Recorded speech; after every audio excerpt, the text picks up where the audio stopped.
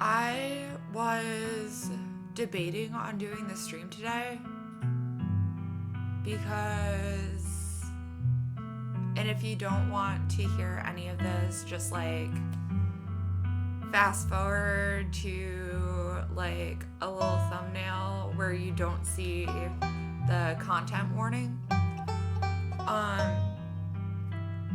Something happened to me this week. And I have not been okay. I've not been okay.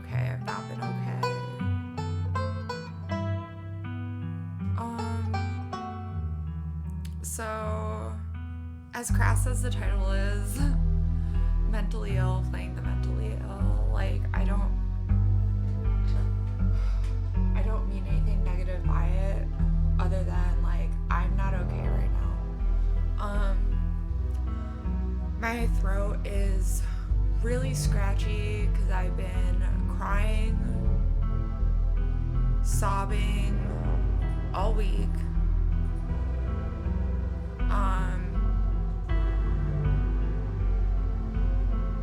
I don't talk about it often, but I am a veteran in the Marine Corps, and I was discharged 100% total and permanent for more than one assault on my body. And when I was going to my weekly counseling at the VA, I was assaulted again by a fellow veteran. And that's all I'm willing to disclose right now, because we're still working out what's going to happen. When I was in, there was no like reporting them to the police. You reported them to your chain of command. And the fact this happened in a VA waiting room, like while I'm getting counseling for the same exact thing, is horrible. So if you're still listening,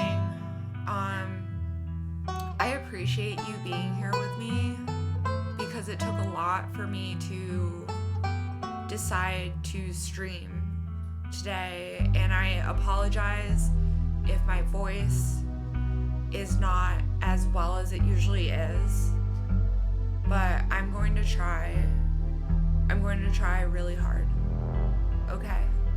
Because I really like this game, and I really like interacting with you guys. So, let's go.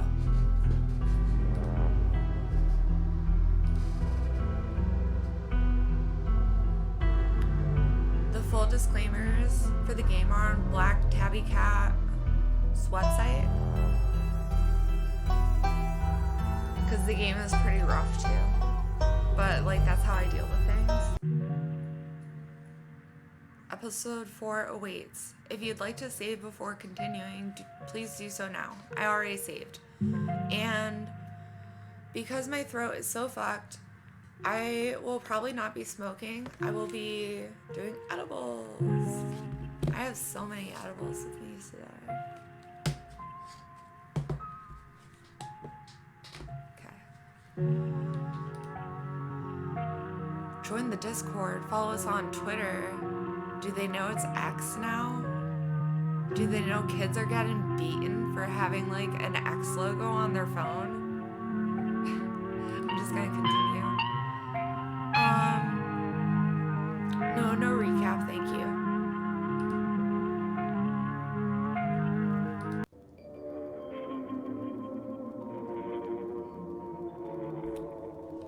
You open your eyes, it's a new day.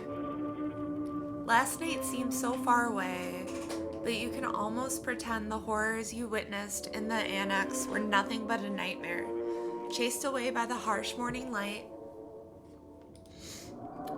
But you know that the furious spirits of Charles Shaw Jr. yet lingers, locked behind the doors of the town hall, still tied to the earth by its hatred of you and your bloodline. An involuntary shudder runs down your spine. but your thoughts are interrupted by the buzz of your phone on your nightstand. Hope you made it out home okay. Haven't heard from Stella since last night. How about you? You check your messages. There's nothing from Stella. I hope she's okay. Call Stella, text Stella. Haven't heard from her either. I'm sure she's fine. That's not an appropriate answer. Oh my god, what if she's in trouble? What if she's hurt or dead? That's an overreaction. Maybe she's just sleeping in. Never mind how Stella is. How are you doing? We really had to play the field in this. Everyone had a rough night. She's probably still shaken up. What if Wayne got her? Does Stella disappear like this sometimes? That's an appropriate question because you don't really know them. But you haven't heard from her. And that's what she asked. Tell Kanika you haven't heard from her. That's not good. So that answers the question that she doesn't disappear. I think we should try looking for her. Let's meet up in town. Looks like you have your morning plans in order. When was the last time I showered? Visit Dustin. You open the drawers. They both have bread now. I think they're stealing Tiff Taff's peanut butter and jelly bread. Human is back. Maybe change mind about eating us. Could be the end of Dustin and Dustin Mom. I would never eat you. I love you. I guess your glass house still has that squatter. I should get going. Close the door. Reassure them. I would never eat you. I love you. Dustin and Mom know better than to trust. When push come to shove, survival more important than friendship. I don't think people eat possums. Time to reference the Southern. Do people eat possums? They carry leprosy. I don't know. No, that's armadillos. I don't know. But I do think they can carry some kind of diseases, but I don't. They don't carry I think they diseases. kill a bunch of them. Yeah, they kill ticks with diseases. They kill a lot of things with diseases. But I know armadillos carry leprosy because the one true Elliot picked up an armadillo on the road and his brother was like, "What are you doing?"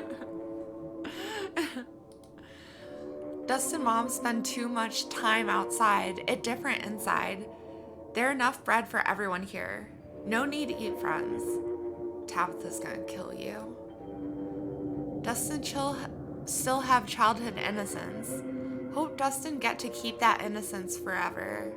I think every mom kind of hopes that for their child, but also needs to get them ready for the world. I guess your glass house still has a squatter. What? People People eat eat possums. possums. Where? Where in the world do people eat possums? If you eat possums, please comment. Like, what do you season them? Or are you like white? Like just a little salt and pepper on there. Possums have an earthy and umami taste. Earthy and umami taste. Dark game meat. Oh, dark gamey meat. Ew, ew, Just ew. dark game meat. Not Oh, gamey. dark game, not gamey. Not gamey, just dark game meat. I can't stand anything gamey. Tried to reclaim glass home last night, but asshole squatter too big and strong. Dustin Mom stand no chance. Is he bigger and stronger than me? Might have to live in Dustin house forever. Human big and strong too. Probably more big and strong than an asshole squatter. You fight. Give Dustin Mom glass house back. Yes.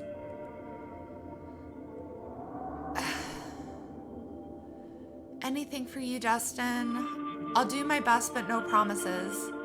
Fight someone or something. I'll see what I can do. No way I'm not brave enough to fight with some creepy squatter. I have fought so many creepy squatters, like in real life. Fuck you. To be fair, I was a squatter and they were squatting in my spot.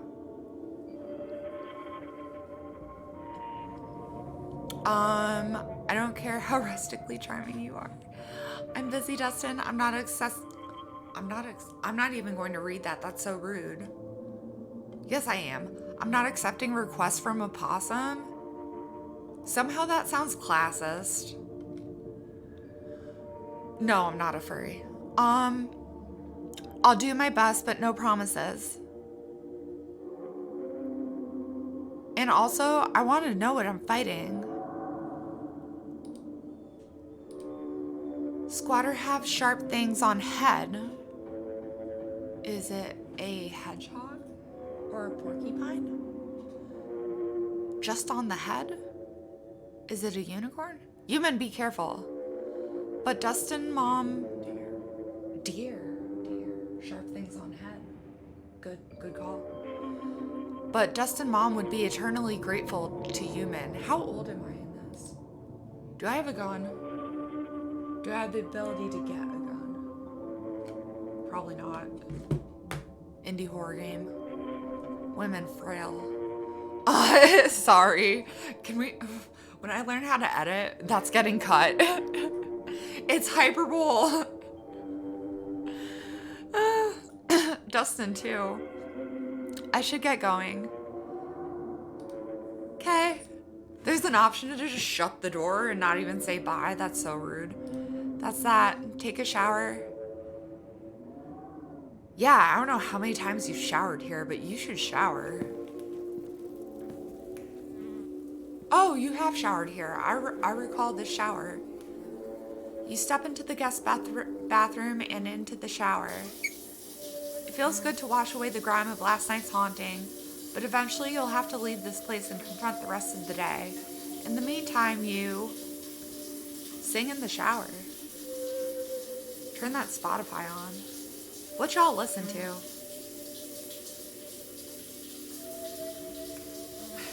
I kind of want to check my Spotify right now, but you kind of know the genres it gives me on my life. What? Spooky? Dark? Creepy? No, I don't think it has creepy. Moody? Gentle sometimes. Gentle? I don't know how gentle slipped in there, but it's a vibe. Like, creepy, spooky, moody, and gentle. Like, it is. It's Melanie Martinez and Cottagecore and like some Cosmos Sheldrake. Yeah, Cosmos Sheldrake with Cottagecore sometimes. Every minute feels like another thread holding this town together starts to unravel. Thoughts of doom consume me. I don't want that in the shower. Showers are like my happy place. And bathtubs. Like, it's just a cleansing thing. Think about the door to the clinic. You're still drawn to it even now. You'll be going back there today, you're sure of it. Really? Think about Oscar and Rosalina and how the specter of Charles Shaw Jr. has left them without home and work. Yeah, problem-solving mode. Think about the afterlife. It's undeniably real at this point, and what you've seen is terrifying. I think we're worm food. But I do believe in demons and like otherworldly things, dark things, paranormal. I don't think we're all just going to like heaven and hell, and that I think that's horseshit. Think about Stella running off last night. Hopefully she's just sleeping in. Oh God, those two girls still buried. No, we're not thinking about that. Scrub feverishly, trying to scrape the memories from your skin as if they're a part of dirt. Sybil's warning. The worst is yet to come. Think about Wayne and whether you're ever truly alone. Don't think about that in the shower. Think about someone special. Think about finally being out of this hellhole and safe in your bed. Think about Stella. Hopefully she's okay. And she's sleeping in. You're done here. Turn off the faucet, dry yourself off. I never dry myself off very well. You can ask Fire, drives some nuts. Like, air dry. I'm going to explore the closet because eventually something's going to be in there. There's no denying it. The doll moved at some point since your most recent visit. Okay, it's missing a shoe. That's the only thing I can kind of notice, and its left eye is closed. But your long dead relative's creepy doll isn't the only thing that's different. Someone was in here. I knew I should keep checking the closet. Something to mull over for the rest of the day. Head downstairs. I wonder how many people never check the closet. It's time to face your cousin. What a weird way to phrase that. Look at the flowers. She's not here, but it looks like she left a note on the counter. Look at all the flowers. Whoa. That's worse than your hieroglyphics. Had to run. The librarian needed a new house, so I'm giving him the keys to the Maxwell place. And the miners decided to stage a strike today of all days, so I won't be around. I know there's no point asking you not to do anything reckless, but I'm asking anyway. Tiff-taff. Be back late. Call if you get into trouble. Oh, I thought that was the end of the message. Time to figure out the rest of your day. We look for Stella. And maybe sneak Dustin and Dustin mom some more bread. I don't think talking to Frou-Frou is like... Might as well try. I chose talking to animals. You walk over to the cat. That cat hates me. Oh, is this... I don't speak French. I missed you last night, Frou-Frou. Will you ever let me pet you? Do you know anything about this? No, it's a house cat. Thanks for not attacking the possums who live in my drawer. They're my friends, and if anything bad ever happened to them, there would be hell to pay. Maybe don't tell Frou-Frou about your friends. Hi, bad Mr. Frosty. How are you? Happy Saturday. Nod respectfully to Frou-Frou. I think that's all we're... Oh, that cat looks disgusted. I'm honestly not well. But if you care to know about that, you can rewatch once I finish the stream. It's just like a little 5-minute intro explaining. She scoffs, her tail twitching with annoyance, but you can sense she's less annoyed than usually is. Maybe she's getting used to you.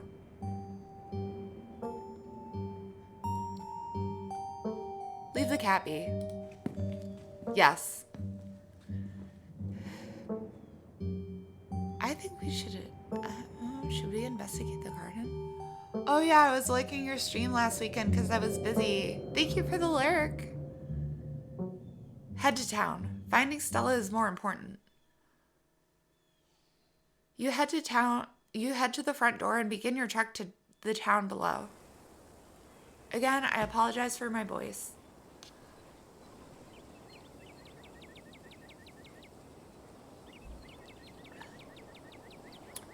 The sun shines down through a thin layer of clouds, illuminating the path in a watery gray light. What's on my mind today? You can't help but feel countless eyes watching you from the tree line. A feeling that reminds you of your time in the woods with Stella. Ditchlings shouldn't be out in the middle of the day, though. They're getting bolder. To your surprise, you find a familiar face making its way up the path towards you. That's Avery. Hey, I was just coming up to see you. Hope you were able to get some sleep after everything that happened last night. Sorry, I'm gonna mute for a second.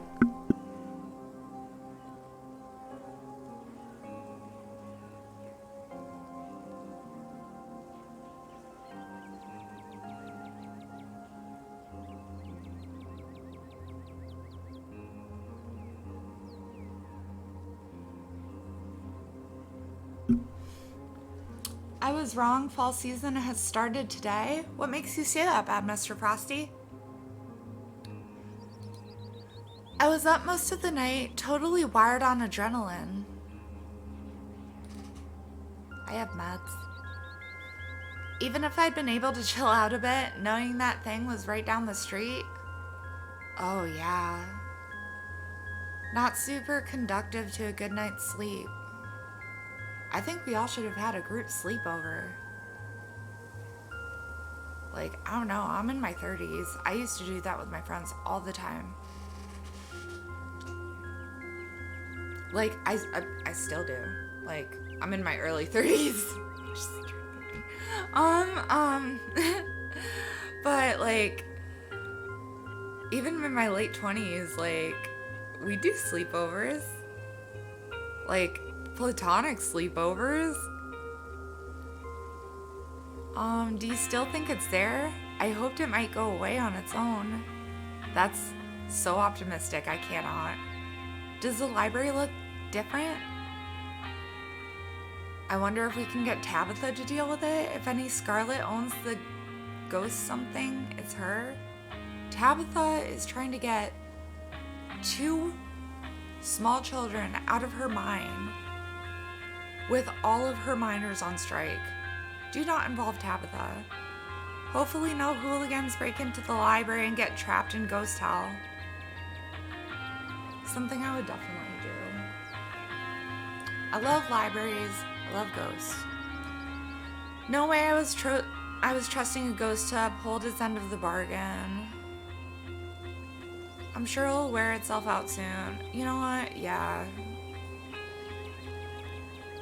I'm more than a little uneasy too. What if it leaves the library and comes after me? The ghost can stay there forever if it wants, not my problem. Rude. No way I was trusting a ghost to hold up its end of the bargain. Smart move. If that thing was holding on to a grudge so hard that it managed to stick around for 80 years, there's a good chance it would never be satisfied, no matter how much it took from the Scarlets. Might as well hold on to the one life you have instead of hoping it'd be enough to satisfy some revenge-starved old guy. What if I did give up my life, though? This is definitely a game I'll be replaying again and again.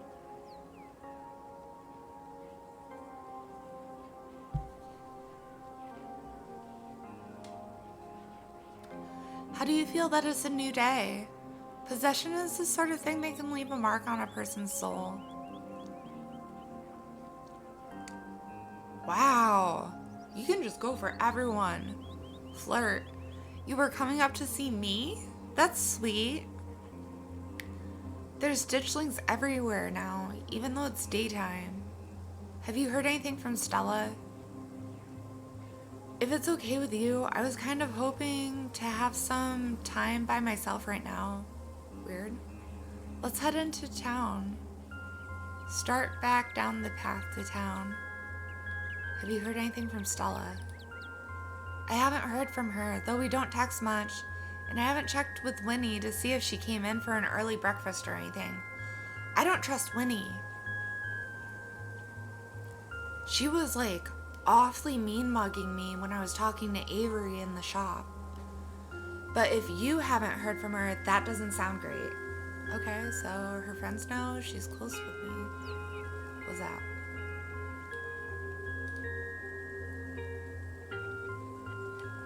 Seeing her like that last night was awful. She's usually so unflappable.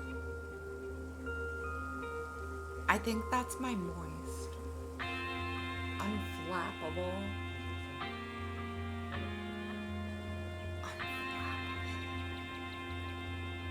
Who would use someone to describe someone else like that? Unflappable.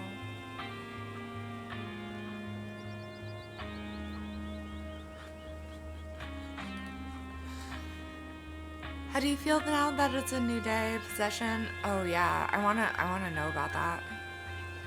Possession is the sort of thing that can mark a person, leave a mark on a person's soul. Possession's fucked.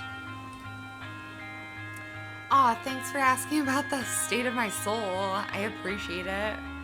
I'd be lying if I said it didn't have an impact. I kind of feel bruised all over, physically and spiritually. But hey, that's part of life, right? No? Nobody makes it to the end unscathed completely. Well, that part, yeah. What are you? You look absolutely gorgeous today, Alexis. Thank you, bad Mr. Frosty. And I'm kind of thrilled that my new emotional baggage comes from a ghost instead of some normal, boring trauma. I like boring, normal trauma. Well, no, I'd prefer ghost trauma to normal trauma. You can call me Frosty, because my friend likes my name too much. Oh, okay.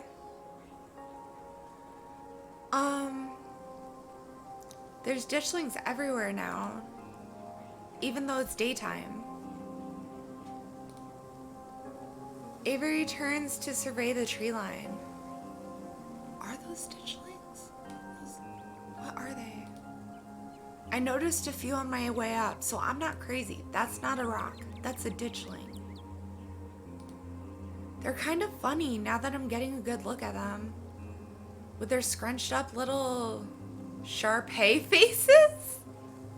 What's a Shar-Pei? It's a dog. What does a Shar-Pei look like? Okay, Google it. I want to... Oh, It's gone. I'm sorry. Maybe look up... Don't look up Shar-Pei from, like, High School Musical.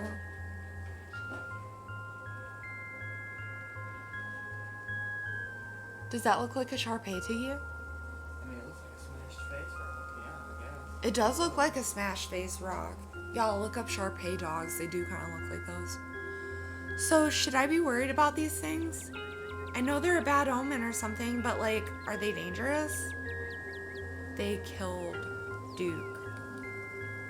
Well, Duke killed Duke. He had terrible trigger discipline. They're not going to eat me if I take a wrong turn, right? You need only fear what they foretell. No, but you might get some eggs laid in your skin. That is valid.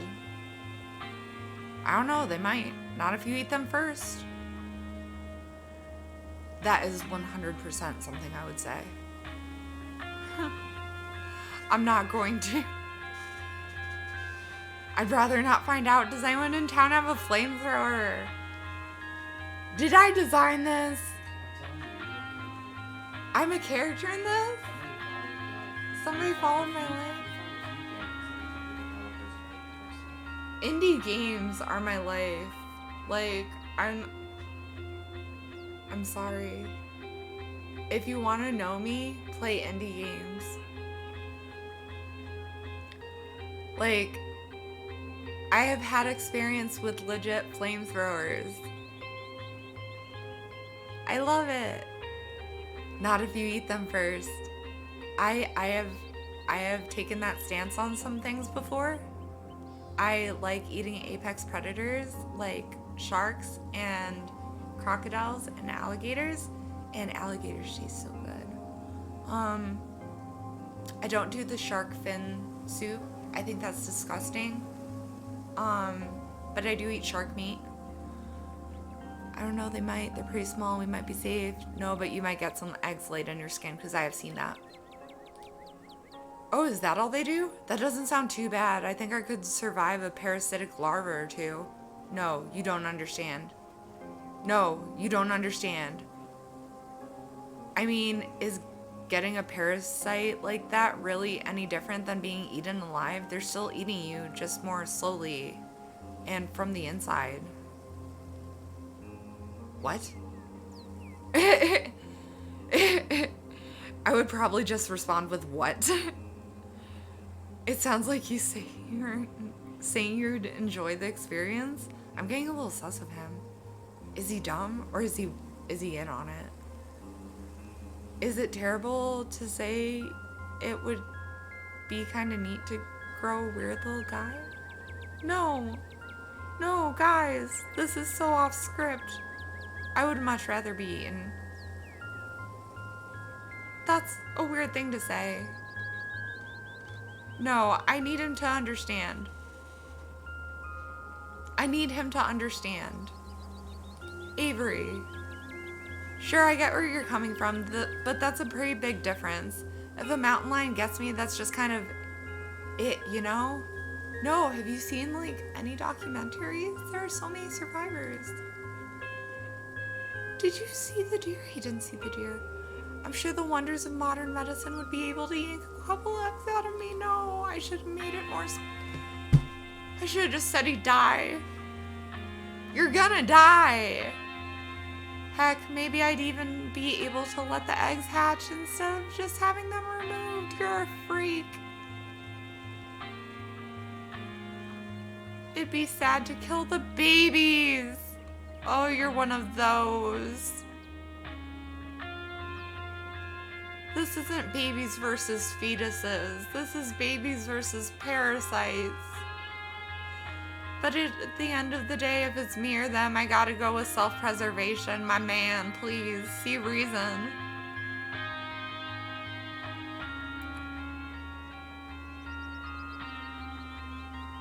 I was wondering when you'd finally say something really weird. I knew you'd seem too normal to live here. Yeah. Normal's boring. But like, bro. Hope that's not a deal breaker for our little friendship. You want to impregnate yourself with little fucking ghost parasites? I'm not flirting with you. Kanika and I are meeting up to look for Stella. Wanna come? If it's okay with you, I was kind of hoping... Let's head to town. Yeah, more people looking for Stella, the better. Kanika and I are meeting up to look for Stella. Wanna come? Absolutely. I told Winnie I don't trust Winnie. I'd be coming in late today, so I've got time. Sure, just don't tell her what you're doing. Oh, that's lipstick. Ah! I tried a new lipstick color, and surprise, it's the exact color of my lips. How dumb am I? I was like, this would look really good on me. Do you know why? Because it's the shade of my lips.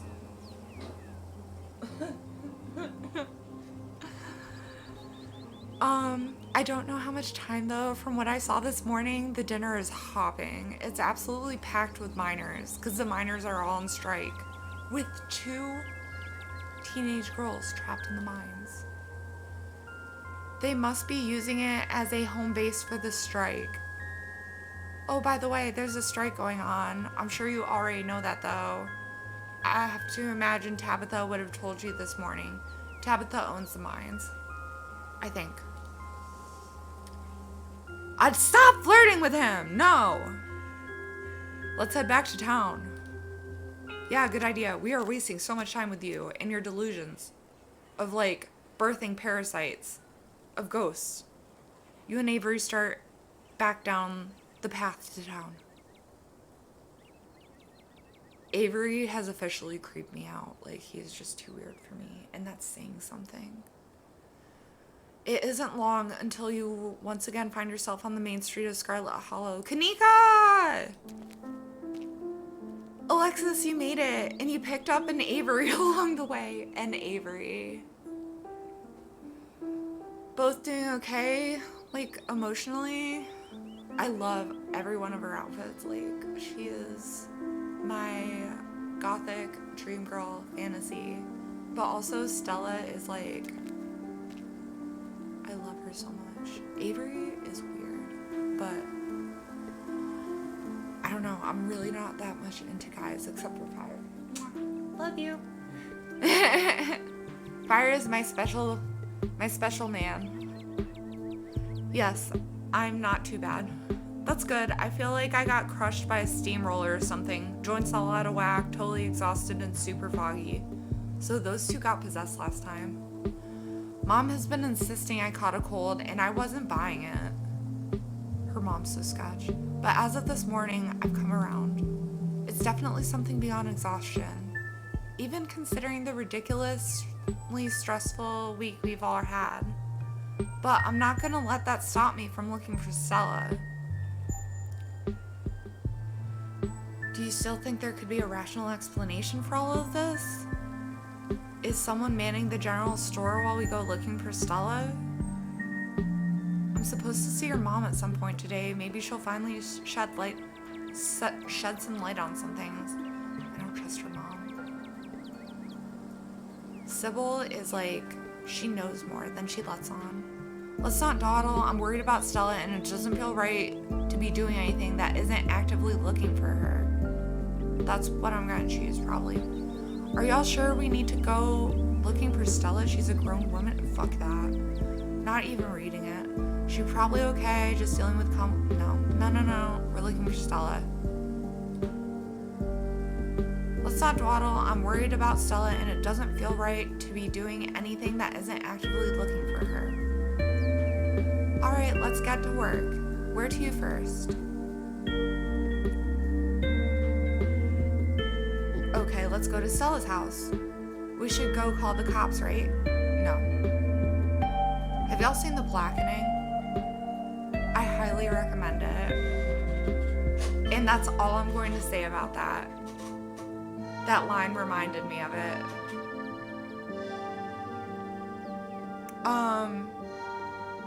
You have to have a sense of humor.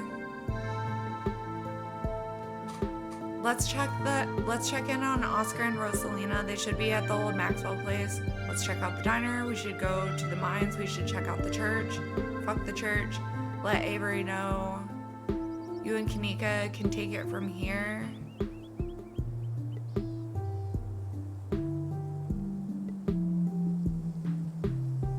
Let's ditch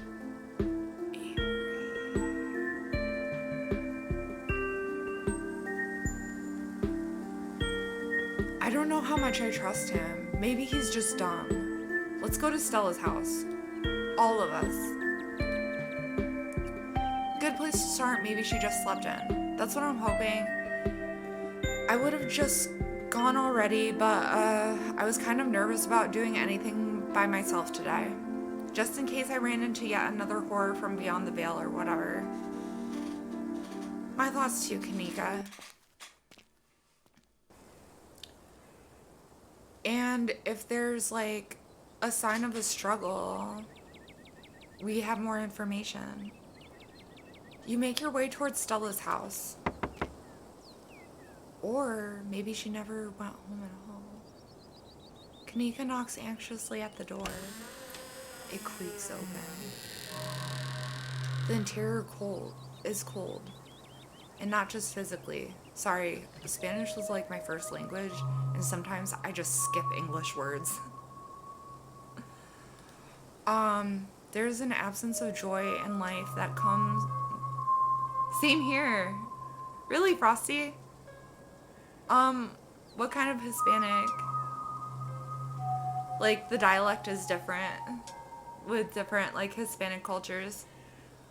There's an absence of joy in life that leaves only a chill behind, the ghost of an empty house and the sobering dread that comes with the knowledge that your search won't end here.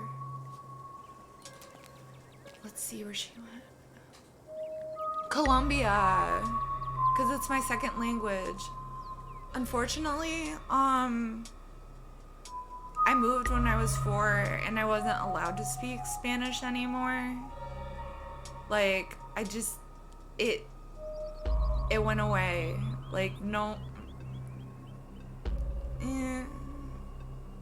4 is like a really,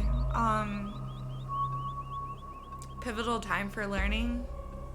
And I ended up speaking mostly English. So I lost a lot of the Spanish, but I can still speak I can teach you if you want. I speak European Spanish, some Puerto Rican dialect, because of where, like, in New York I grew up. It was mostly, like, Puerto Rican and Dominicans, but I am European Spanish. But, I've been trying to learn again, like, more. I can talk to Fire in Spanish, and he's actually made an effort to, like, learn so he can understand me in Spanish, but he can't speak back. I don't sense anything supernatural here, but I don't like the look of this. She's dead. Stella died. It's all my fault. Wow. That bath shower did not help you. I'm not from around here. Is it normal for people to leave their doors open? I have such a good story for that. Okay, so I ended up rooming in South Carolina with someone from South Carolina, straight from New York, and they thought I didn't trust them because I locked everything. I want to go to Puerto Rico in the future because I haven't been there before. A lot of my family's been there and they like it. It's not from around. I might do that. But she thought I didn't trust her for the longest time because in New York you lock everything. You have locks on locks on locks. And she was from South Carolina and she didn't lock shit. She left the door open and I was just like, bitch.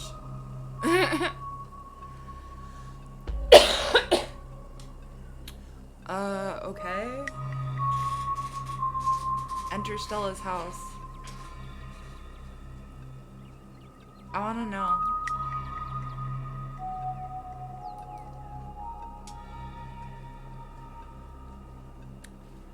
I have left my patio door open on occasion, usually when I'm home. They are in the south, I remember. But I've had squirrels take that as an invitation one too many times and bust in to take a few bites out of my plants. So even I keep my doors closed. It's bad enough they go after everything in the community garden, but to come into my house and help themselves to my precious leafy babies? The squirrels of Scarlet Hollow are my only true enemies. And Stella would definitely know better than to leave her door wide open like this, especially considering the ditchling situation. Might as well invite ourselves in, right? No, we don't get the cops. I'm sorry. I have personal feelings. You know what? I'm not sorry. ACAB. Yeah, we should go in. Cool. I'll be brave and go first. I swear he's dumb. That's not bravery.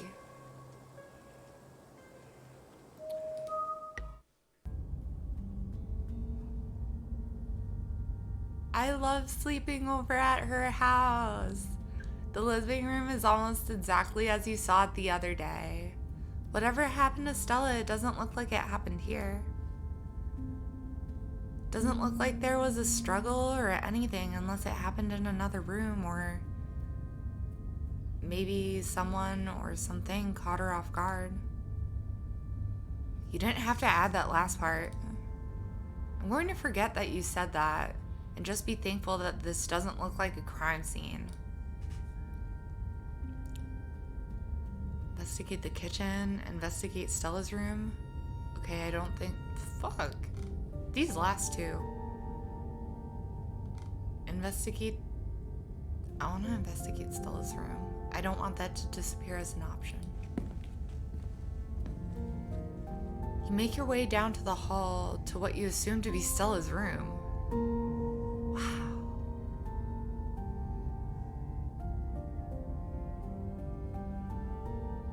I love rooms that look lived in, but I could never. Like, I feel like I've been too institutionalized between, like, just having everything I own in a backpack when I was younger, or like having an hour to shove everything into a trash bag from shelter to shelter, or being homeless, or like living in shelters where you only have a trash bag worth of things with you, to being in the military, which I hated, and you only get like basically this size room as your living quarters with an offshoot bathroom. Like, it could never be me, but I love houses that look lived in. They're so comfy looking. She's not here. Though it's a little untidy. It's the usual sort of untidiness that accumulates when someone doesn't often have guests in their bedroom. There aren't any signs of violence. Check her computer. I love seeing someone's room before they've had a chance to clean it up for company. It's a neat little snapshot, you know? Yes. This sure looks like a room. Any thoughts? It's a mess. Fuck you. I'm not even scrolling down. We should explore first.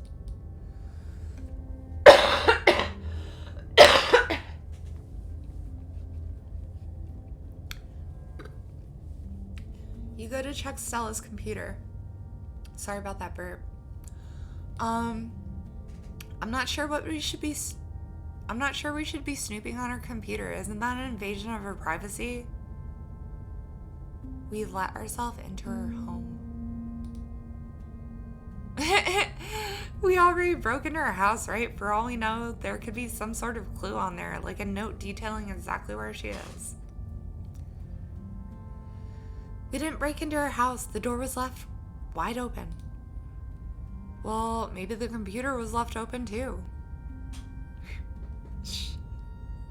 Definitely something I would say. Why is the top one always what I would say? I'm with Avery. I don't even like that opening statement. What if we don't find Stella and it's all because we didn't snoop on her computer? Oof. If we could leave out with that first sentence. If Stella didn't want us to snoop, she shouldn't have gone missing. No. Okay, but what if she's been gossiping about us online to her friends? No. Look, I know it's an invasion of privacy, but we've got to do whatever we can to find her. No, let's see if it's password protected before we make a fuss. If it isn't password protected, it's almost like she wants us to snoop. No.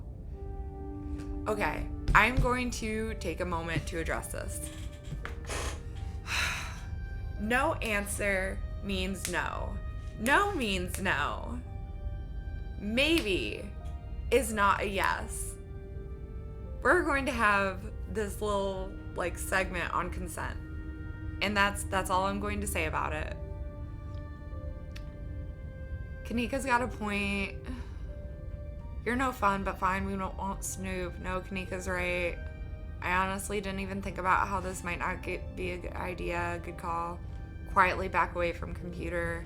We're finding shit. Okay, shameless plug.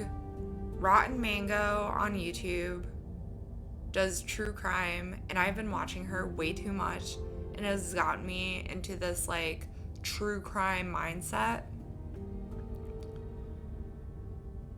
If you haven't watched her, you should check her out. She does it in a very personable and respectful way. But she has got me curious about everything. Well, maybe the computer was left open too. Shut up, Avery. If there isn't a password, maybe we're supposed to take a peek. Maybe we'll find the first note in an elaborate scavenger hunt she set up overnight. I think you're an idiot. Sure, snoop away, but I'm not going to take part in this. You're a good friend, Kanika. I'll just be over here, standing in the corner of the room, not looking over your shoulder. I feel like that's a lie. Let me know if you find anything. Honestly, I just want to lay down in her bed.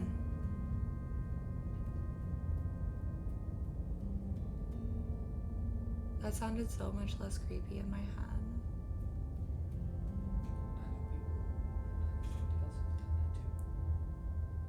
We're not name dropping. Be quiet.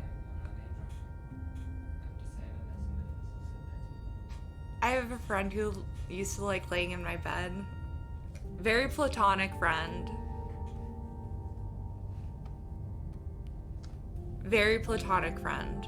But we were very close, and when they would dog sit, they would just like dog sit in my bed with my dog. Or just sometimes sit in my bed and just like hang out because they miss me. Stella's desktop is horrifically cluttered. There are simply too many files and folders to fit on her monitor, and they overlap each other in a chaotic multi-layered display. Look at the little S's from school. Dragon. Oh, that same friend also sends me doodles. They're getting so good at it. Mr. FBI, nice, huh? Dog. Gretchen. Whoa, how do we find anything in here? The search bar. I don't know. Fire, how do we find anything in here? I don't even know how to work my own computer. You don't? Come on, let's go.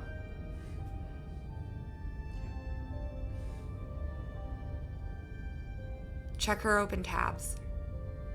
It would take you all day to count the number of open tabs in Stella's browser is so numerous, and her tabs that you can see, that you can't see a single icon, a sea of rounded, featureless triangles from Windows edge to edge. I get like that sometimes, and then I just have to, like, it's all tabs of videos I want to see, and I get so overwhelmed that I just close the window and I don't watch any of them. Her most recently opened tab is a post on Uncle Carl's Bigfoot Farm, a forum for cryptozoology enthusiasts. All right, Alexis, I'm about to go make some breakfast. I'll catch you later. Bye, I hope you eat well. The post in question is titled "Something Big is Happening in Scarlet Hollow." Hey everyone, I was chasing a skunk ape the other day, and I found these weird little guys. My friend's mom says there's something called ditchlings, but I've never heard of them before. Anyone have any good leads? Oh, I forgot I can, no, I'll use the mouse. Camera isn't shaky enough. This is totally staged. Moth stand. Clean footage and some sort of cryptid nobody has heard of except for your friends, Mom. The only thing I'm seeing when I Google ditchlings is some city in England. Thought you were legit. I wonder if ditchling is a city in England. Guys, since when did high quality footage count as anything other than actual evidence? Those things are terrifying. I'm not going to read every tag because, like, no. Since every low budget horror movie started doing guerrilla marketing, I smell an ARG. What's an ARG? I'm serious, I've got a ton of extra footage. Look at this nest. They've been doing something to the animals in town. They're apparently some sort of bad omen, like Mothman. So Hidden Appalachia agrees. Okay, I'm listening. I love me a Mothman. I believe you? Lucky you're falling right into her lap. I don't trust YouTubers. They're entertainers, not scientists. Sick.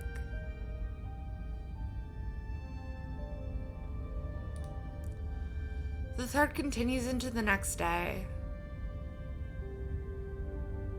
When was her last post? These need to be time-stamped. Okay, so one, this isn't an ARG. I would never. And I'm not even going to try and figure out what it is. I'll look it up later. Or someone could comment. You're not going to believe this, but we went into an abandoned mine last night to investigate hidden Appalachia things, and I'm pretty sure we found some Tommy knockers. Listen to this knocking we managed to catch on tape.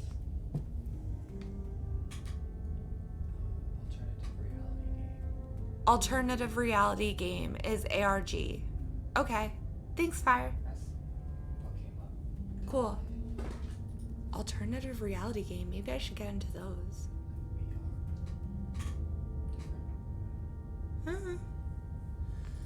There's a link to an audio file titled Tommy Knockers Real. Well, no one's gonna title it Tommy Knockers Fake.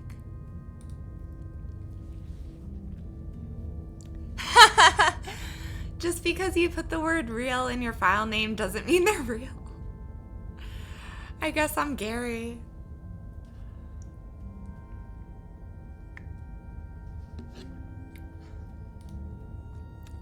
Two supernatural events on back-to-back nights.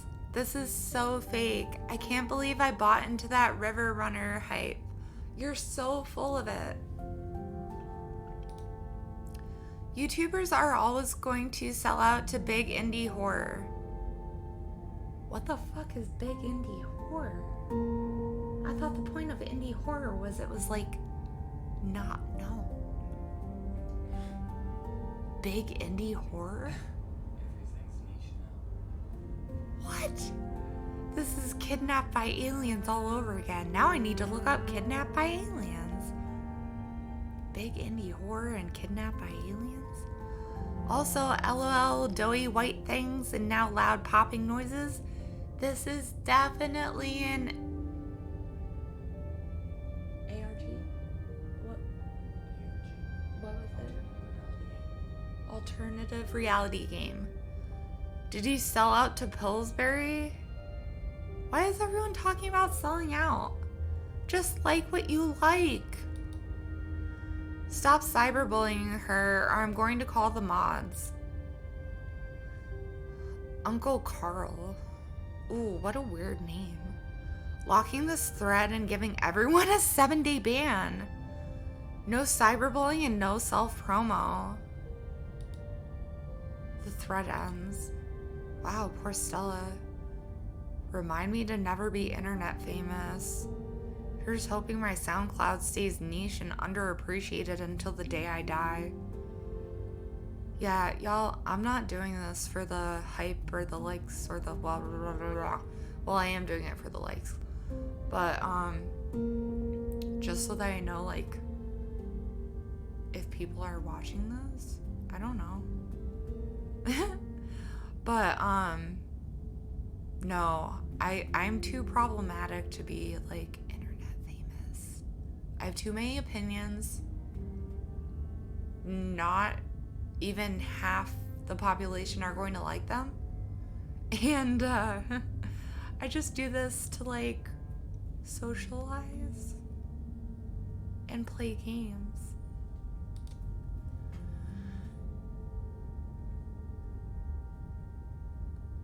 Wow, poor Stella reminded me to check her search history.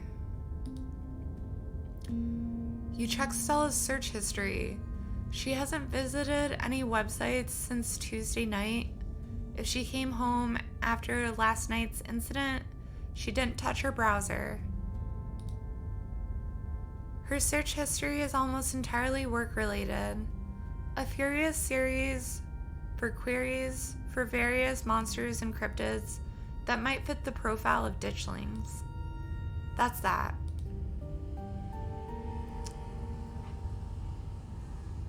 Before we leave, I would like to add to my previous statement of not doing this for like YouTube notoriety or fame.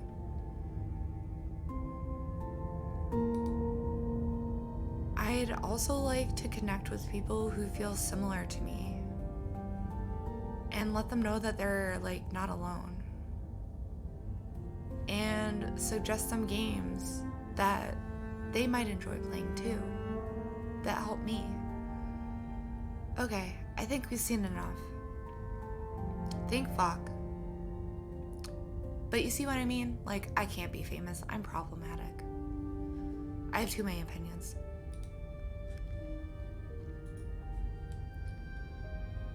I love seeing someone's room before they've had a chance to clean up for company. It's a neat little snapshot, you know? Stella's room looks so lived in. It looks so her. I love it. Speak for yourself. If the roles were reversed and I was missing and you and Stella were poking around in my room unannounced, I'd be completely mortified. Spoken like someone with a whole lot of secrets. My room is immaculate. A guest could drop by unannounced at 2 a.m. and I wouldn't sweat a thing. Unfortunately, I am like Avery. In that regard. Congratulations on having your shit together. Actually, it's like not having your shit together. I wish I could relax. My house is like clinical. Thank you. I come by it honest. I think you're a little fucked in the head. I will say that this is what her room's been like for pretty much the entire time I've known her. The only thing that's changed is the computer getting a lot fancier. It could use a few more houseplants. I'll put together some trimmings after we found her. He is a good friend though. I like her houseplants. And he does seem to have a lot of houseplants. She still does those corkboard with string things. She loves putting the strings on there. I don't think they actually mean anything, but they're more for decoration anyway. I love it. The aesthetic. Investigates the kitchen. Gretchen! Stella's kitchen is slightly messy. A couple cabinets are hanging open, and a loaf of bread sits on the counter by a used butter knife.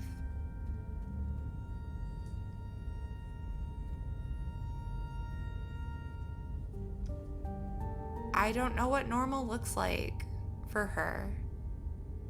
And I would never say that. Stella's kitchen normally this messy? Okay, thanks, Avery. Is Stella's kitchen usually this messy? Is this what you call messy? I wasn't judging. There's nothing wrong with the little mess. Or a lot of mess. We're getting you off track. To answer your question, no. Stella's house has always felt a little sterile to me. This feels a little too lived in, if that makes sense. Okay, so her bedroom is her lived in sanctuary, and the rest of her house is very, very clean usually. Though maybe that's just because I've only been over when she was already expecting me. Maybe this is just a rare peek behind the curtain at the real Stella. I don't think so. The real Stella should call her friends and let them know that she's okay. Okay, I don't think we're gonna find much else here. Let's move on.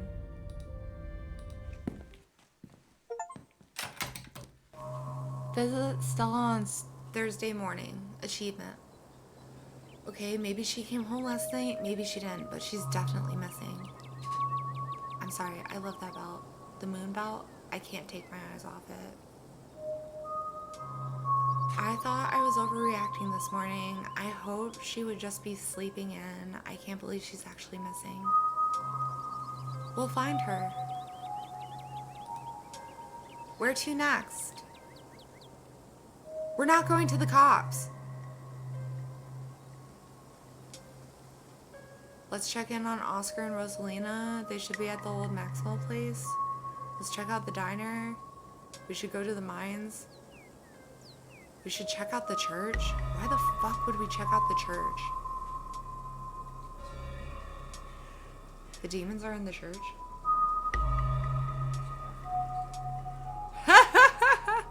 A little louder for the mic. Why should we go to the church, Fire? That's where the demons are. That's where I found most of them anyway.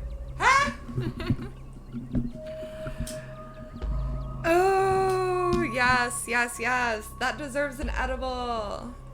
Okay, we have pina colada. They're all sativa. Sour watermelon. And strawberry jam. Okay, does anyone else do this? Eat them in, like, the order of your least favorite to your most favorite? I don't really like... I know I'm a bad Hispanic. I don't like coconut. Pina colada it is. Can you open this? It's childproof. They're edibles. Chat, what should I do? I don't want to do any of these. We're not going to the cops. I'm nixing that right now. No cops.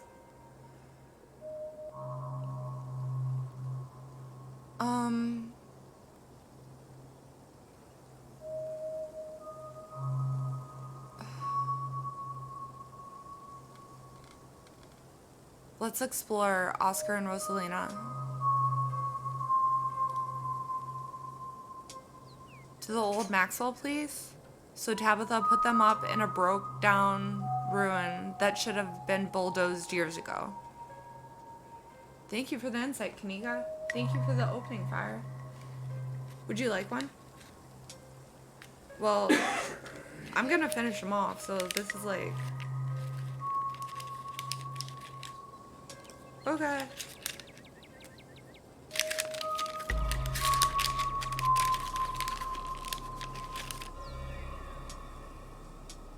No, I'm going to save some for a movie later. I've been on a horror movie binge, so I'm going to take half of them. Bulldozed years ago.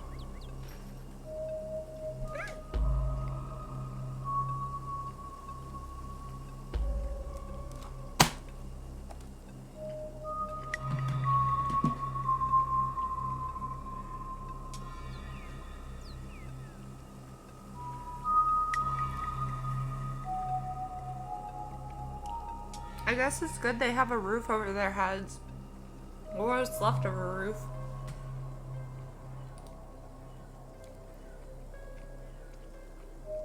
Your cousin's gonna get an earful next time I see her.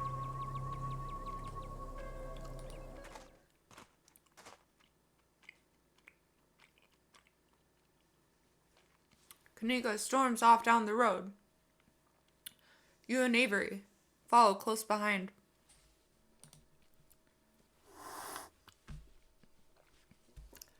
Sorry. I know eating and smoking and drinking on screen, like, kind of takes away from it if I'm doing a reading thing, but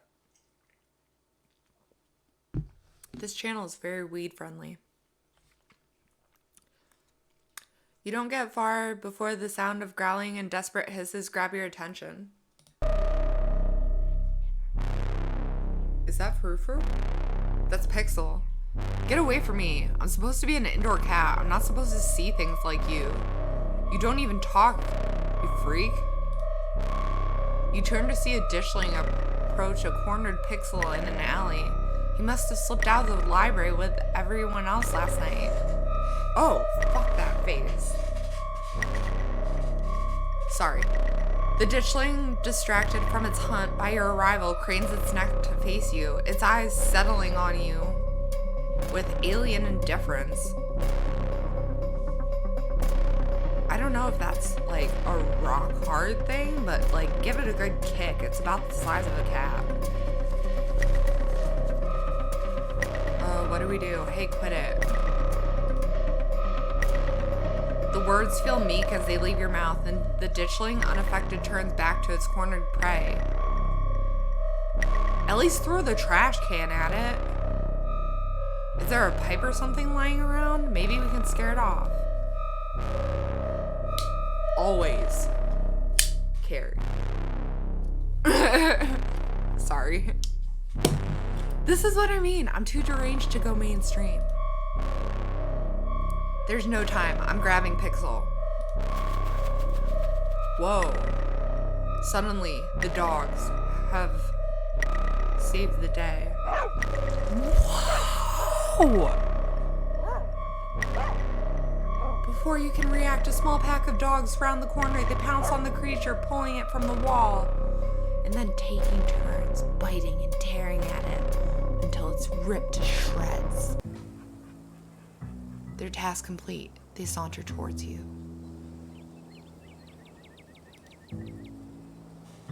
What the fuck?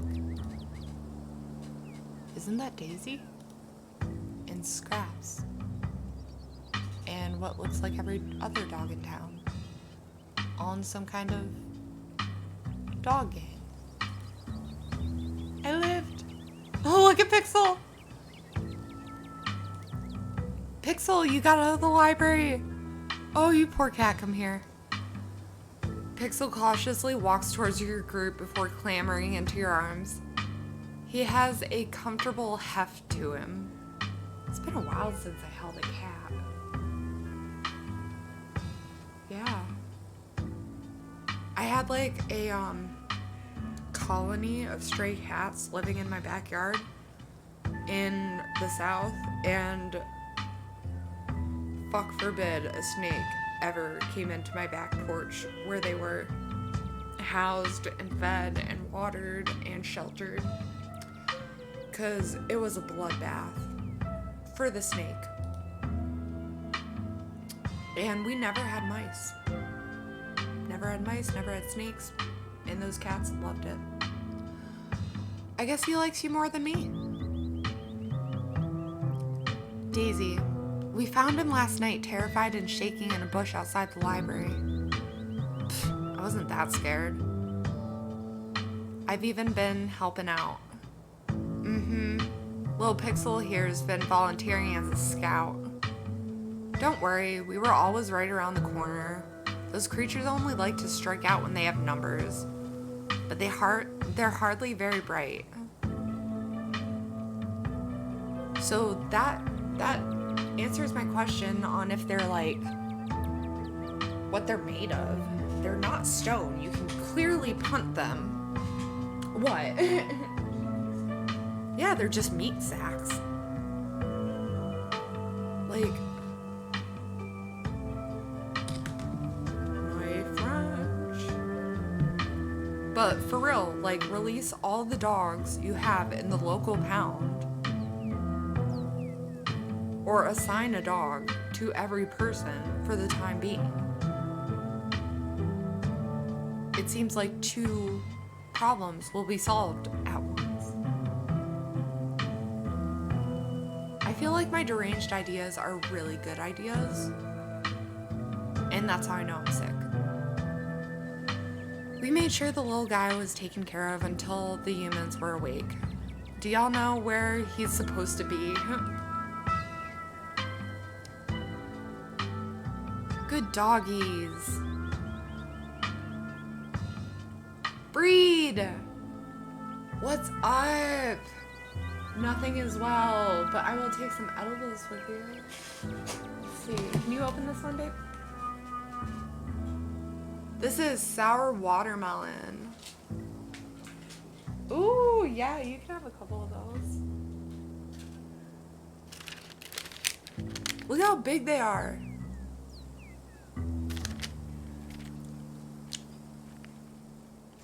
Yep, sour.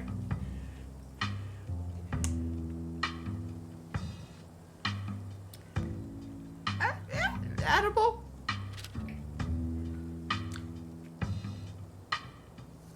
That was perfect timing. Good comment. Whew. I'm just gonna like down the rest of these real quick, and then we're gonna say good doggies. Cheers. I smoke too much, so all I can do is edibles right now. I had a rough week. Oh my god. It's so sour. That's so sour. Mm.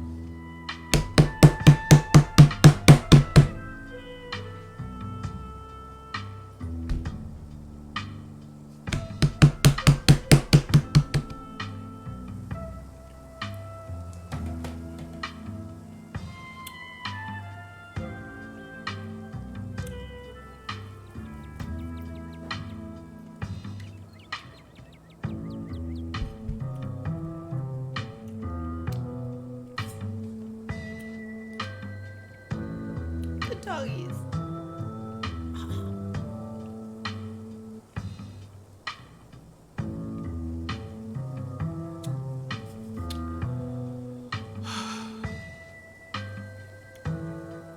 That was not an exaggeration. That was so sour. But I'm gonna be high as a motherfucker.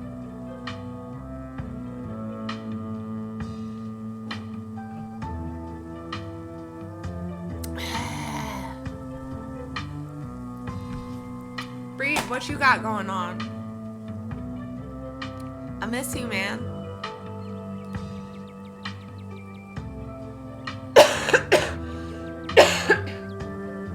Oh, god damn, that was sour. Oh. Okay. I've learned my lesson. I'm never doing that again. I'm gonna need y'all to remind me though. Scraps. Thank you. I appreciate the compliment. Oh, fuck me. Yeah.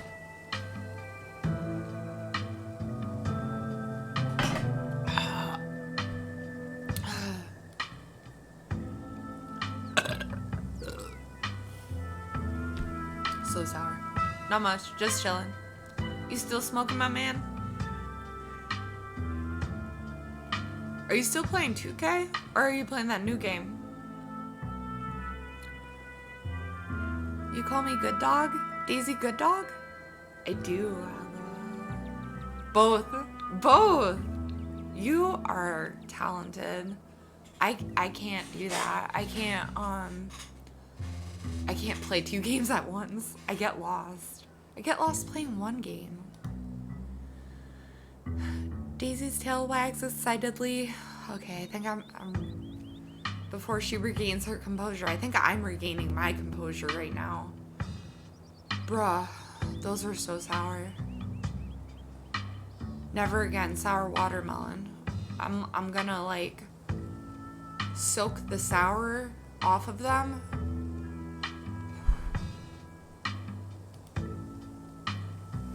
Oh. Sorry. I just love to hear it. We'll make sure he gets back to his family. So, are y'all kind of, so you're the Scraps I've heard so much about. We'll make sure he gets back to his family. So, are y'all kind of dog militia? Have you seen or smelled Gretchen? Gretchen really admires you. Is there anything we humans can do about the ditchlings? Aren't your families worried about you off on your own like this? We'd best be on our way. Shoo, go on, get. What? Don't tell them to shoo. They're looking for Gretchen. Is she missing? Oh dear, Scraps, you don't think Gretchen's person would never let that happen to her? Wherever she is, I'm sure she's safe from those things. A dog like her doesn't get to be that age without a watchful human at her side. Speaking of which, my Boo Bear is drinking water, and she is a ripe 10 years old. Can you help us find her? You've got better noses for this sort of thing. That'd be weird if we were following a gang of dogs around town. Let me know if you smell around town, okay? Of course, Gretchen is now our top priority. Any dog that goes missing must be found, but especially her. She's a pillar of the dog community. She's been around longer than any of us. I look up to her. I won't be able to rest easy until I know she's safe at home.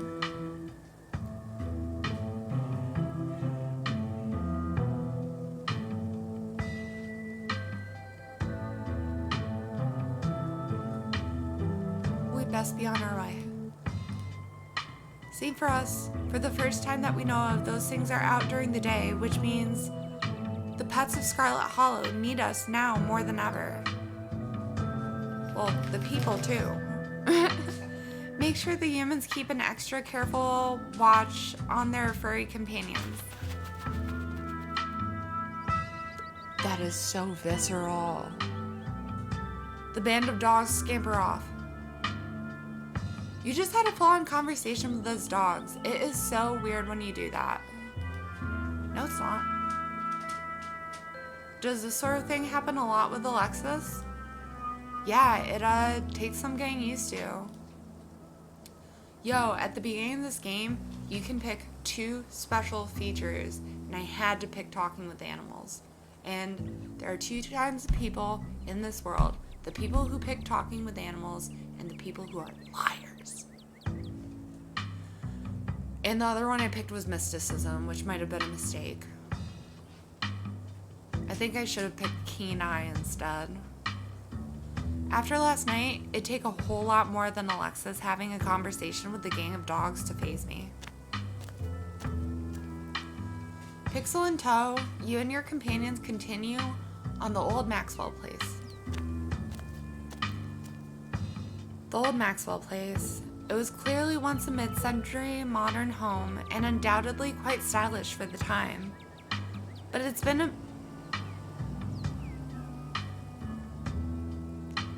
abandoned for unknown decades, and moss and vines choke its exterior, barely concealing cracked walls and dust-clouded glass. Well, I don't know about the walls, but the glass can be cleaned. I like when nature takes back houses. Hey, where the heck are you taking me? This isn't my house. Before you can approach, the door opens and Oscar's head pokes out from the entryway. Hello? Oh, sorry if I startled you. The walls here are worn down enough. I could hear you coming from a block away. Wow, those are some thin walls. If I throw a rock at this house, is it gonna crumble? Good morning, Oscar. Just thought we'd stop by to check in. Thank goodness you found Pixel. Rosalina's been beside herself. Oscar's voice is tired. Mine too. He's had a long night and it shows. His graying face seemingly having aged in the hours since you last saw him. Please, come on in. At last, it's probably not haunted. Achievement. Pixel, he's okay. Rosalina brushes forward, taking Pixel from your arms and hugging him close to her chest. How are y'all holding up? I'm doing alright. I'm fine. Things could be worse. It really isn't as rundown as it looks, and it's got all kinds of weird little furniture like an intercom and a jacuzzi. Of course, none of them are really usable with the state of the place. Yeah, turn the jacuzzi into like a koi pond. No, don't turn it on. We've turned on the water and the pipes still work at the very least. Though I won't be drinking out of them until I've tested what comes out. Did you say this place had a jacuzzi? Can I try it? We could always try going on a rescue mission for some of your stuff. I would do that. What's going to happen to your career now that the library is closing? I always wanted to be a librarian when I was little, really little when I grew up. And then I wanted to be a stunt double. And then I wanted to be like a museum curator. And then I was still interested in the stunt double shit, but I wanted it to be real. So I wanted to be like FBI. But like, I watched too much NBC when I was a kid, like Dateline with Chris Hansen. So I wanted to be a special agent for the FBI and catch pedophiles. And I think that's where we should stop that line of thinking. What's going to happen to your career? Have you seen Stella? She went missing after the ghost hunt last night and we can't get a hold of her. I'm not even reading any more of those. She hasn't gotten in touch with any of you? I'm starting to freak out a little. I really care about her and she's just gone. So I'm guessing that's a no. Nope. We have no... The lower ones are just so rude. I don't even feel like reading them. I'm starting to freak out a little. I really care about her and she's just gone. It's okay. We're going to find her. That's not good. I haven't seen her since she ran off last night. I knew I should have pushed her. I knew I shouldn't have left her. I knew I should have gone after her.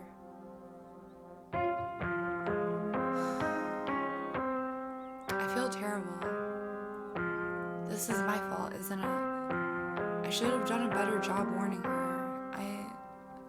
Stella was practically banging down your door trying to get evidence of ghosts. I don't think you were going to be able to stop her. There was no way you could have known how she would react when she found it. Well, I don't think anyone thought they were getting possessed. I don't even think she knew how she'd react. And besides, you didn't know how bad it was going to get. You can't blame yourself for everything. I know you probably feel like it's your responsibility to make sure everyone around you is okay, but sometimes that's just not going to be possible. You're only one person. You're right. Now I'm really starting to worry. It sounds like no one in town has seen her. That doesn't mean something bad happened. Fuck you, Avery. But it doesn't exactly sound like it's all sunshine and roses for her either. Sorry that I can't be more helpful.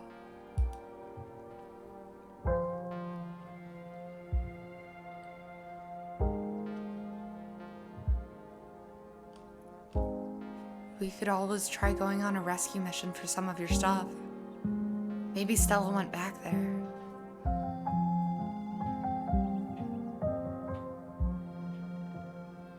I am sorry about the house, but I wasn't about to trust a ghost's bargain.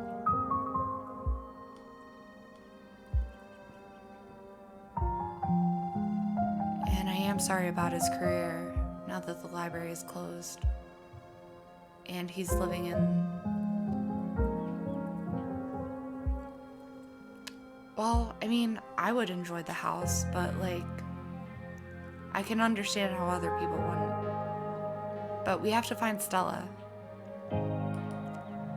We could always try going on a rescue mission for some of your stuff. This helps them both out. No, absolutely not.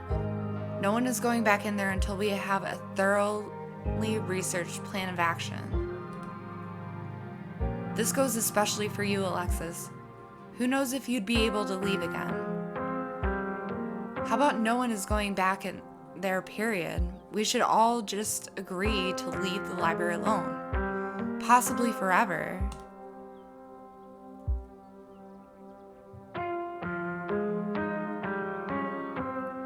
What's going to happen to your career? Rosalina's eyes burn a hole into your head. That's a good question. I was up all night wondering the same thing. If things stay the same way they are right now, it's essentially like the library burned down. The books are inaccessible. The building is unsavageable. I don't even know what I would put on the insurance forms or how I would explain this to the library board. So for the time being, I'm not saying anything. I'm just going to do everything in my power to get it back before anyone has to know it was ever closed.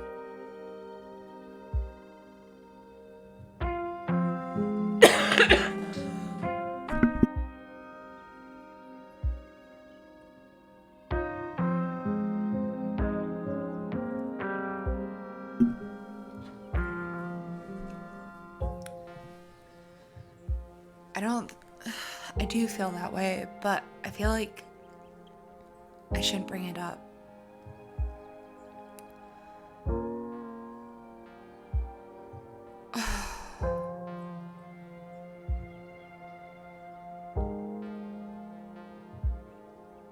I'd like to apologize on behalf of my cousin for making you stay here.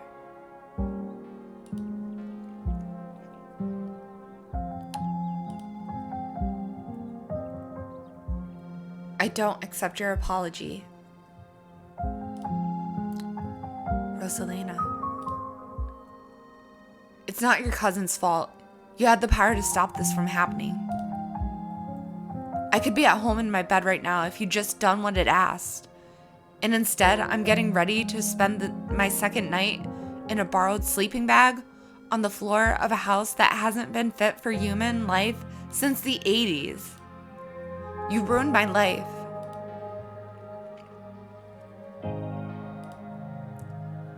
It's like you're doing everything you can to make things worse. I'm so tired of adults running away when things get scary. That's enough, Rosalina. Alexis hasn't been running from anything. We've all just been trying to survive as best we can, as far as I'm concerned. Alexis is the only reason you aren't still down in those mines. So I'm personally quite grateful for what she's done for her family. Besides, it's not like we'll have to stay here for long. One way or another, we'll get our house back. There's no need for anyone to take any permanent life-changing burdens on our behalf. What the fuck? Am I high now? There's no need for anyone to take any permanent life-changing burdens on our behalf. I don't care what it takes. I'm not letting that creature get the last laugh. Oh, she's crying. Sure, that went so great the first time. I've had it with the big talk. I'm going to my room. Let me know if you actually manage to accomplish anything or if we'll have to move to some tent in the woods next. Rosalina storms off. As she leaves, Oscar's shoulders seem to unclench, attention leaving him as he sighs dejectedly. Let's go outside and give her some space. I have to make things right. I'm not letting external forces shape my life anymore. It's time to face this thing head on. No more running away and pretending nothing is wrong. For Rosalina. I've been thinking, as far as I'm aware, there was nothing paranormal going on in Scarlet Hollow before very recently. Are they all gonna look at me? Now here we are, suddenly surrounded by weird little goblin creatures in the woods, while entire buildings are being taken over by supernatural creatures. Release the hounds! You think there was an inciting event, right? I do. That's my thought too. It was never like this in Scarlet Hollow before. Something must have happened that kicked off all this magic stuff. Avery stares at you. You kick Avery in the nuts. I mean, it's obvious, right? Things only started happening once Alexis got here. Kanika shoots a glare at Avery. That's my girl. No, we are not throwing Alexis under the bus. What? There's nothing wrong with being a magical catalyst. Avery, I don't even want you looking at me right now. Go away. Thank you. Sure, there's probably nothing wrong with someone being a magical catalyst, but there's definitely something wrong with saying someone's a magical catalyst. If people get the wrong idea, we're only a couple of steps away from the whole town deciding to shaw her. Nobody's going to drag Alexis into a witch hunt on my watch. I like to think we've outgrown the days of running people out of town on rails.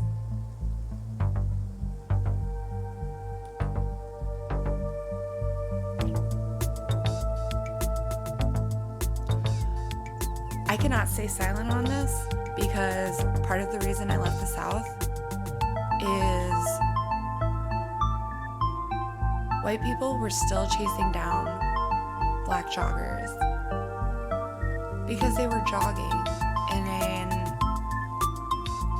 nice neighborhood and killing them. The South is not safe. Like, America is not safe. They are rewriting history. They're banning books. I don't like it. I had to move up north. I couldn't watch it anymore. I couldn't be a part of it. If you're silent, if you're complicit, you're a part of it. And I don't fucking like you. And if you're doing it, I don't fucking like you. So kindly unfollow me, get the fuck off my channel, and like, if you're a racist, you don't belong here. But that shit does still happen. Like, lynchings, hangings, all that shit. Like, it's not even like the witch trials, it's the racism, it's the targeting people in the pride community, it's targeting people of color. Y'all gotta go. If you're a part of it, I don't want you here. I don't want you here. I'm sorry, I tried not to say anything about it. I tried to just stick to the dialogue in the game and keep it rolling, but I feel really strongly about that, and I don't like it. It's part of the reason I moved. I'd rather play it safe. Don't worry, it's not like I'm going to run around town telling everyone that Alexis magicked a bunch of terrible disasters into existence. But if there's a catalyst for all of this, why wouldn't it be lost? Why wouldn't it be a lost Scarlet finally coming home to Scarlet Hollow? If I may, Alexis getting into town isn't the only major event that's happened lately.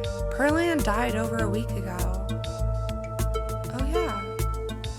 And those creatures in the woods were already reproducing by the time she arrived. Not to mention I started seeing things in our house before Pearland passed. I think. I never thought to make a note of exactly when the spirit made itself known. True, you don't write that shit down on a calendar. Whatever the cause of this is, there must be some way to put this genie back in the bottle. I'm going to do my best to find out if there have ever been any similar events and whether there is anything special about Scarlet Hollow that might explain what's going on. The town archives are unfortunately in the library. Rosalina has been pestering me to make some sort of digital backup for months. Oh, that would have been so good. But I never got around to it. So online sources it is. I wonder if a ghost can haunt online. Probably. We'll fill you in on what little we know, so at least you have some place to start. We've been finding these weird stone seals. I don't even remember that. Maybe I should bring it up. I wonder if this could be the work of some sort of cult. I don't think that. Make sure Pixel stays inside or he might get grabbed by ditchlings. Pixel knows what to do. I think there's something in the clinic. Do I? Whatever we're doing next, I feel like we're missing a vital team member. We need to find Stella and fast. I don't wanna... I need Stella. I agree. We need her brazen energy if we're going to do any serious sleuthing. That, and she's missing. She's been missing for 2 hours. In real life. In game time, it's probably like past noon. See you around, Oscar. Let us know what you find. I will. We're going to get the library back, and we're going to figure out how to fix whatever is wrong with this town. So that's Oscar. Any other ideas? I think Avery should stay with Oscar. We're not going to the cops. We're not going to your fucking diner.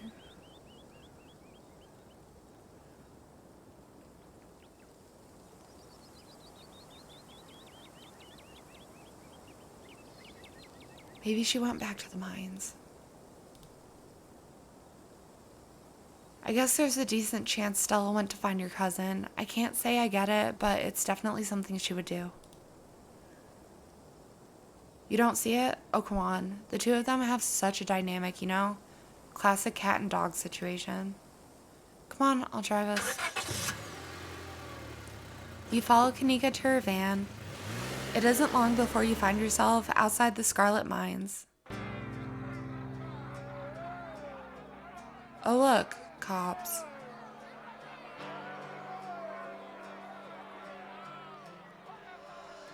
I am human with... I can't read it. Better hours now, or none at all. Scarlet, more like toilet?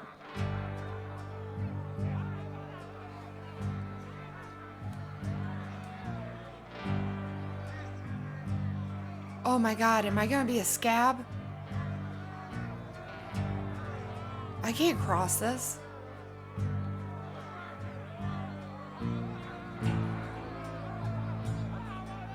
A wall of bodies, picket signs, and megaphones in hand form a human barricade around the entrance to the Scarlet Mines. Is this a strike? They're striking. Some miners were talking about it in the diner yesterday, and it looks like they managed to convince almost everybody to join up. The collapse must have been a breaking point for a lot of people.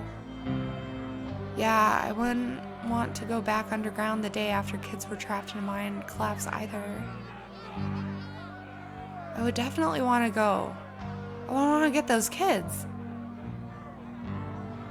I'm never stepping foot in the mine again. Maybe it's just a suicidal part of me. It's time Tabitha stopped taking her workforce for granted. It is. I hope it's not weird to talk to them while they're in the middle of all this. Don't worry, I know these guys. Most of them are in the diner at least a couple of days a week. They'll be chill. Will they be chill talking to Tabitha's cousin, though? Do they know who I am? Do they know I'm not her? Oof. Well, if it isn't the boss's cousin. Hail and well met, fellow countrymen. What goes on here? How goes the strike? Shouldn't you be digging those kids out of the mine? Fuck you. How dare you? I would never tell anyone to do that. Any word about those kids stuck in the mine? Can we visit the dig site? No. Why are the cops here? Have any of you seen Stella? She's missing. I do not need to talk to Tabitha.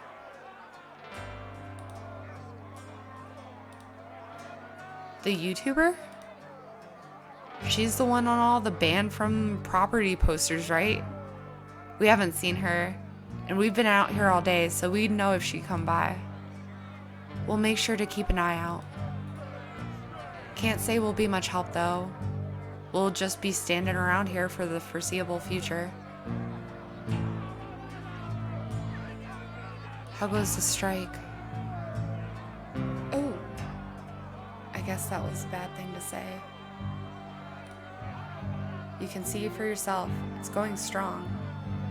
Major collapse happened on the property not 2 days ago, and the boss wants us to go on about our work as usual. I'm not going back down there knowing death or serious bodily harm could come at any second. I care more about living than I do about any paycheck. I get that. There's a lot that could stand to change around here, and seems like damn near everybody else thinks so too. Seems like Tabitha doesn't really pay her workers a fair wage for really dangerous conditions.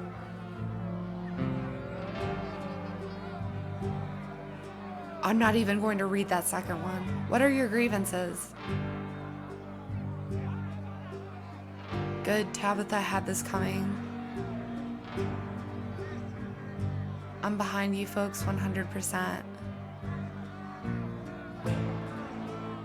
I have no horse in this race. I just got to, that's, If you are silent, you are complicit.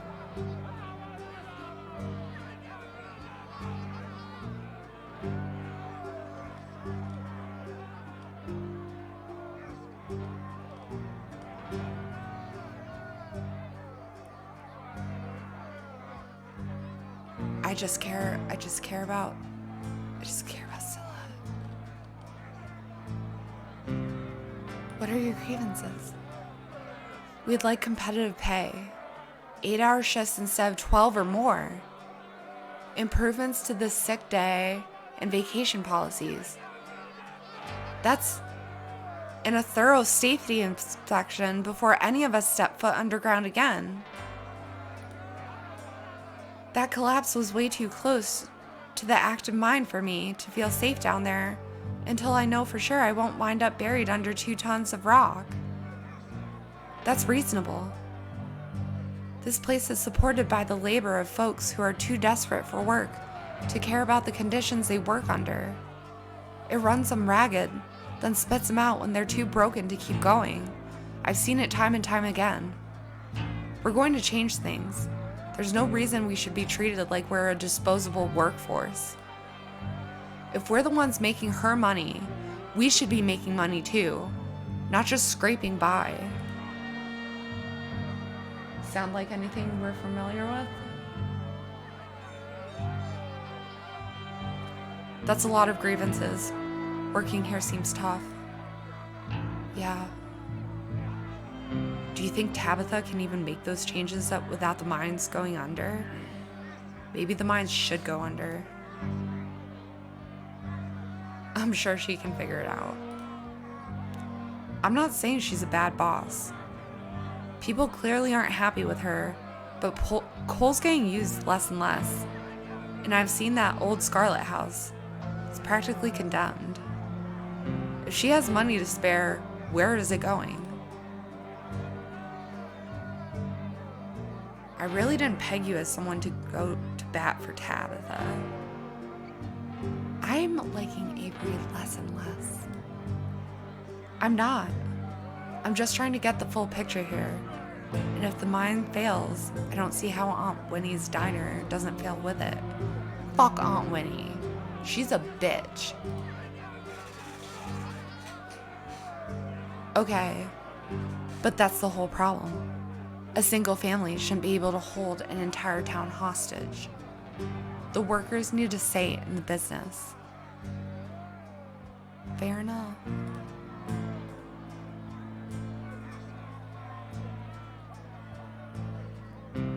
That's it? What do you mean that's it?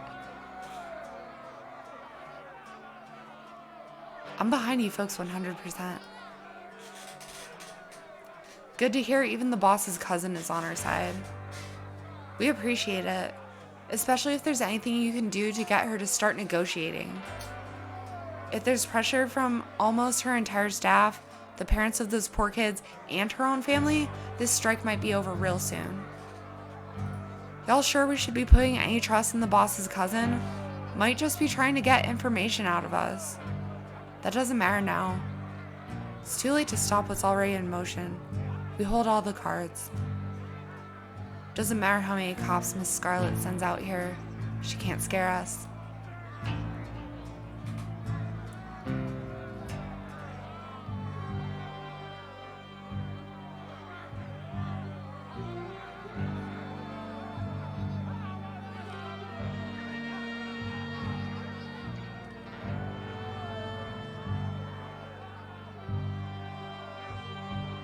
You don't cross the picket line.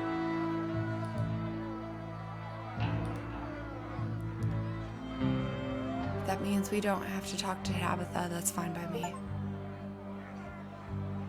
Picket line. Visit the miners. Achievement unlocked.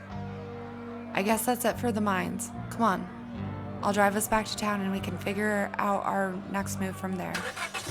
They clearly haven't seen her. Ugh, Avery.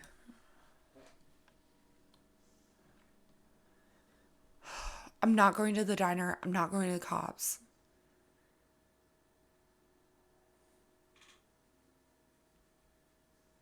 I'll go to the church and then I'll go to Sybil. We should check out the C word.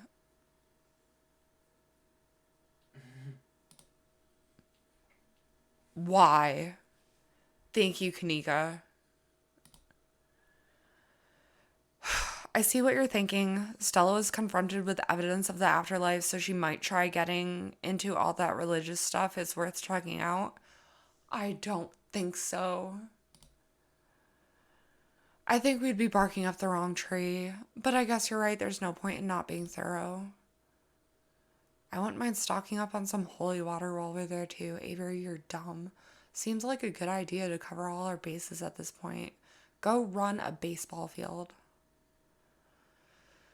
I don't think Baptists do the holy water thing, but I'm sure Pastor Daniel would pretend to bless some water if it meant keeping us around a little longer. Oh, wasn't Pastor Daniel really creepy? That's good enough for me. Let's not linger, though. I don't want him thinking we're possible converts. Kanika, you could never. I love you, but you and me walking into a church, like maybe Avery would stick around. Maybe we can ditch him there. Kanika leads the way, taking you up the gradual slope towards the church. You know, I've lived here for a few years now, and I've never actually been to the church. You seem like the type to implant yourself in everyone's business. That's probably for a good reason. Where is that weirdo? Oh, probably because he has already implanted himself in everyone's business. Okay.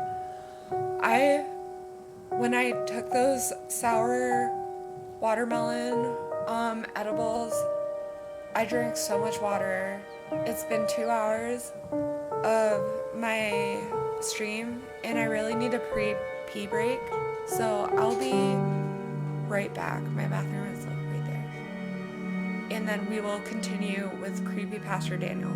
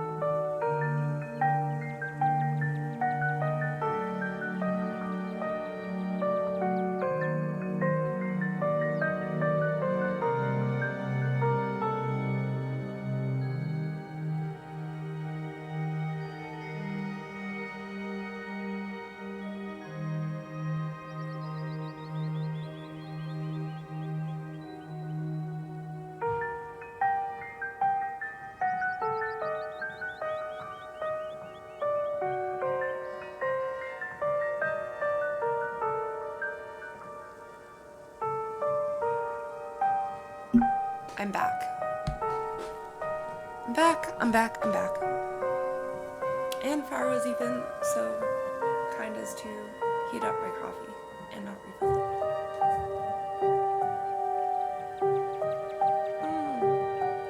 it. Thanks, babe. Okay. My, 4 visitors at once on a Thursday. This is unprecedented. 4. Avery, Kanika, me. Am I missing some?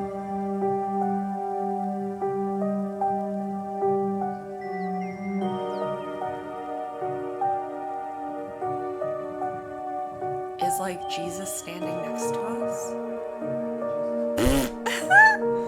No, stop. But there are only 3 of us. Oh no, were we followed by Ditchling? Were we followed by Wayne? Oh my god!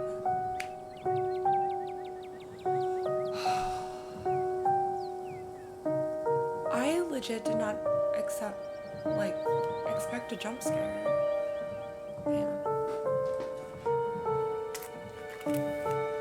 My hair's all like knotted and yucky, and I really just roll out of bed and do this. Like sometimes I'll wear a little bit of makeup, but oftentimes I snooze my alarm until the absolute last moment. Sup, old people? Oh, it's just Zane. What are you doing here? All the glimpses of death I've had in the past 2 days have forced me into the midst of an existential crisis, my dudes.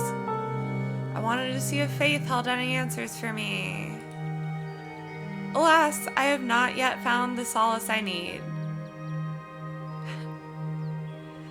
Give it time, Zane. It sometimes takes a while for the Lord.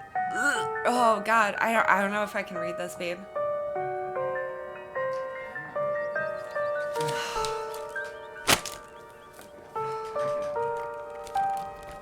I just can't. I can't. It's so in it. It's so in it. give it time, Zane. It sometimes takes a while for to work his way into your heart, but when he does, you won't regret letting him in. Be sure to look over those pamphlets I gave you, and of course, I'm always here if you need to talk. Sure thing, Pastor D. Peace, y'all. Anyway, we were looking for Stella. She wandered off last night and no one has seen her since. We're starting to get pretty worried. Maybe you or Janie had seen her? Oh yeah, this book's married. Oh, we got another Babs. I forgot about Babs. I can't speak for Janie, but I'm afraid. I've neither seen hide nor hair of Stella. If you'd like to talk to my wife, she's just over by the alpacas. Talk to Babs about alpacas. Alpacas can't run away. Babs deserves this better too. Oh shit, she's on here, isn't she? Yeah. Oh. Sorry, Babs. Though Alexis, I was hoping we might be able to talk in private. No!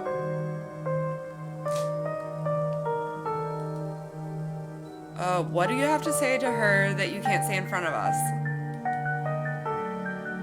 I hope Chris Hansen is behind a bush somewhere. Please, if you wouldn't mind, this is a personal matter. That's even worse! It's alright, we can get all the juicy details later. Avery! Avery gives me the ick, it's official.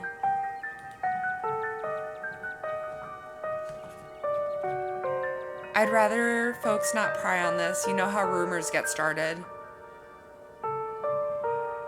Dig yourself deeper. It's okay. I'm happy to talk to him.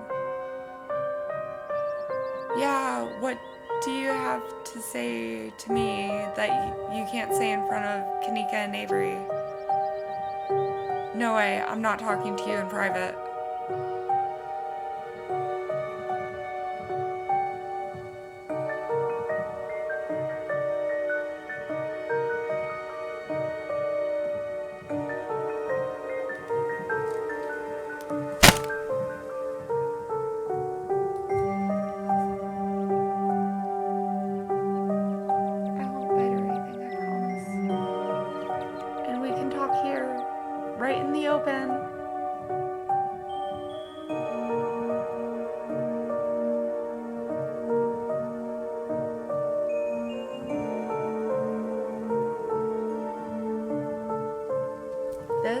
This is what defends me.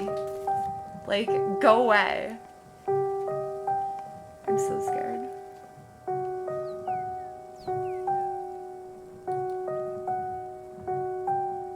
I guess we'll leave you to it while we check in with Janie.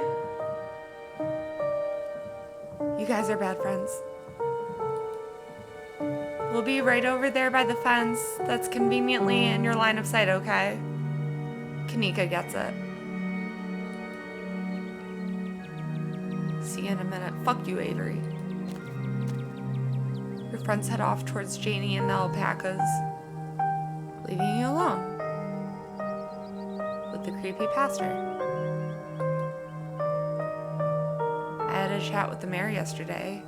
I heard you did too. I'm so glad you came.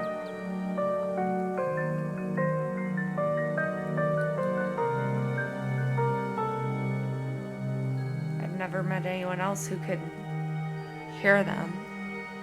You have no idea how long I thought I must have had some kind of insanity. I even thought at one point that it must have been the Lord himself talking to me through them. But they never had anything very insightful to say.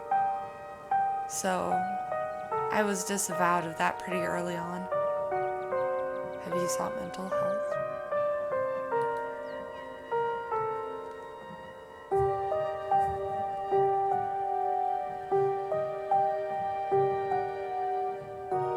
Whoa, whoa, whoa. Whoa. Are you telling me you can also... But I thought I was the only one. Are we sure we're actually talking to animals? Have we been cursed? Why do we suffer this fate? Have you met Frou-Frou, Gretchen, Pixel? Is your gift why you got into the church? Is this why people think you're creepy? Because you have the gift? I can't read that. I hope you don't think the two of us sharing the gift means we're friends. Can't read that.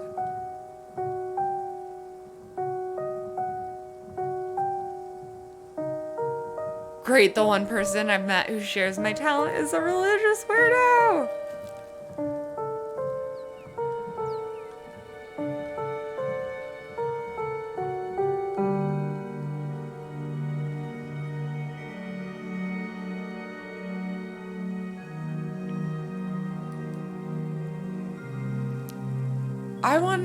I want to know what he thinks we're talking about.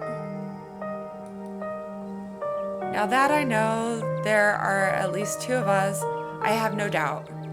There have definitely been times in my life when I thought I might just be insane.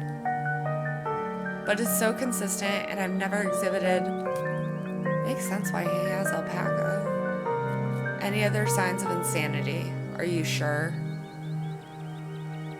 You're related to a church. Sorry, not sorry, viewers.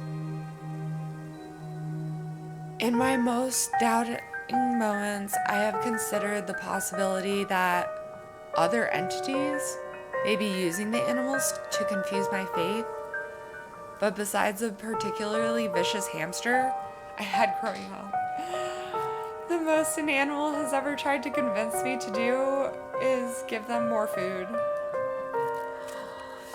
So I somehow doubt they're puppets for my otherworldly evil, unless that otherworldly evil wants me to overfeed my pets.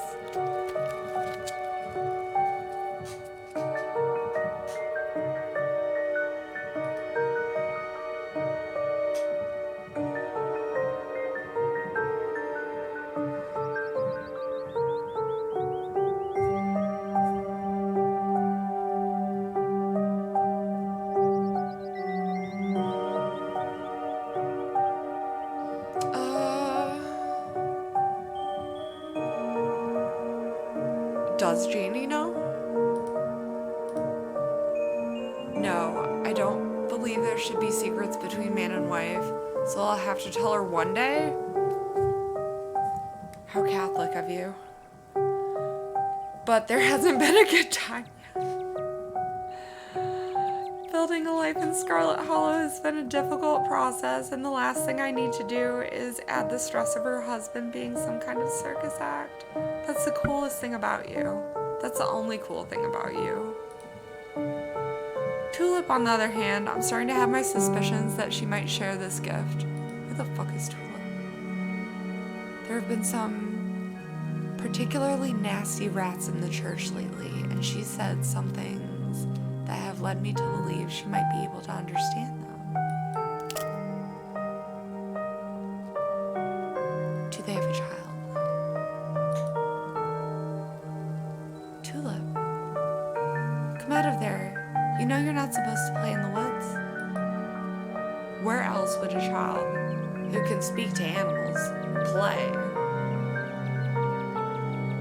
I'd be living in the woods. Tulip, are you going to be good, or are we going to skip story time tonight? No, and yes. You're weird. I'll be good. You don't have to skip story time. Yo, I don't want to hear about Jesus. I won't go into the woods, I promise. No, go back to the woods. I know you won't, Tulip, because you know it's too dangerous for little girls in there. Why don't you help Mama with the alpacas? Yeah, because alpacas aren't dangerous. It's just... squirrel, alpaca. Oh my goodness. Okay, I'm just gonna put that there. It's about time they got fed. Can you give them hay? Yeah, she seemed excited. Tulip smiles broadly, seemingly excited by the prospect, and hurries off.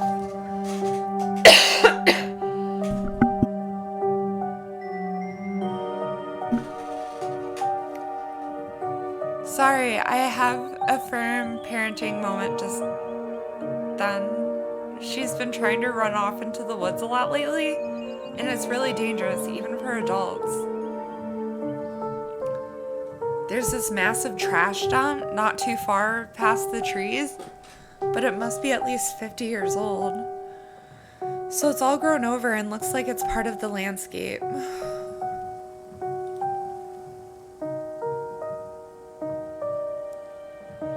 But if you accidentally walk on it, you might find yourself falling into a hip-deep mound of rusty cans and broken glass.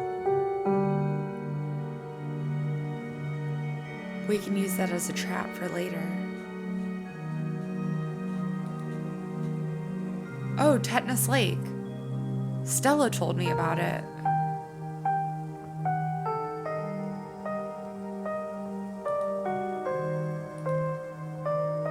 That's an accurate name. I wonder if Tulip would stay away if I started calling it that. Or if it would only make it sound more alluring. Alluring? I haven't heard that word in ages.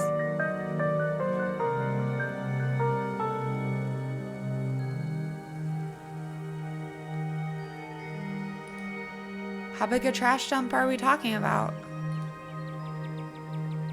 Maybe if you had construction equipment and a team of professionals for a weekend? It's a big area and I have no idea how deep it goes. Maybe that's the ditchlings. Maybe that's why they're here.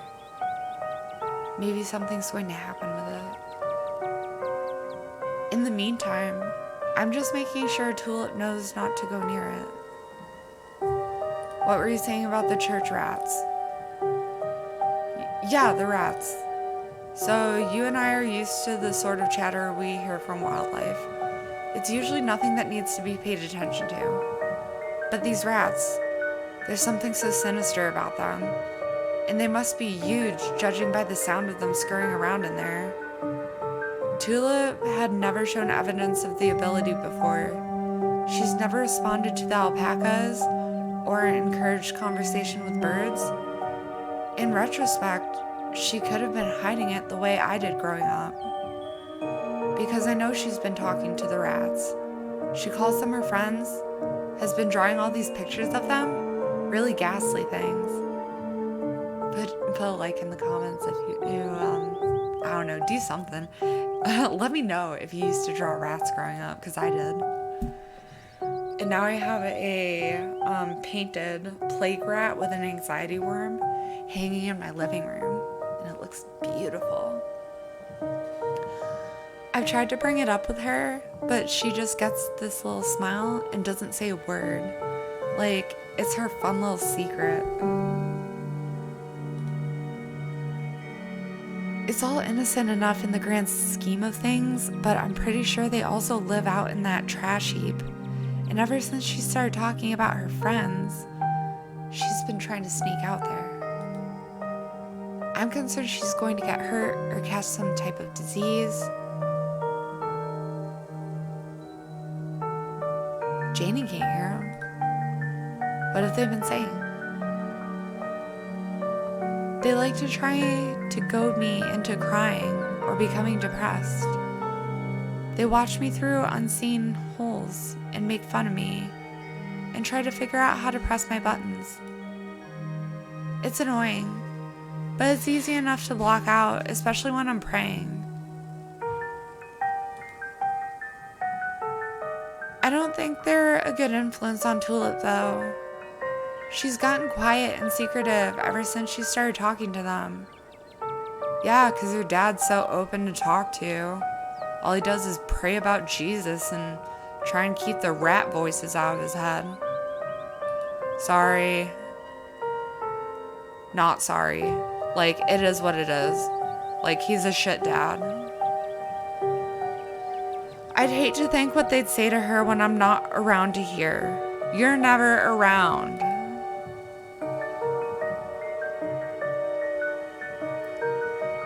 Have you actually seen them? No, he said unseen. Has Janie heard them? He wouldn't know. He hasn't even told Janie that he hears them. Are you sure they're rats? This guy has no idea what's rats in reality. This is really creepy, dude. Have you tried befriending them? Maybe Tulip's onto something.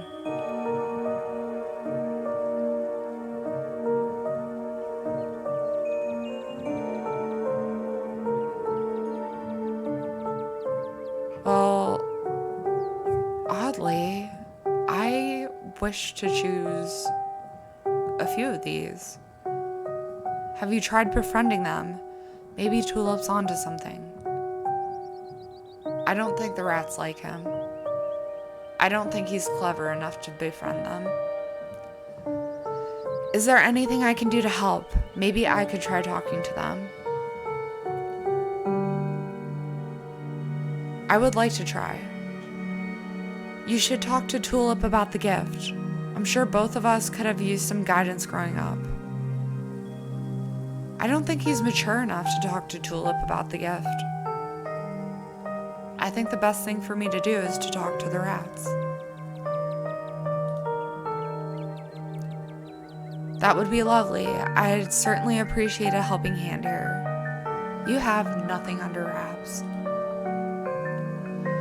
I don't want to be too much of a bother, and you should probably finish looking for your missing friend first, but I'll be around. I'm right here. You're so incompetent. You make me want to eat my microphone. Out of the corner of your eye, you see Kanika and Avery walking back to the two of you. They must have finished talking to Janie. Janie says she hasn't seen Stella either, so we'd better get going. Yeah, but the rats might have. Thanks for suggesting we head up here, Alexis. We got to feed the alpacas. They were so cute and soft. It was awesome. Wait, llamas spit. Do alpacas spit? Or are llamas and alpaca the same thing? Who cares? And Janie says she'll come by the diner, fuck your diner, with cookies for the miners, and a few extra for me, of course. Hope your talk with the pastor went well. Thank you, Kanika. You're a good friend for checking in. Yes, we had a great conversation. I appreciate you all stopping by, even if it wasn't under the best circumstances. I'll let you be on your way. And I hope Stella turns up soon. She's probably in her fucking basement. I'll put in some good prayers with the big man for her. I don't know what noise that was. Alright, thanks, see ya. Kanika and Avery start back down the path to town and you follow. The smallest church in Scarlet. Achievement. So, what was that about? He seemed pretty insistent on talking to you alone. Yeah, he didn't say anything weird, did he? Doesn't he always? He can also talk to animals. He just wanted to discuss it with me. I'm not going to call her nosy. Everyone in this town is so mean to him. He's a nice guy. Nope. Tulip apparently made some weird imaginary friends. We might want to check it out later this week. Yeah. Kids make up imaginary friends all the time. Pastor Daniel says that there's a rat infestation in the church and that the rats are her friends. I don't know, it seemed weird. I should have known we'd have to deal with the spooky kid at some point. Avery, fuck off. Am I going in too hard on Avery this session? He's annoying. You have gone hard in this. He's so annoying. And this episode is really church heavy. It is. Okay, as much as I'd hate going back there, I guess that's a loose lead. If we don't have anything else to investigate once we found Stella and once we've checked out the clinic, then maybe we can look around the church. Sounds like a plan. Let's not get too distracted until we find Stella, though. Where to next? Not the cops, not the diner. Sybil. I'm supposed to get tea with your mom today. Maybe she'll have some ideas. My mom wanted to talk to you. She's probably going to give you some rocks or bundles of herbs for protection or something. We can humor her. Girl, you are your mother's daughter. Like, come on, let's go see your mom's.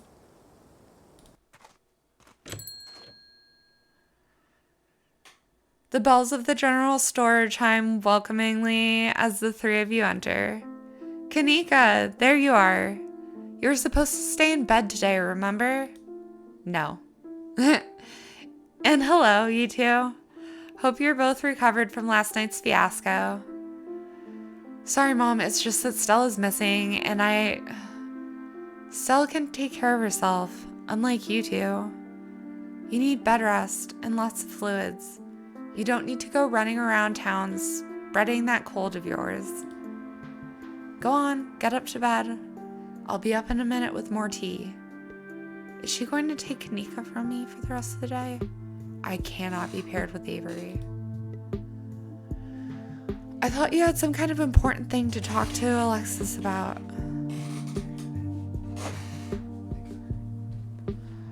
I'm really feeling okay. I want to hear what you wanted to say to her. I'll just be doing a tea reading. Haven't those always bored you to tears? Okay, you're right. I'm not feeling well. I should really lie down. Bye, Alexis. Later, Nika. Kanika turns and heads towards the stairs without saying another word. Something isn't right here, but it's hard to put into words or pin it down into thoughts. See, this is why I wished I picked, like, Keen Eye or something over Mystical. Because, like, yeah, I can feel something's not right, but what if I could pinpoint it? And I'm so sorry to be a bad host, Avery, but I was hoping Alexis and I could do our reading in private. I'm sure Winnie needs help at the diner. Thank you, Sybil. Thank you. Thank you. Thank you. Thank you. Thank you. Thank you. Oh my God. Thank you. This is my new bunny rabbit, guys. I really like rabbits. One of my favorite early horror movies, kind of, in horror books, kind of. I don't know if it's horror, but it was Watership Down by Richard Adams, and I loved it. He did Plague Dogs too, but that was a little bit more rough for some people. But actually, I like Plague Dogs as well. Oh, yes. I need to hug something. And my dog's way over there. She's laying down. Oh, you're right. I've totally left her on her own today. Yeah, you have, Avery. Go bother someone else. Fine by me. I wouldn't want to mess with your tea vibes. I'm sure those leaves are very particular. I don't want your vibes anywhere near my vibes, Avery. Your vibes are dumb. Like, and rude. And weird. And they don't make sense to me. I'm sorry, guys. Avery and I do not vibe. Oh, but before I go, I did want to ask, are you a witch? As flattered as I am that you think I'm that magical, I'm just an old lady who likes tea and has a few unusual hobbies. I feel like I'll be Sybil when I grow up, but not running a store. Just in my house in Vermont in the woods. Though just so you know, if you are a witch, you can totally tell us. We'd be cool about it. I'll leave y'all to your non-supernatural private tea leaf reading, whatever. We'll catch up tomorrow, Alexis. Yeah, don't wink at me. I like that this game has made every, like, not every, but like so many potential romantic interests a possibility. But I am not crushing on Avery. It's Kanika or Stella for me. And I feel like Stella is a lot like me. So I'm kind of vibing with Neeks right now. I don't know. I kind of like Kanika. But I'm very worried about Stella. Like, Stella and I vibed in the beginning, but like, I don't know. They make their way out of the general store, disappearing down the street in the direction of the diner. Yo, fire.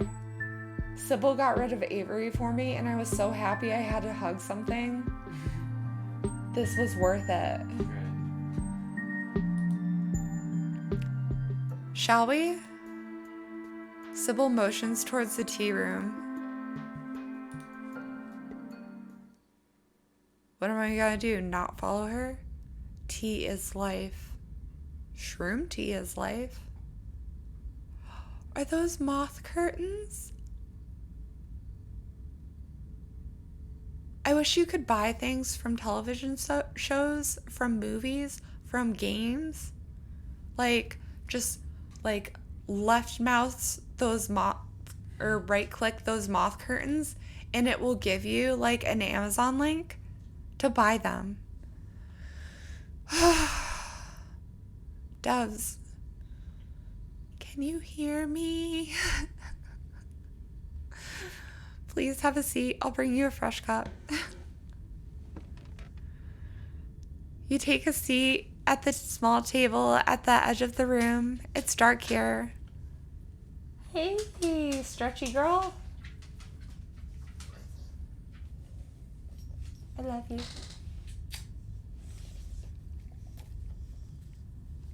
That's my puppy.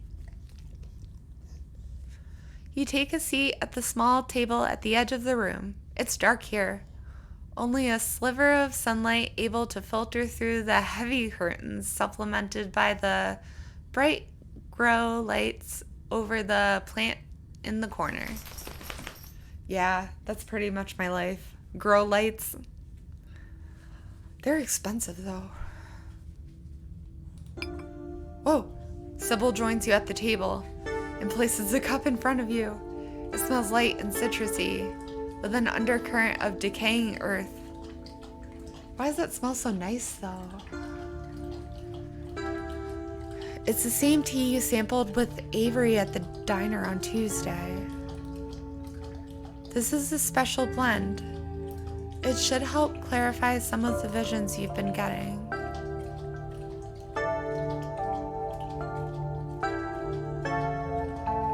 I'll be able to do a reading once you're done. I'm so sorry. It takes me forever to drink something. Until then, how about we just chat?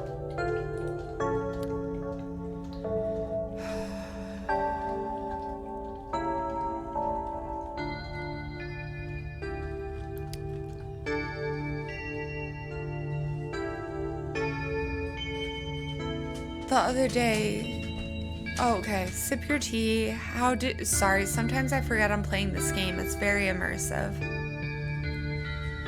Sip your tea. And no, I'm not getting paid to say this. I bought this game. Like, with my money. How did you wind up in Scarlet Hollow? The other day you promised to tell me, what was it? Unsavory tales of my mom's youth? Quit yanking me around. You have something to tell me. Just come out and say it. What's with all the mystery and ritual? If you have something to tell me, just come out and say it.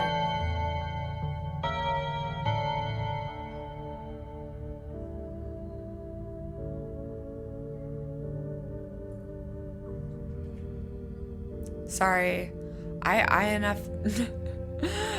INFJ stare at the computer all the time, and it's just fucking pixels, but I still have to analyze. I want to know specifically about that.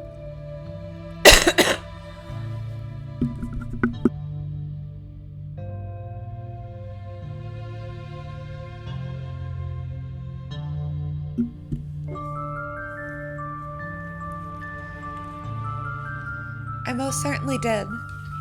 Though I might have been exaggerating a bit for dramatic effect. I'm prone to do that. You don't say, Sybil.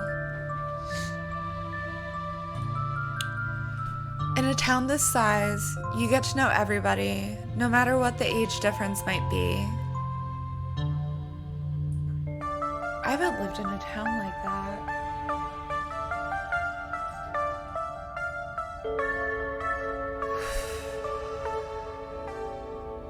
I cannot imagine.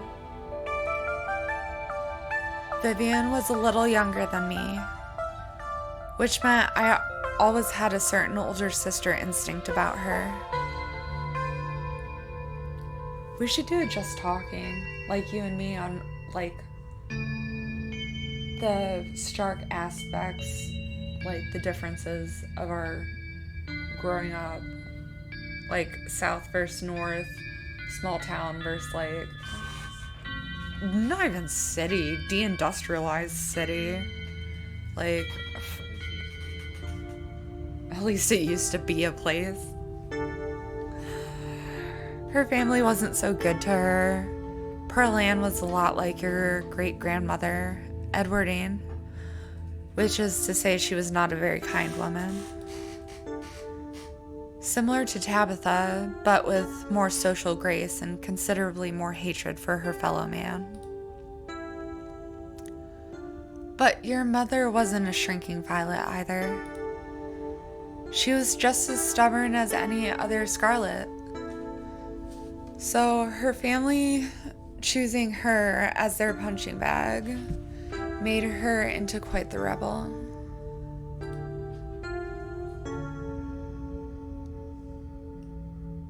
Why were Pearl Ann and my mom raised by Edwardine? What happened to their mother? What do you know about my grandma? I feel like I know a lot about the women in my family, but what about the men? Did they even exist? No. That's literally my family. They're all dead. We wish they were dead. They're like absolutely more lunatic than like the women in our family, which are still questionable, and to the point where they're like put away. Just like in and out of crime. Like we don't talk about the men.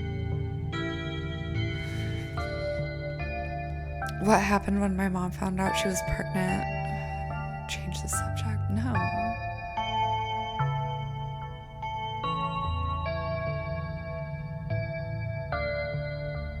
Are the men important? Am I being biased here?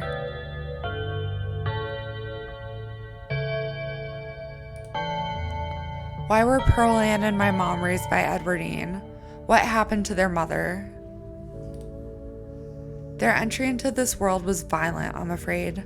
Their mother was young, too young to be pregnant, especially with twins. She didn't survive the labor.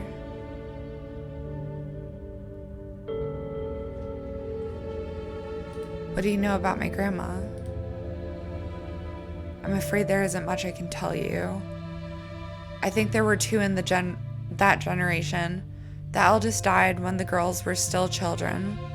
Edwardine never spoke about them, nor did your mother. Did the men exist? I feel like I know a lot about the women in my family. Did the men exist? I suppose they just haven't been very noteworthy since Edwardine took over the mines.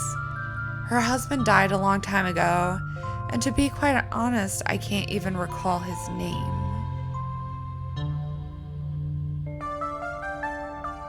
I feel like that's going to be a reveal. Might have been Stuart, or something just as forgettable.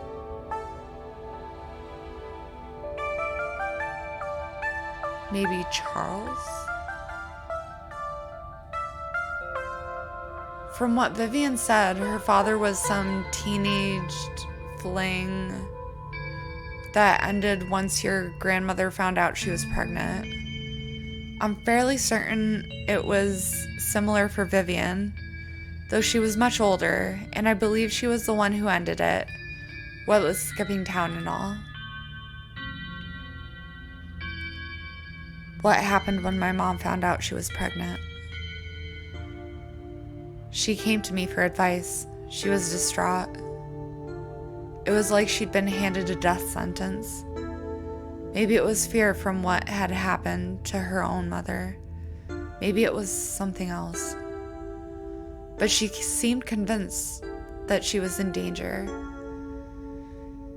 Tabitha had already been born by then, of course, but she was born in wedlock, so I assumed your mother's worries had something to do with religion. Though the Scarlets weren't particularly religious as far as I knew. But the way Vivian was that night she came to me, it stuck in my mind.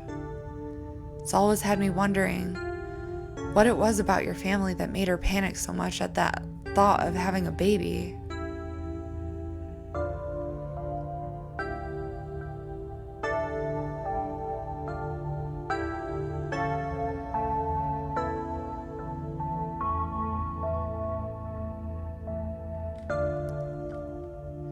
How did you wind up in Scarlet Hollow? My family's been in these hills for a long time. That's how I know so much of the local flora. Everything I've learned was handed down from generations of hill folk. There hasn't always been a reliable doctor up here, especially not one most folks could afford. They have to figure out their own medicine.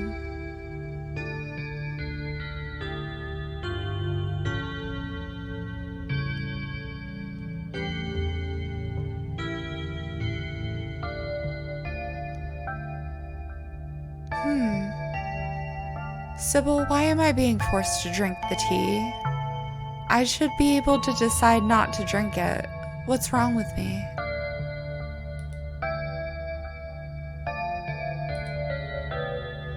Dear, I'm afraid I don't understand what you're trying to say right now. There's always a choice. It's quite an aromatic blend though, isn't it?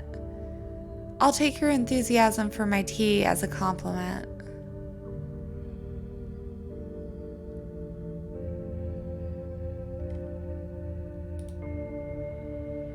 I'm going to ask her again. Dear, you just asked me that. You don't have to do anything.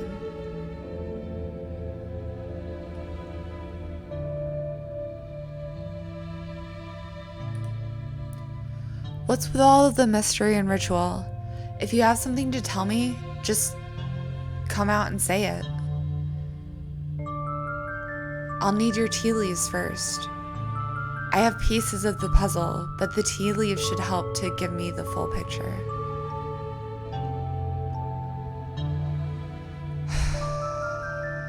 Drink the tea. You take the tea, sipping it delicately. The citrus smell is fleeting, quickly replaced with the earthiness at its core, like you've taken a mouthful of dirt. But the aftertaste combines the two flavors into something soothing and medicinal, and you find yourself feeling more comfortable, your muscles relaxing for the first time in days.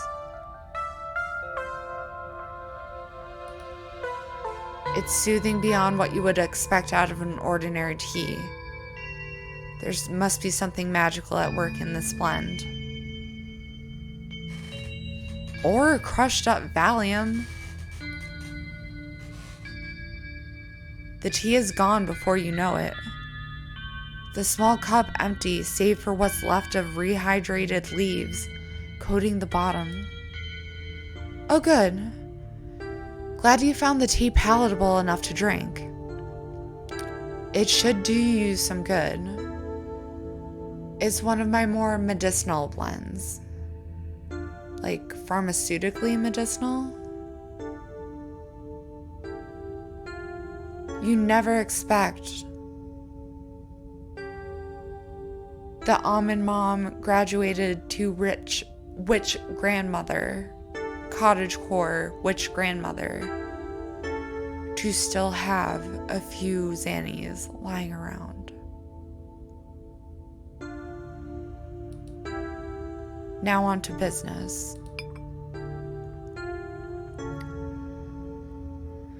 Sybil takes the cup from you, staring thoughtfully down at the sludge.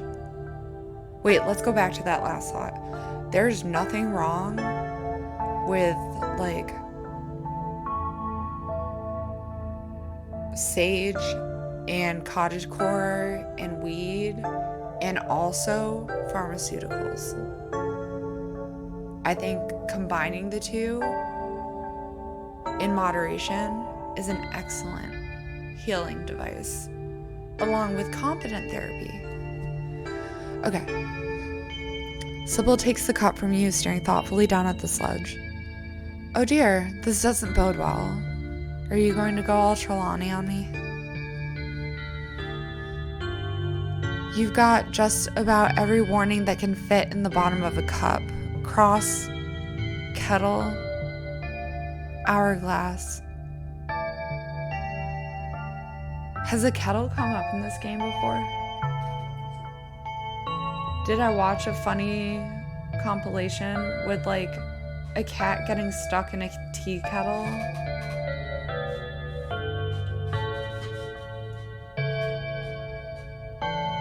Kettle sounds familiar, sorry. All of these mean death, misery, difficulty, and the hourglass ties it all together with definite urgency. It's fair to assume that this all has to do with whatever brought the ditchlings. Something is coming, and whether any of us can stop it, I'm not sure. But we may at the very least be able to figure out what it is. And there's a central figure here, a cat. An enemy lurking in plain sight. Frou-Frou would be too obvious. Is it Pixel? That would be such a betrayal.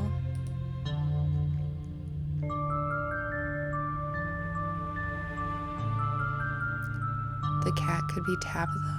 The cat. Okay, sorry. I keep forgetting I'm playing and streaming. I'd like to see. Oh, the cat's gotta be Pixel. Or maybe it's Frou-Frou. Those are two cats I know. The cat could be Tabitha. The cat could be Wayne. The cat could be Stella. The cat could be Kanika. The cat could be Oscar. The cat could be Reese. I forgot who Reese was. Is Reese Kanika's sibling?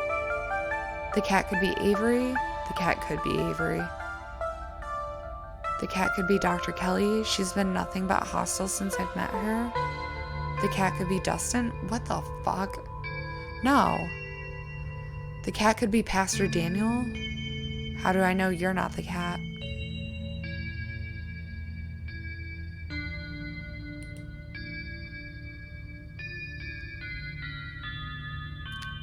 That's ridiculous. Sybil is helping you. And if she was the cat, why would she warn you about herself? Pick someone else. The game spoke to me.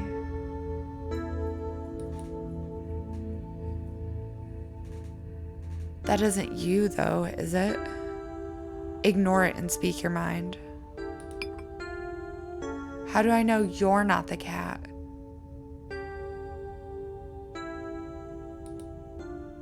I suppose you don't.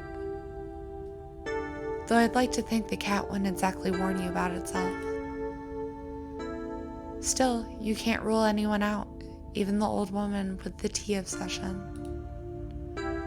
You don't have to figure out an answer right away. It often takes time for the mind to connect the dots. Just be on guard and keep vigilant that someone close to you isn't to be trusted. We know from the ditchlings that something terrible is coming your way, and it's likely that it's connected to some hidden enemy. Perhaps we can try to counteract whatever might be planned for you.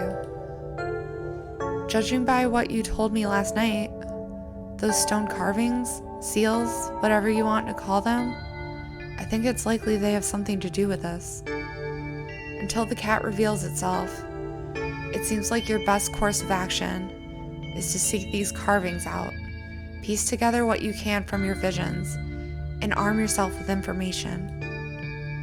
Have you sensed any others around town? Do you think you may be able to find another?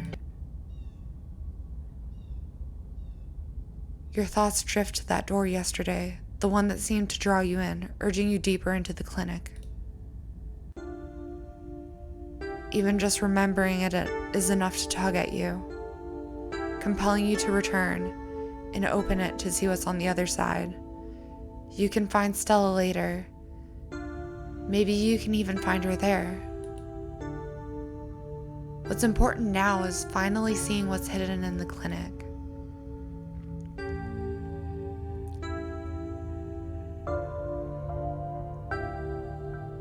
I think I feel another in the clinic, but bad stuff always happens around them. I shouldn't seek out more of them. Those stones need to be left undisturbed.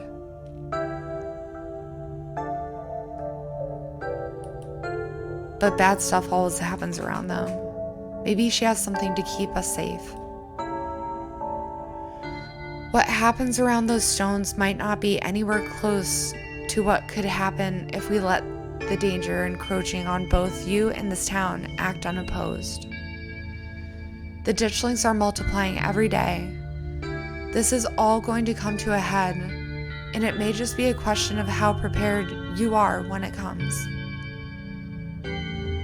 Learning whatever you can could save your life, even if you're faced with more ghosts or ghouls along the way. I think that's all the help I can offer. I hope this conversation has been illuminating, even if it just brought up more questions than giving any clear answers. That's it. This wasn't helpful at all. All you did was look at some leaves and tell me to go put myself in danger. Thanks, I'll let you know if I find anything. Best leave cordially. Glad to hear it. I hope all goes well, and I wish you luck.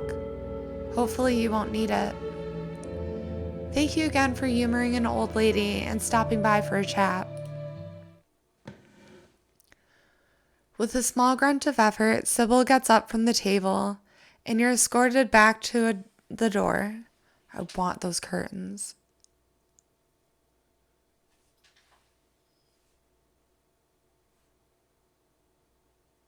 And remember, be careful who you put your trust in. According to your tea, the cat is getting ready to pounce, and merely being ready for it might not be enough. Sybil closes the door to the tea room. The bells of its doors strangely flat in the stale air of the nearly empty general store. Yeah, who's Reese? 'Cause that's Miles.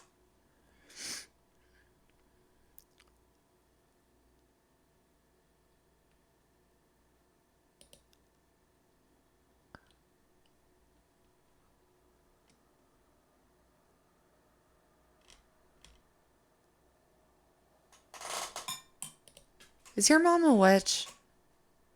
Wouldn't you like to know?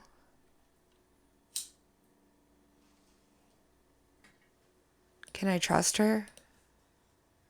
Duh, my mom is like the nicest lady ever.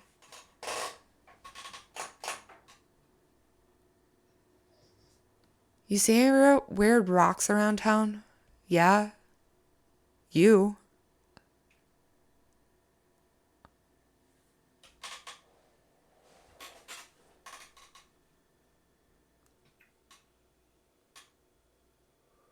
Dead.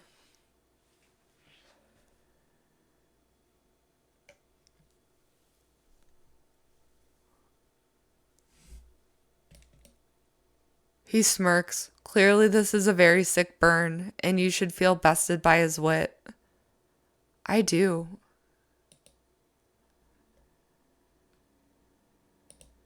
Ghosts are real. Just thought you should know.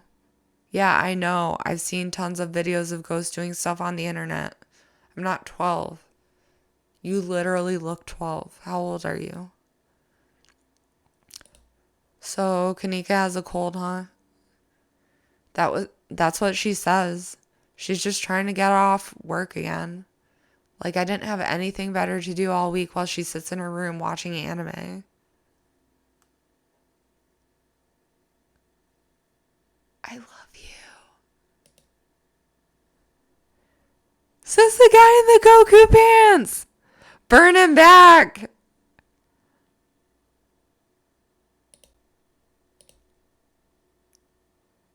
Everybody knows Dragon Ball is a good anime. She watches the trashy shit. Check in on Kanika. Me and Miles are gaining a rapport. You're not going anywhere before checking in on Kanika. You make your way upstairs. Dragon Ball is an okay anime. There's like... You have to have been watching it since you were a child.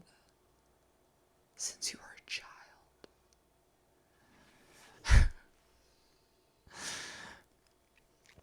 But like, if you're gonna pick it up now, pick it up now. It's never too late. You're not going anywhere before checking on Kanika. You make your way upstairs. Knock. I love her door. I recently put a sticker on a door in my new house, and it felt like reliving a childhood I never had.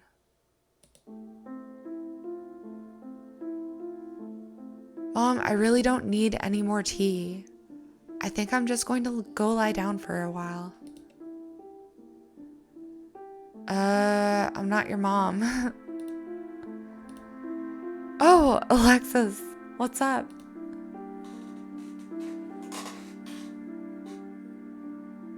Can I come in? Yeah, let me just straighten up. You hear frantic crumpling and crinkling and shuffling as she tidies her room. Could never be me.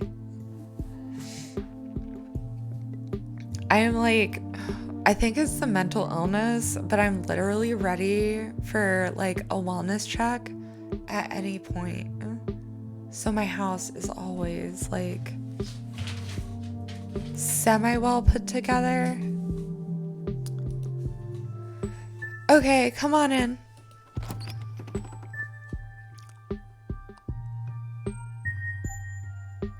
You, me, bed, now. Oh God, and you're blushing.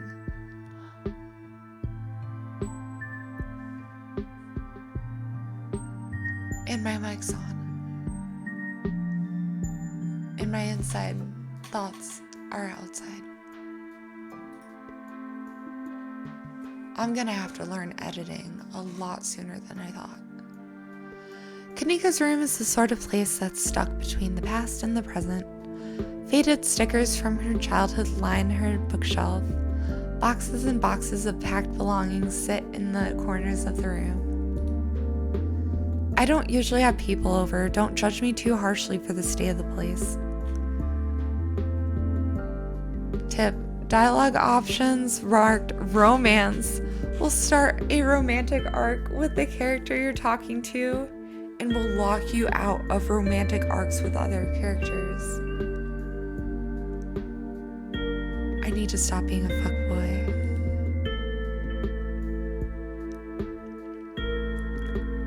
Packing for something? Confess your feelings. I mean, I just did. We still have to find Stella. I'm not going anywhere without you.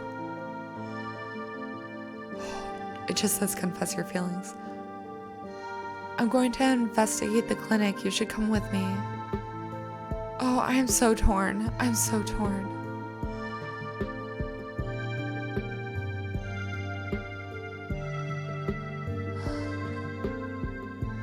Fire, what do I do?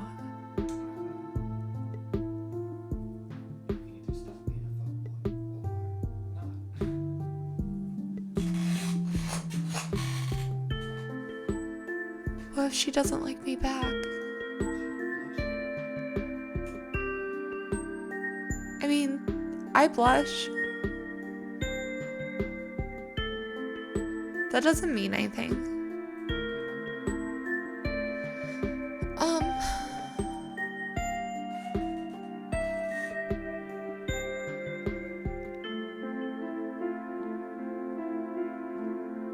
I'm so sorry, Stella. This is a dating sim, right? You can't start a fire?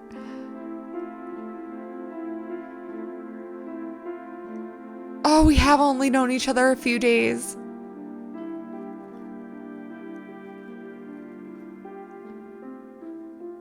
Okay, I know we've only known each other for a couple of days, but I really care about you.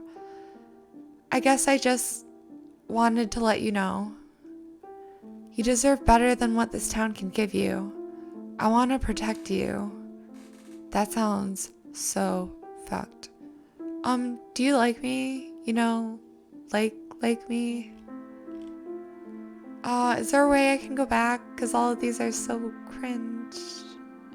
I forgot I've only been here for a couple of days. Okay, we'll go with the top.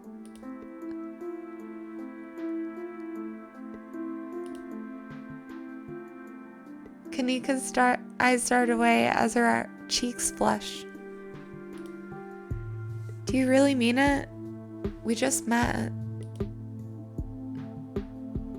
Of course I mean it. I don't mince words. I mean it. I hope you feel something similar. What can I say? I just want to wrap you up in my arms and protect you from the world. Ew, protect. I don't like that word. I'm not usually a love at first sight kind of person, but I think you're the exception. I really like you.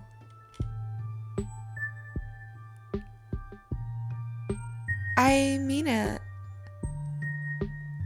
I hope you feel something similar. She composes herself, flipping her hair confidently. Of course I do. And I can't believe I was able to win you over so fast. Guess you were too weak to resist these feminine wiles. And now it's too late. You've fallen for me. And I can reveal the dork I truly am inside. Gaze upon my anime figurines in despair. Sorry, was that too confident? I'm just like super nervous because I like you back. And I hope I don't mess this up because I want to get to know you better before you leave town.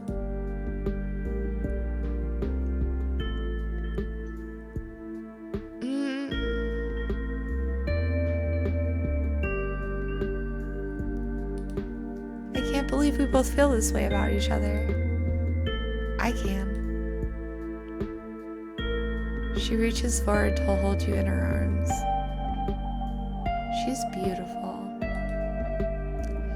Her body is soft against yours, and you can feel her heart beating quickly in her chest. She runs her hands across your back and smiles. Her eyes fill with a warm joy you haven't seen before in your short stay. And she smells incredible.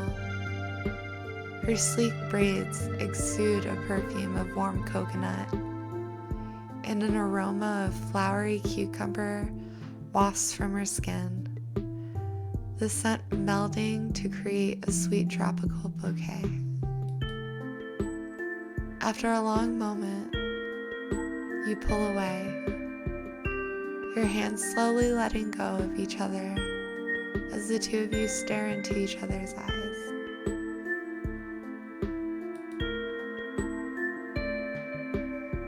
Screw hanging out in my room for the rest of the day. Wherever you're headed, I want to come with you. Gotta maximize the amount of time we spend together before you go back to New York, right? Even if we make other plans for later on, I want to be with you right now. But where would we go? I can still feel that door in the clinic pulling at me. I think that's where we need to go next. I was hoping to see Reese sometime today. Oh, Reese is her other best friend. I want to ask if he knows anything about Stella and, make sure he's okay after what happened at dinner. Let's do it. The two of you make your way back out into the hallway hand in hand, but before you make it to the stairs, a light turns on, startling both of you. I thought you were going to get some rest, Kanika. You should really get back to bed, or this cold of yours will only get worse. But I still have a lot of energy. I don't feel like sitting around. I don't think I need to. Of course you do. I know you best, and you just haven't been yourself these past few days. All this running around has been a detriment to your health. Miles and I want to see you healthy. You hold this family together. You shouldn't get between a mother and her daughter. Sybil knows what's best here, and Kanika is more than capable of speaking for herself. Those thoughts aren't yours. Clear your head.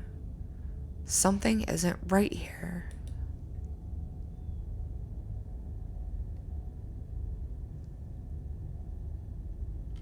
Sybil, what was in that tea?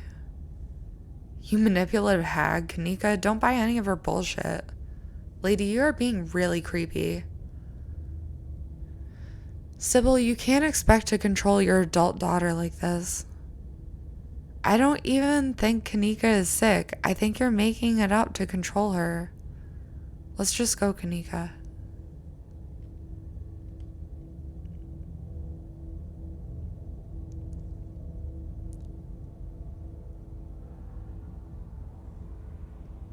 Honestly, Sybil, you can't expect to control your adult daughter like this.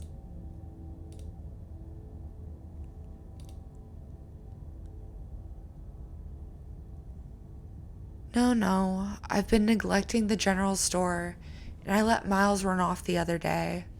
That was so irresponsible of me. Hey, Turtle Pizza Power. I've been a little rough. How about you? Though? And honestly, streaming is actually helping me. I debated on not streaming today, but I'm really glad I did. Thank you. I'm really glad I did because I got to speak to, my friends. I love when you guys pop in. And this is a really, really good game. How's your gaming been going? That's alright, Kanika. He could have gotten hurt, but he didn't, and it seems like you learned a valuable lesson from this experience. She is so sus. Going great. Yeah, I've been seeing you on YouTube a lot. Your videos are doing really well. I'm so proud of you. Now let's get you to bed. You just need another day to recover. Then you can get back to all this town mystery business. Alexis, you'll be fine without her until tomorrow. Bye, Alexis. Before you can utter another word, Kanika returns to her room. Sybil's eyes carefully watch you as you leave and make your way back to Main Street alone. You make your way up the familiar hill past rows of ragged houses that make up Scarlet Hollow's residential area. It isn't long before you find yourself outside of Dr. Kelly's clinic, its secrets enticing you to find a way in. Even at the bottom of the hill, you can already feel the presence. It's like a magnet has been fixed to your ribcage, gently tugging you forward, guiding you towards whatever emits this compulsive frequency.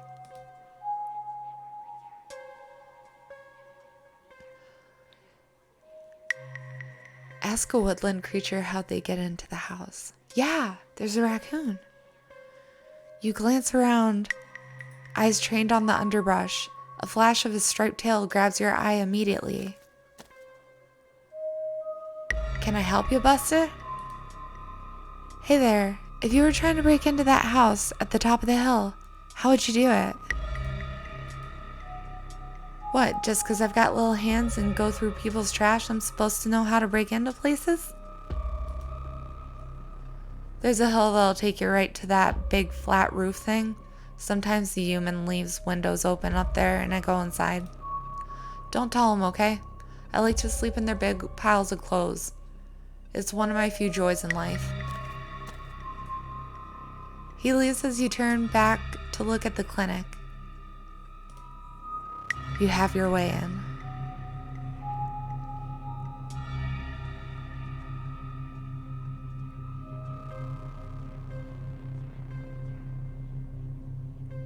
Ooh, up the hill or on the basement window?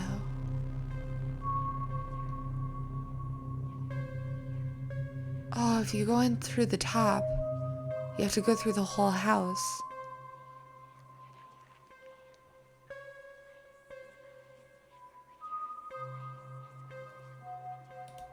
Going through the top. You're pretty sure you can make the jump to the second floor, at least with a running start. You make your way up the hill, bend your knees in anticipation, and then you jump. You land and try the door. It's unlocked. The upstairs of the clinic feels like a decommissioned museum. Old furniture is covered in plain white sheets, and a thick layer of dust coats the floor. This place hasn't seen any use in years. You're in the clinic, free to explore as you please. Or rather, you're free to explore as you please. You can feel that odd sensation again. The nagging pull of whatever it was that wanted you to find it. You're here now, and it knows you're here. And you know exactly what it is. Another stone carving, eager to show you its secrets. You've been caught by its gravity, an overwhelming curiosity guiding you around the corner and towards the dark doorway under the stairs. It's been left ajar, as if inviting you to enter.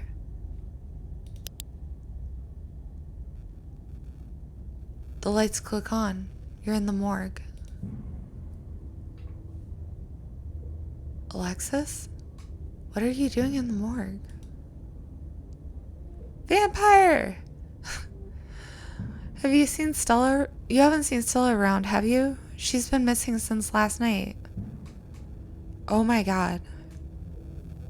You died, and she Frankensteined you back to life. Am I interrupting something? Okay, I have to ask, are you human? She killed you. What are you doing in the morgue?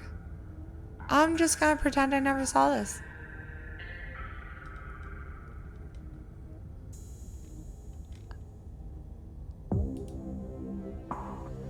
You haven't seen Stella around, have you? She's been missing since last night. I haven't. Did you think you'd find her in the morgue? This game seems weird in a good way. It's really weird in a good way. It deals with like ghosts and tragedies and mental health and you making your own decisions and them having like your actions have outcomes. Like, it's a really good game.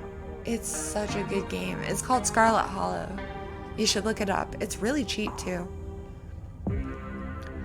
But it's actually it's therapeutic. It's helping me. I haven't. Did you think you'd find her in the morgue? His words seem distant too. The tugging is strong down here. You can almost feel yourself slipping into a trance, and your eyes wander to the back wall of the morgue. It's like a Lovecraftian horror mystery. I don't know. It's weird. There are ditchlings. I don't know. You need to see what's back there. Follow the pull. You touch the wall. It feels disappointingly solid under your palms. Hey, are you okay? Dude, you were just the one lying on a gurney. Like, shut up. You feel Reese's hand gently shake your shoulder, and for a moment, the thing on the other side of the blank white wall loosens its pull on you.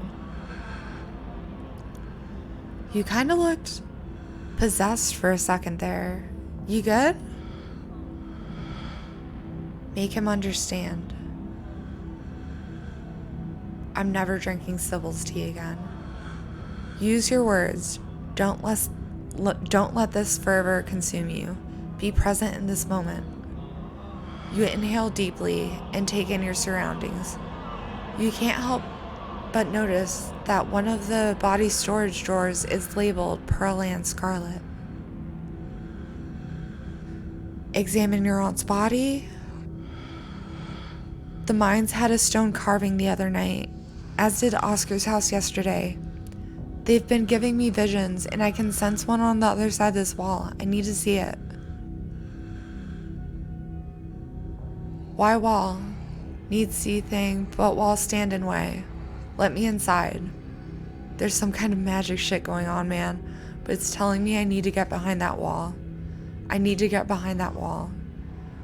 There's a stone carving on the other side of that wall, and I need to see it.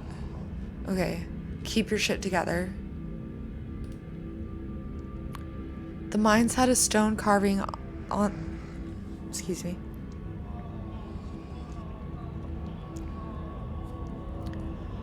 The mines had a stone carving the other night, as did Oscar's house yesterday. They've been giving me visions, and I can sense one on the other side of this wall. I need to see it. Reese glances back at the wall. You're really serious, aren't you? This is probably a bad idea, but if you really need to get in there, I'm pretty sure there's an emergency axe somewhere upstairs. I just need to get the doc out of our hair. Should take 2 seconds.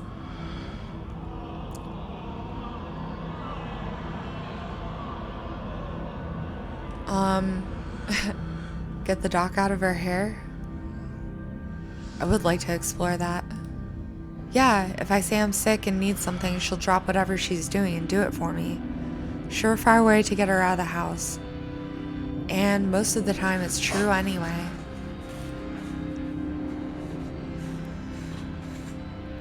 How'd you learn that little trick? Obviously repetition. Use what you got to get what you need. No shame in that. Doesn't that make her worry about you even more? Wow, manipulating her using your illness. Classy. We need it. Exactly.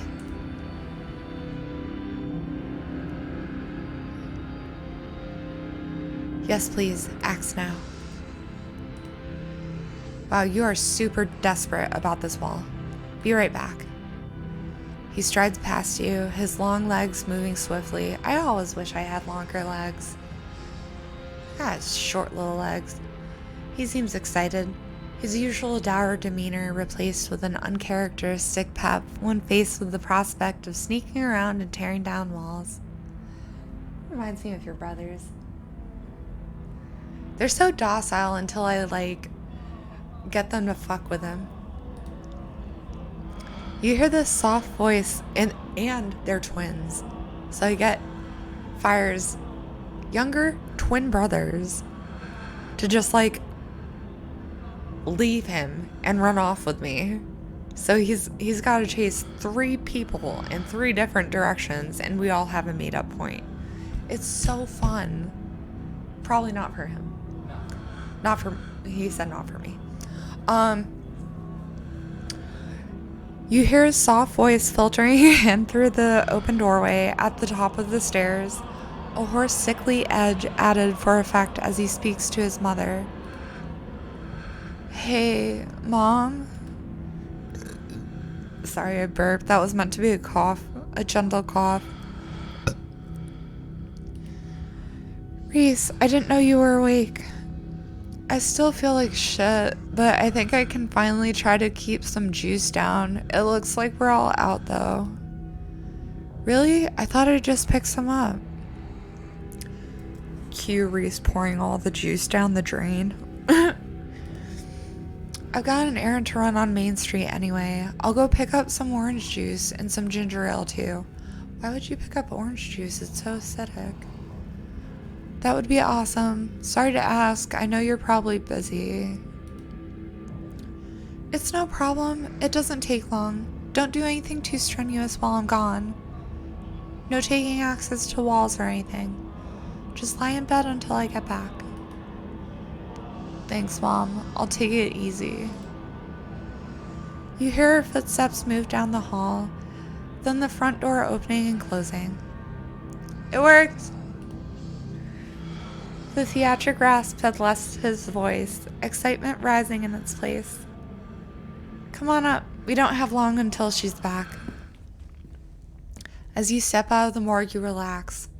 The extra space between you and the carving has weakened its hold on you, and with it, your desperation to claw your way through the wall and unveil it. It's one of those emergency fire axes, so it should be pretty obvious wherever it is, though I'm not sure where she would be keeping it. I'll show you around. Let's try the doc's office first. Oh, I'm going to run out of time because I'm going to want to explore too much. You make your way to the doorway of her now vacant office. I don't see an axe in here. He's right. A cursory glance reveals nothing but stacks of paper and cabinets of medical supplies. I am not going to incriminate myself with stories. But something on the desk catches your eye. Some sort of records with your family's name on them.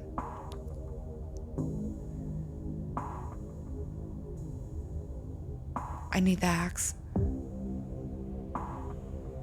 Read the files. Find something interesting? They're your family's death certificates. You're done here. It's fine. Cool, I still got the achievement. Reese's eyes flick up to the doorway, and a second later you hear the sound of the front door. Fuck! His hand is on your shoulder before he even registers what's happening, and you're pushed back out of view of the front door. Shit, I'm not supposed to be in here. We gotta hide.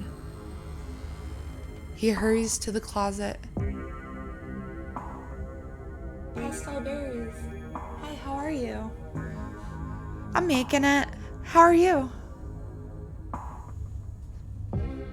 Have you played this before? He hurries to the closet door, motioning you inside. You slip past him and squish yourself into what little space is available in the nearly full closet. Reese is close on your heels. Let him in. You let him in. He is a skinny fuck. You can fit. Together, you listen as the doctor makes her way to some room deeper into the clinic. In the silence of the tiny closet, every breath seems too loud, as if you could expect the Dr. Kelly to hear it from wherever she was across the house. We'd better wait a second, just in case.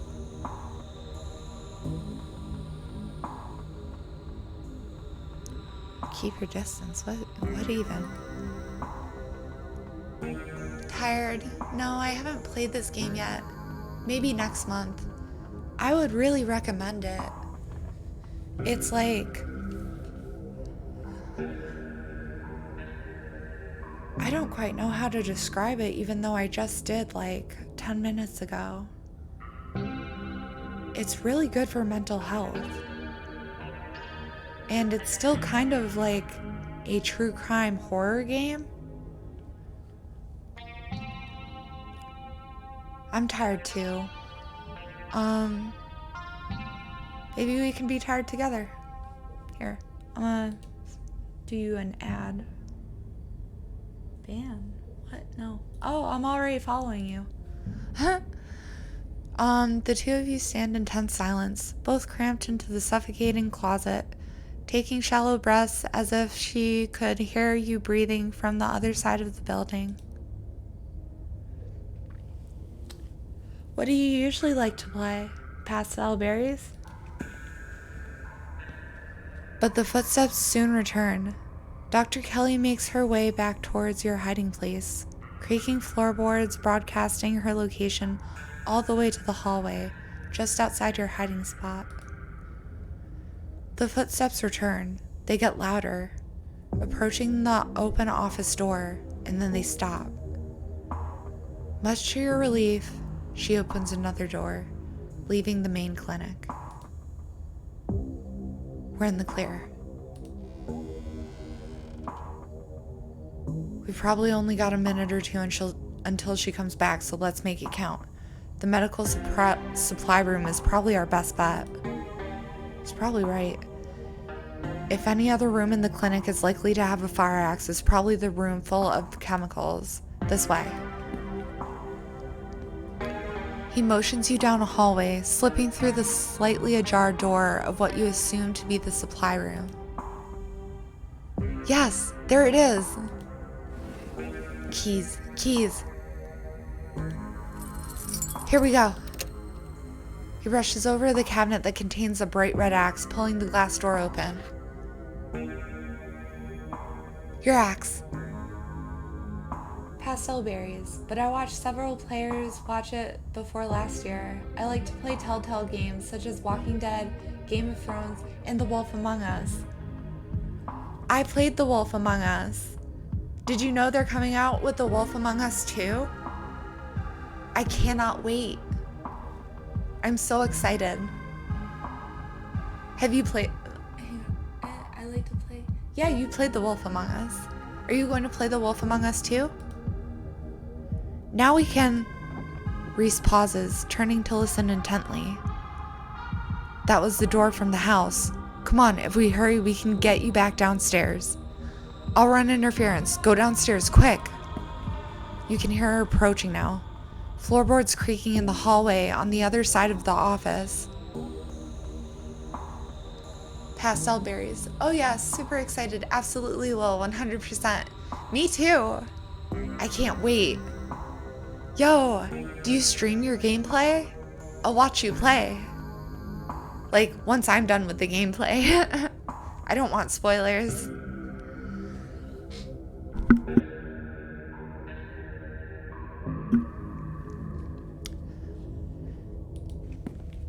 You follow Reese's instructions once again and start down the basement stairs, letting the pull of the stone carving guide you back to the morgue. Oh, this is gonna be loud. Dr. Kelly's voice filters down from above. I was right, we did already have juice. It was just in the back of the fridge, but there's no harm in having extra. What are you doing in the clinic? I thought I told you to go get rest. Oh, I'm just gonna chill in the morgue. I got my speakers, so if you hear some weird sounds, that's just my music. What a legend. Yes, Reese. Thank you. I'll be sure to put in earplugs to drown out all that industrial clanging you listen to. Yes. You know, I'm not the biggest fan of you spending time down there. It can't be good for your mental health to hang out in a refrigerator for corpses. Do you at least have a blanket this time? That is like probably the most healthy place for him. Dead people cannot hurt you. Chilled air, like a chilled atmosphere, is good for you. And a nice blanket would be cool. Your mom's a little bit right. Bring a blanket. And some good tunes. I would chill in a morgue. Yeah, I'll be fine. It's just a change of scenery. My room feels too claustrophobic right now. Okay, I'll let you know when it's time for dinner. You hear the door close and the sound of Reese descending the stairs to join you in the fluorescent lit room below. Hey! Wall now, yes? Wall, wall, wall. Let's do this. May I make the first blow? You listen to music that sounds like a wall being broken down? I should warn you, something spooky might happen when we break that wall down. I would like to gauge his reaction to both of these. Because, like, I love weird music. I was in middle school listening to Angel Spit. Of course I do. I'm sad all the time. Glad my taste in music is finally coming in handy. It's exactly the cover we need. Yeah, but like, being sad and listening to sad music, there's actually a correlation between that, like, making you less sad. Stop asking questions. It's time to see what's on the other side of that wall. Wait, no, I wanted to warn him. Stop. Let's do this. Have at it. I wanted to warn him. I wanted to warn him. Oh dear. I thought if I chose the explore ones, usually if you choose explore, you can keep choosing explore. You approach the far end of the morgue. Practically, I'm going to redeem stretch it out real quick. Hang on. Because shit's about to hit the fan. Oh, yeah, that was nice. You approach the far end of the morgue. Oh, yeah, y'all like that ASMR? My body breaking? Axe practically swinging through the air as you strike the wall. The first cut offers a surprising amount of resistance. There is some structure behind it, some wood frame holding it in place, trying to stand between you and what waits for you on the other side. Okay, from years of gaming, don't go directly for the stone, go for the wall next to the stone, and then just like poke it. You stagger back from the massive hole in the wall and admire your effort. Holy shit. I want to hide it to see what it looks like. There's a wheelchair. Whoa! Reese got claws. Look at that thumb. Bro, you want to get a mani-pedi? The splintered edge frames a large, dark passage, seemingly cut deep into the side of the cliff, cold seeping from a forgotten place into the already frigid morgue. Reese coughs as he takes a better look at what lies beyond the wound in the wall. Reese is already sick. Maybe he should get back. There's a whole hallway back there. Thick, stale air leaks from the hole, filling the morgue with an earthly mildew smell, like the room is slowly filling with dirt. And with the stink of the grave-like room beyond comes an even stronger compulsion. You step forward. Reese should step back. And you climb into the hole. No, Reese. This is wild. I had no idea any of this was here. An entire hospital wing, rotting away for decades behind some flimsy drywall. Baby, baby, baby. Look, a radiator. Yeah. Sorry, I grew up with radiators up north, and then they were taken away from me for like half my life when I got stranded down south, and I miss them so much. I will have to think about it. Since I myself am more of a watcher than a streamer, and I don't have the setup for a Twitch streaming. I understand. That's how I started out too. Like, I used to just use Twitch to watch streamers, and I would barely even comment. I would just follow streamers and like collect the little channel points, and I would watch endlessly and not even redeem the channel points. I would just like watching streamers, like live YouTube. But eventually I started like interacting with chat, and like if there was multiplayer stuff, I would still start multiplayering with them, but obviously not streaming it because I didn't have equipment. But I think Twitch offers Twitch Studios now, which is what I use. It's way more friendly than OBS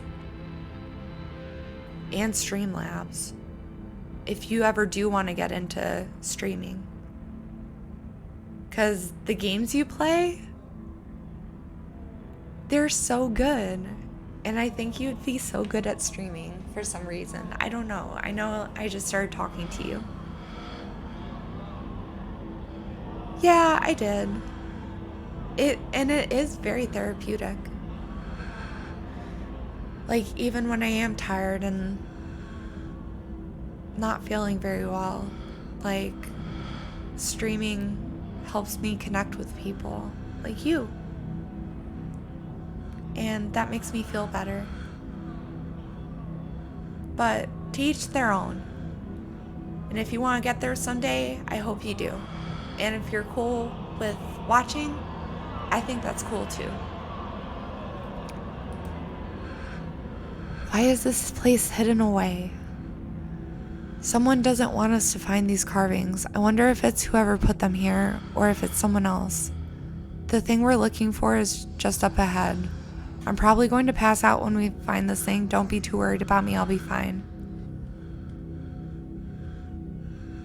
Warn him about something. I'm probably going to pass out when we find this thing. Don't be too worried about me, I'll be fine. Thanks for the heads up. Yo, he should not be here. What if he gets possessed? You step forward into the unknown. Don't bother to retrieve the axe. The final wall concealing the carving is rotten. Water damage having eaten away at the wood over the course of unknowable years. The planks nearly reduced to sawdust. You tear into it. For like a story-rich game, this has a lot of like visual and auditory jump scares. I like that.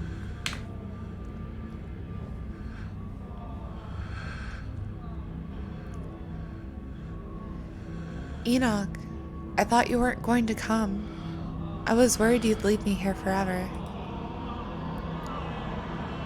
They said there's nothing they can do. I'll never use my legs again. Enoch, what am I going to do? Calm down, Teddy. These doctors don't know what they're talking about. I've been doing my own research, and I've found us an alternative. We won't have to worry about anything from here on out, I promise. I went to talk to the witch. A witch? But that's nonsense. It's all right. It's all sorted. We're taking you home today, and everything will be resolved by this time next week. That's right, Doctor. At this point, I think it's safe to say his body was never recovered. Whoever it was who claimed to be Theodore, it wasn't him. Wasn't even paralyzed, as it turns out. Just some grifter trying to take advantage of the tragedy. Everything goes black. Your vision swims back into focus, and it takes a solid second or two to reorient yourself. You're in an unfamiliar bed. Reese leans against the far wall, eyeing you with concern and curiosity. Hey, I was worried you'd slip into a coma or something. You tore down a wall like a wild animal, found some weird carvings, and collapsed. I think you might have had some kind of seizure. I know you warned me this might happen, but are you okay? Wait, nothing spooky happened? The mountain didn't collapse on us? No ghosts? How did I get here? Yeah, he seems way too frail and sick to carry me. Does Dr. Kelly know I'm here? I had a vision. I should probably get going. Stella's still missing and the stone here finally stopped yelling at me. So what now? I think Dr. Kelly should look me over. The seizures can be good. Fuck that.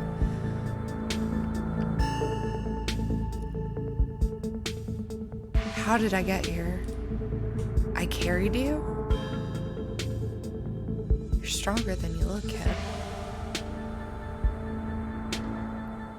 Thanks. I appreciate it. No problem. Just figured you'd rather wake up in a bed than that musty hallway or the morgue. I don't know if I trust him. Is he the cat?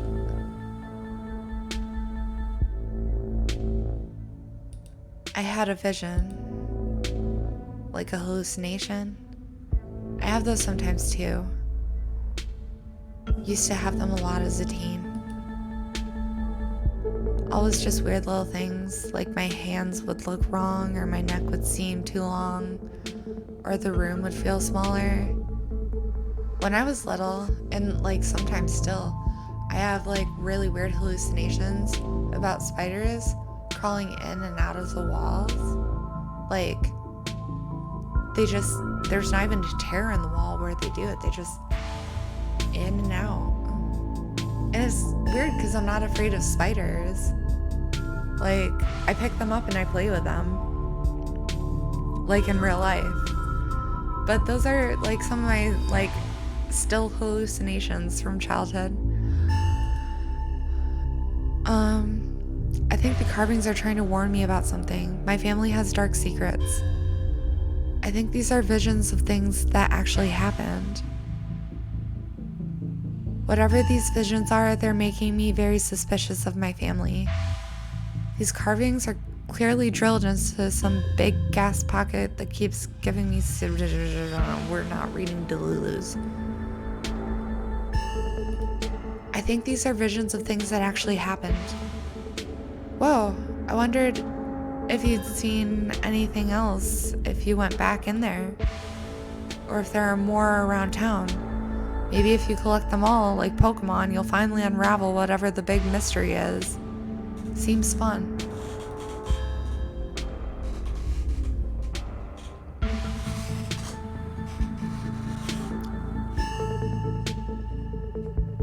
I should probably get going. Stella's still missing, and the stone here finally stopped yelling at me. That might be a bit tricky. The doc is on the warpath up there. I refuse to take my medicine and she's not happy about it. I went ahead and blocked my doors so she can't get down here. Now we just have to wait her out. You blocked your door? Why didn't you take your medicine? Because it makes me feel like shit.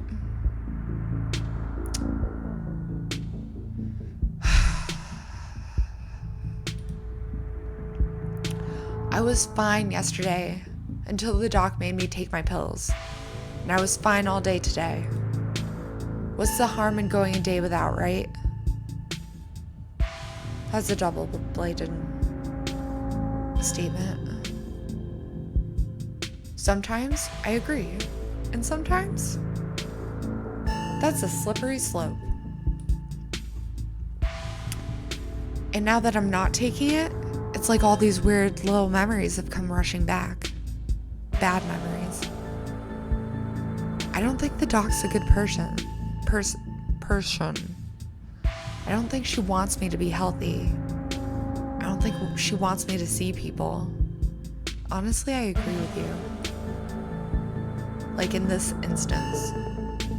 And now that I'm waking up to the truth, I don't think there's any going back for either of us. I think you played your cards too quickly though. I think you should have cheated your meds.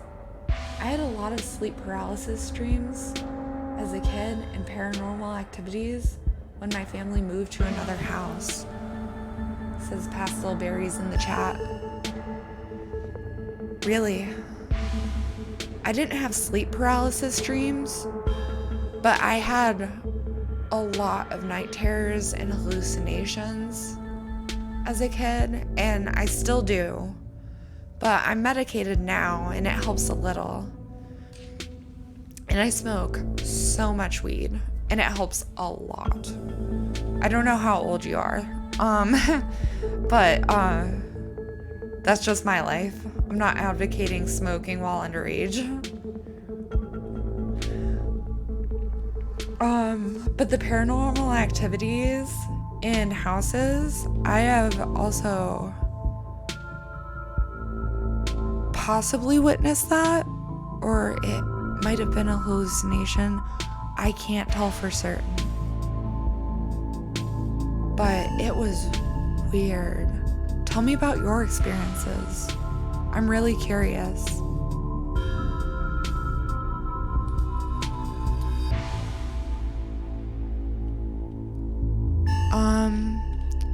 You blocked your door. I don't want to be down here. I want to leave. I'm leaving.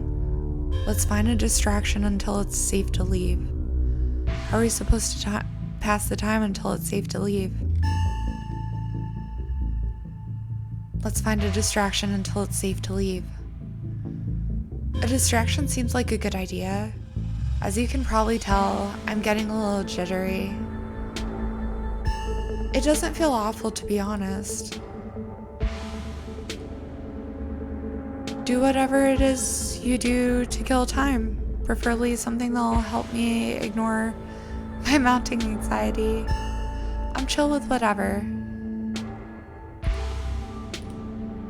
Cool. I kind of only do two things: paint and watch movies. Aw, shit. Shit. I already picked Kanika. I kind of vibe with Reese. Like, on a mental health level, on a paint and watch movies level, on a medication level, like, fuck. And now Kanika's mom is probably legit poisoning me. When your girlfriend's mom wants you dead. I'm too jittery to paint right now, especially since I'll probably be leaving this basement and everything in it behind in a couple hours. So, movie it is. Yo, who's going to see the new Exorcist? This bitch right here. Go ahead and get comfy. I'll pick something you might like. You know, I've been wanting to share Shin no Chai, Death Blood, with someone for years.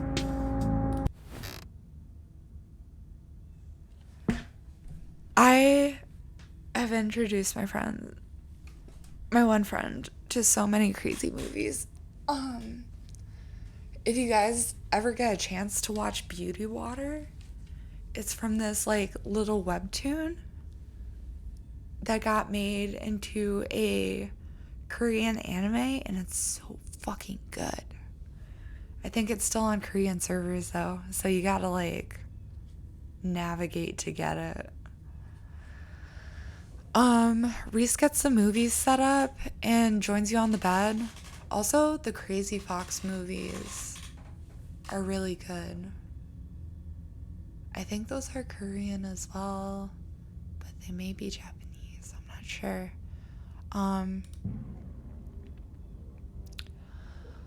Let me know if it gets to be too much for you. I'm not a great judge of how other people will react to the sort of thing I watch, but I definitely don't want you to feel uncomfortable. Also, people have asked me before what my favorite horror movie is, and I think I have an answer for you. The Lovely Bones. It's my go-to. It's a horrible movie, but they do it with such respect. And I may just do a whole segment on it. I'm gonna keep going. But The Lovely Bones is what I curl up with when I am just wrecked and there's nothing else in me. And I need horror to help me. This is a slow burn of a movie, but the dread it's managing to build is palpable in the room. Or maybe that's just how it feels down here all the time. What with the grisly paintings, lack of lighting, cinder block walls, and of course the fact that its inhabitants has been practically homebound since his teens. Pastel berries. When I was 10 or 11, I watched TV in my room at night and had my closet door left wide, and out of nowhere, this mysterious pitch black figure that looked female was inside of my closet. That's creepy. I've had like, most of mine were like, not figures. Well, some of them were figures, like full-bodied figures. But they were consistent. At my father's house in New York, one of my father's houses in New York, there was a girl in the attic named Lucy. And the only reason I believe that this is an actual ghost is because I had never told anyone about Lucy until after I left the house. And then when, for legal reasons, probably, I have to say, allegedly, he had other teenage girls move into that house after I left for his own reasons that might be or might not be obvious.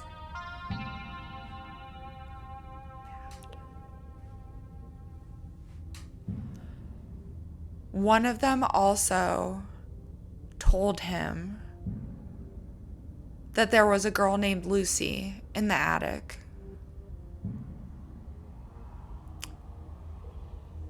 And that was when I was still talking to him. Before the eviction notice, when I gave him a place to stay with me. This is not allegedly, this happened. And then the criminal trespassing, because I can't evict someone who doesn't pay rent, living with me rent-free. And then the restraining order. So I haven't talked to him in a while. But yeah, I think that was like at the very least the one true haunting because it was confirmed by a party that I did not have contact with and that no one told about. Like, no one told this girl about Lucy, and she said the same thing. And that is when I told my father about Lucy, and he was like, oh, okay, that's weird. So anyway, I've seen a couple of this director's other films, and they are all interesting, though this is probably the best introduction to his work. The way it jump cuts to seemingly unrelated TV show recordings that then wind up tying back into the narrative adds a level of realism and depth to the world that I find really engrossing. It's found footage used to its fullest extent. I love that shit. Have y'all seen Host? It's like a less than an hour long video, and it's good. I can't believe I'll be able to just do things from here on out, like watch movies with another person or talk to people ever. You can hear the difference in energy now that Reese hasn't had his daily dose of medicine. He's uncharacteristically chatty, clearly not used to talking to another person, let alone when he has the energy to carry on a long conversation. Something is changing inside of him. Reese, you feel different, like your whole personality is changing. Is everything okay?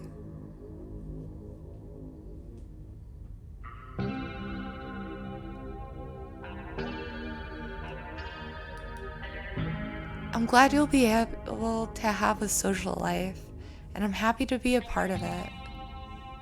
Reese smiles to himself. It's still hard to imagine, hard to believe, after all these years alone, that there's going to be my reality. A man on the screen yells portents of doom. I didn't know portents was a word. I don't know. And portents? What is portents? It's like a call you're doing, like it's a Oh. Into the camera, trailing off into a wordless scream. The plot is really heating up. I love that there are all these distinct sort of vignettes. Maybe that's how you say it. I don't know. I don't pretend to be intelligent.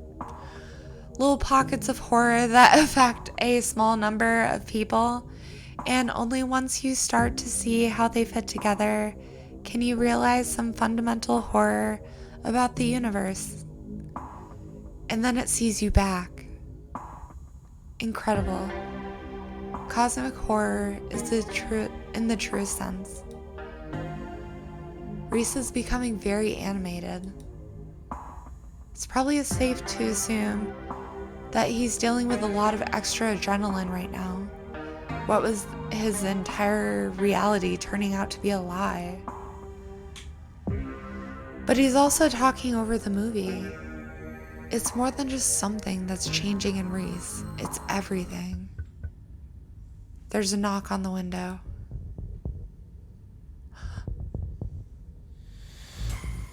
Alexis, don't get any closer to that thing. It's time to go home.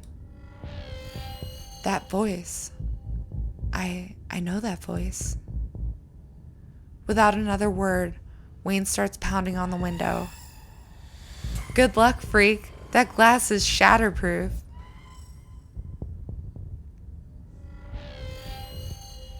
Enemies upstairs, enemies outside. We're surrounded.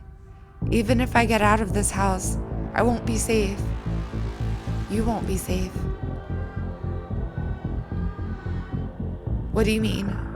Wayne isn't going to hurt you. He hasn't hurt anyone. Why did he call you that thing? You're being weird, man. I don't need you to protect me. I think you might be overreacting.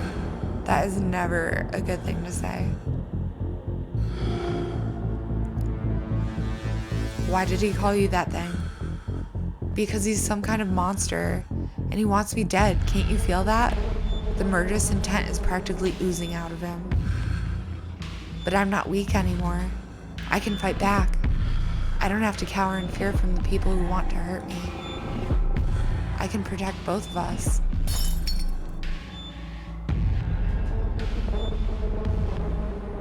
Ooh, I'll get to chat in a second. Sorry. I don't know how chat is. Chat pause due to scroll. I don't know. The window shatters. What the fuck? As Reese tears at his clothes, paint bubbles out from the canvas, his ghoulish figures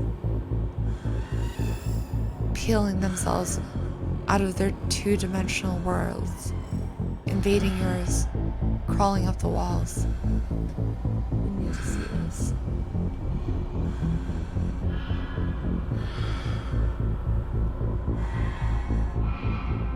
Thanks, pastel berries. Wow. The art in this. As Reese tears at his clothes, paint bubbles out from the canvases, his ghoulish figures peeling themselves out of their two-dimensional worlds, invading yours, crawling up the walls. Grab my hand, I'll pull you out. He grew a tail. Leave us alone. Leave us alone. In a surge of violence, the change that had been brewing inside Reese finally comes. As it manifests, the broken basement window is sealed off, and Wayne along with it. Run for the stairs. You've seen enough to know you need to leave. You run up the stairs. The door is blocked by a chair, and then it's blocked by something else too. Try and tear through them. You toss the chair out of the way and do your best to tear through the paintings covering the door. It reforms and regenerates too quickly for you to crawl your way through. Defeated, you turn back to the basement. The remainder of Reese's paintings await their artist's command. It's okay. Stay right there. I can take care of this. Then she won't be able to hurt anyone anymore. I'll be right back. Reese storms up the stairs, leaving you with his smears. Call Tabitha for help. Try and warn Dr. Kelly. You're not sure who to help. Best to follow Reese and see how things play out. Try and leave.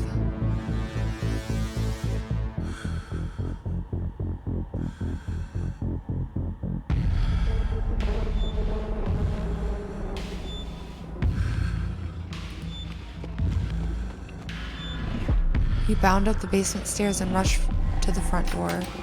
You pull, but it's sealed by its constructs.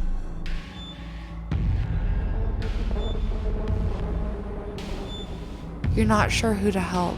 Best to follow Reese and see how things play out. You make your way to the door that beckoned to you yesterday. All intrigue now washed away. You know where it leads, and you know what secrets the stone that lurked in the forgotten basement of the clinic had to share with you. Now the clinic holds a new horror. Somewhere beyond the narrow hallway leading from the house proper onto the doctor's office, there is a monster preparing to do something unthinkable.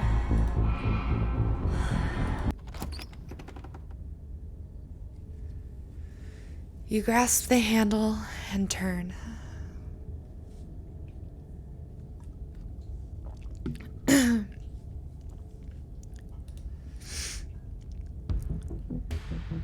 Duck!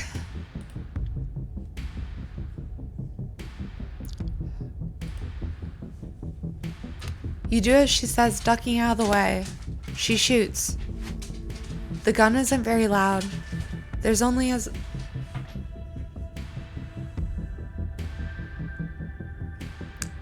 pop as the projectile leaves the barrel, whizzing through the air. You turn to see a dart embedded in Reese's chest. He pulls the tranquilizer dart out from between his ribs, heaving heavy breaths as the drug courses through his system. You're going to have to try harder than that, you... No.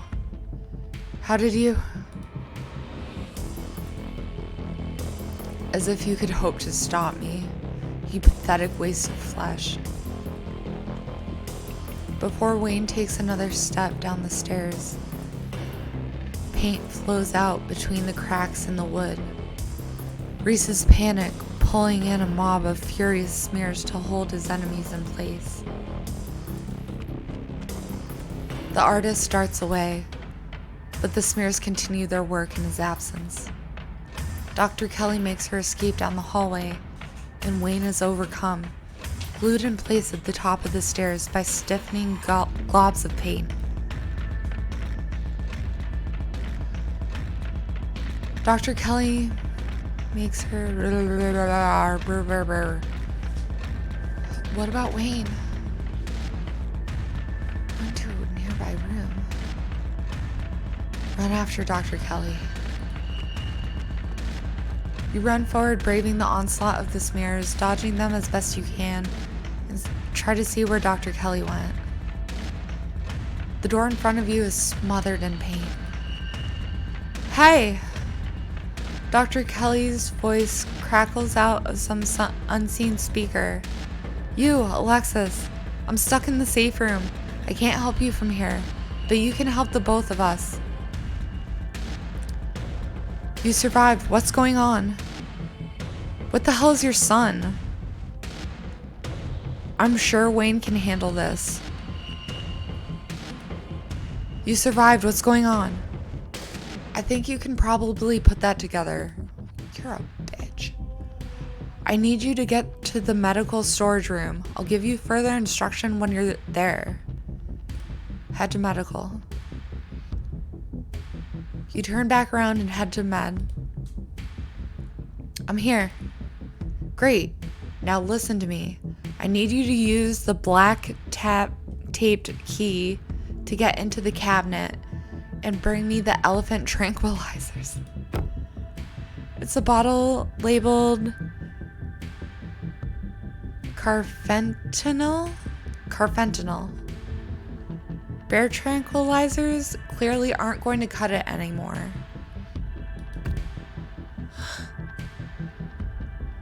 An intercom system, huh, Doc? Good, you should hear this. Alexis, you don't have to do anything she says. Not gonna hurt anybody else. Just her. If I don't, you and I both know she's just going to shoot me full of elephant tranquilizers? Did I hear that right? And shove me back down in that basement. Or maybe someplace even worse. And keep killing me every day for the rest of my miserable existence. I feel amazing right now. Better than I've ever felt in my life. I'm not dangerous. She's just scared. Because she knows she has to finally pay for what she's taken from me. He has a point, Doc. I'm not going to let you kill someone, Reese. Can't we all just get along? I don't feel like I should get in the middle of this. I just want to go home. I'm on Reese's side. Sorry, Dr. Kelly. Wayne, help me.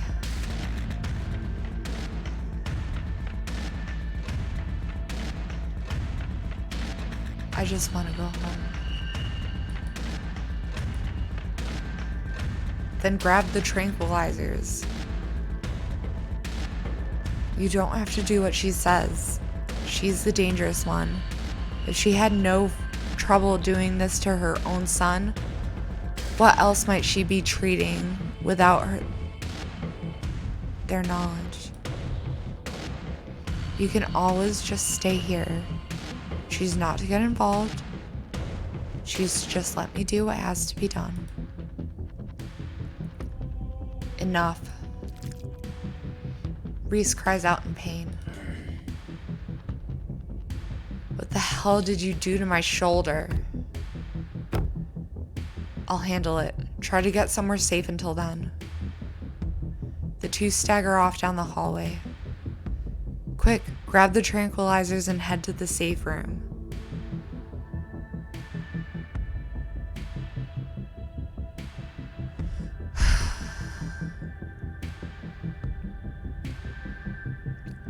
If Reese sees me with these tranquilizers,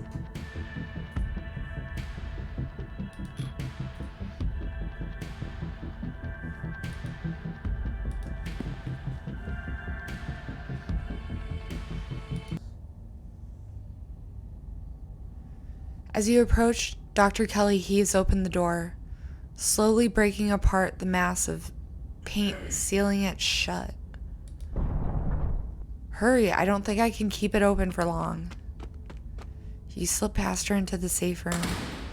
She shuts the door quickly, though one of the little smears manages to slip past her. She stomps on it. Painted viscera splatters. I love the word viscera. Painted viscera splatters across the cement floor. Sounds like Reese and your friend are still fighting. We probably have a few minutes before he gets here. What is this room? Let's talk, Reese. What's the game plan, both short and long term? While we're at it, any other secrets you're keeping?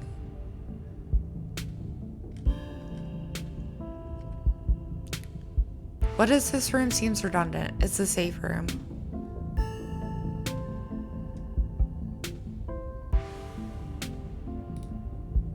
While we're at it, any other secrets you're keeping? Maybe if we both decide, I might decide. Retake. Maybe if we both survive, I might decide to share a few more. If you don't go tattling to anybody. Let's talk, Reese. Yeah, I bet you have some questions. Go ahead, nothing left to hide.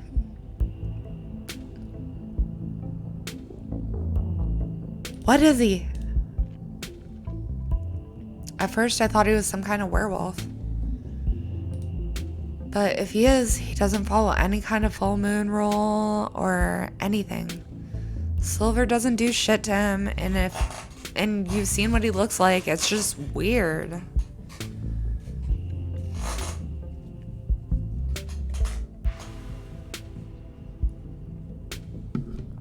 I almost wish I could examine him while he's fully transformed.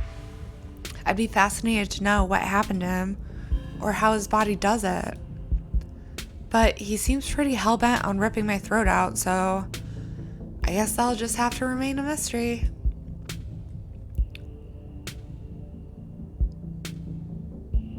For real, when did you find out? Was he like from the womb?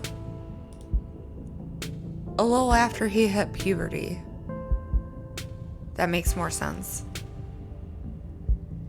He had all the usual changes, then a few extra. Thickened nails. I did notice that. I said we should get a mani-pedi. Sharp teeth, elfish ears. I figured he might have some kind of genetic disorder. Had him checked out at a few specialists, but there was nothing obviously wrong with him. Then we had an argument and he changed right in front of me. It was nothing like what he is now. Just a couple inches and some facial abnormalities. Enough to be noticeable. I was scared he could see that, and he stopped. I thought it was a one-off or maybe a hallucination, but the second time it wasn't as subtle and it didn't go away as easy. That's when I knew for sure this was something beyond my realm of expertise.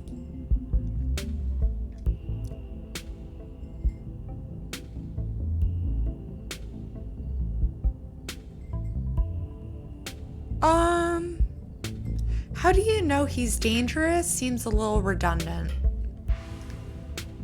So does this relationship between you seem so difficult? How did he not know what he was?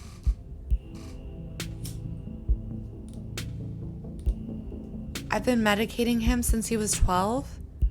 We've only had 3 incidents like this before, maybe 4, depending on what counts. This is the worst one by far. He doesn't seem to understand at first that he looks different. And I just make sure to stay on top of his dosages, so he rarely ever does. You can't just drug him for the rest of his life. He's literally a caged animal. That's what you've turned him into. But I've been preparing for this inevitability. He's an adult now. There's only so much I can do to control him. Why did you even keep him alive? That's so cruel. Was his dad similar? A strange little smile creeps onto Dr. Kelly's face. I wish I knew. Reese just kind of happened. I wasn't seeing anyone. I just woke up pregnant one day. Okay, Mary. I know that how impossible that sounds. I'm a doctor, for fuck's sake. Kept having these weird dreams, almost like sleep paralysis episodes. Romantic sleep paralysis episodes? Like a succubus? They were actually kind of sweet, but they were just dreams. But then all of a sudden my period stopped. I got morning sickness, and roughly 9 months later, Reese.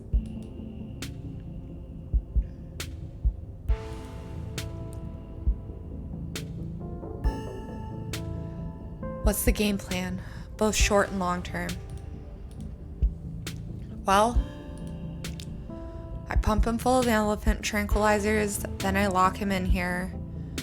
Then I somehow convince him to see things from my perspective. No. Then we all live happily ever after.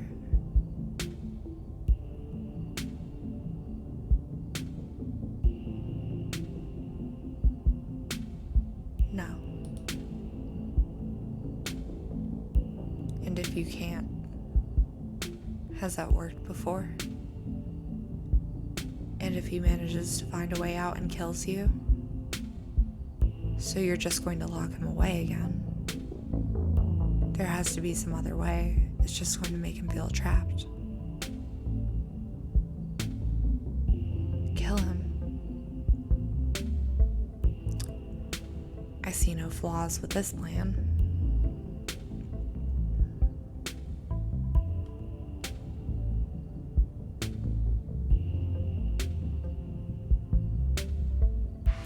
I don't even think I could talk to her after that.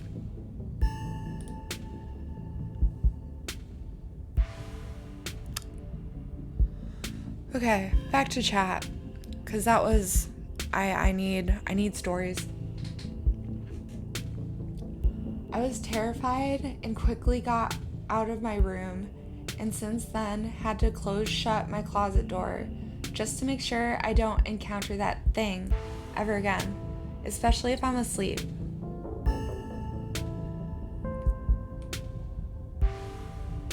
Do you still reside in the same room?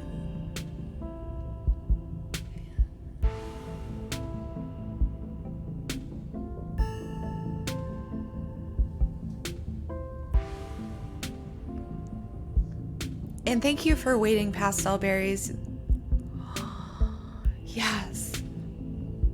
That was worse than a yes on a Ouija board. Not to get like spiritual, but have you thought about saging your room?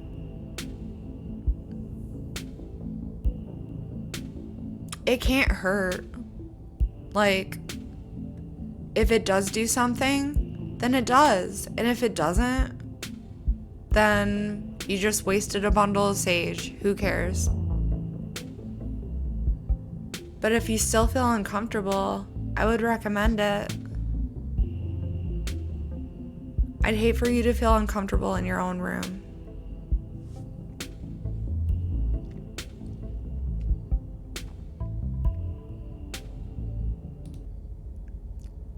I don't have any more words for this doctor. Like, she's blowing my mind. You and Dr. Kelly sit in silence and wait for her son to make his way to you. I regret bringing the tranquilizers.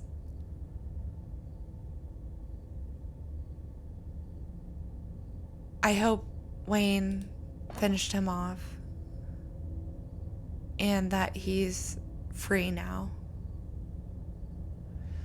The sound of distant breaking glass cuts through the silence of the clinic outside the safe room. Shit, this might be game time.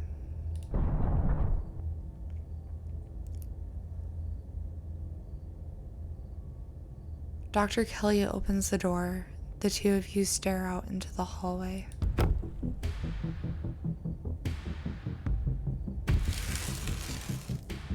Reese.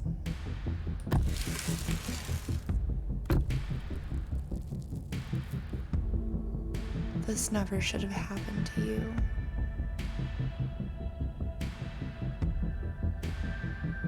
Is this what you were so afraid of?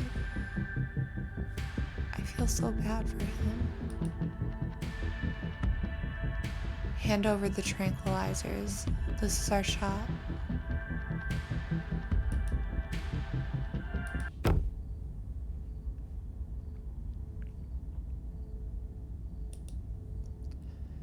You take a cautious step back from the doorway. Sorry, Doc. I'm sorry. It's not right to let you lock him away. It's not right. You've convinced yourself he's evil. You'll never give him a chance to just exist. I don't vibe with that. I think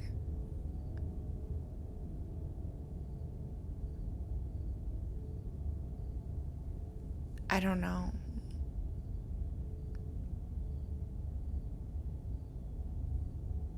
I don't know. The two of you are never going to... I don't think he should be locked away. But I don't know if he should be alive. The two of you are never going to find common ground. You've had your chance to fix this.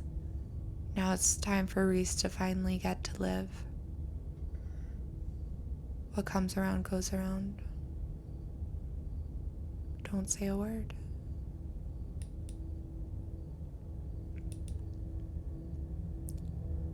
Stop messing around and hand them over now.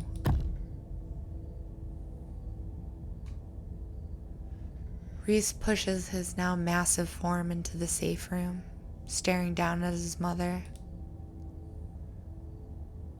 Reese, I'm so sorry. I don't think she is.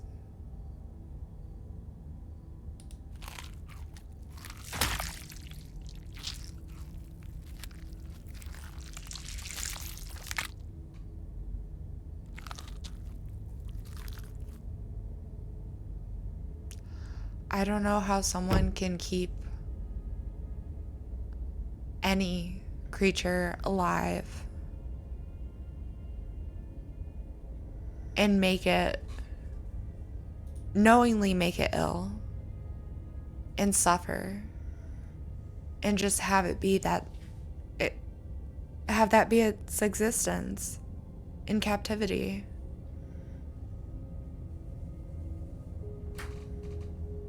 She was going to lock him up again in the safe room, in this little room. That was her whole plan. That's why she wanted the darts. Fuck her. Sorry you had to see that. Matricide achievement. Sorry you had to see that.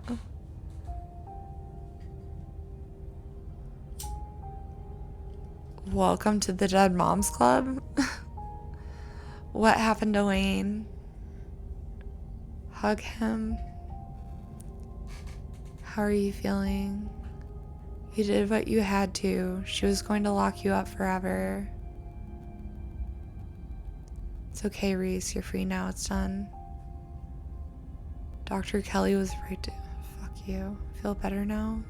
See nothing. You did what you had to do. She was going to lock you up forever.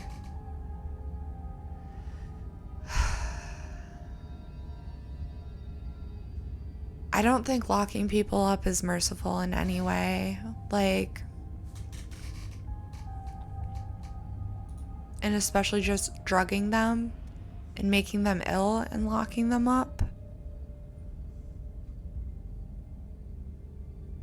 I'm just gonna say it. I don't like inpatient.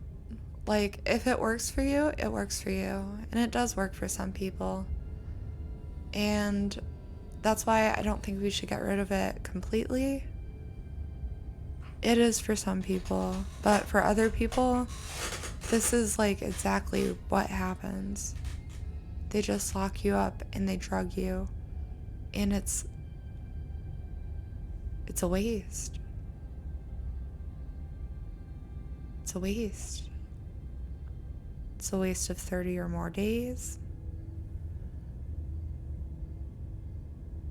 She is morally very gray.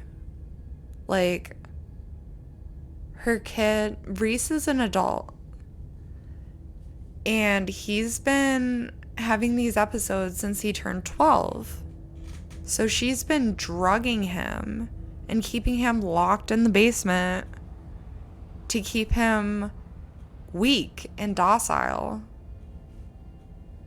And now she was going to lock him in here, in this concrete room with a bathroom and a cot and a wash sink.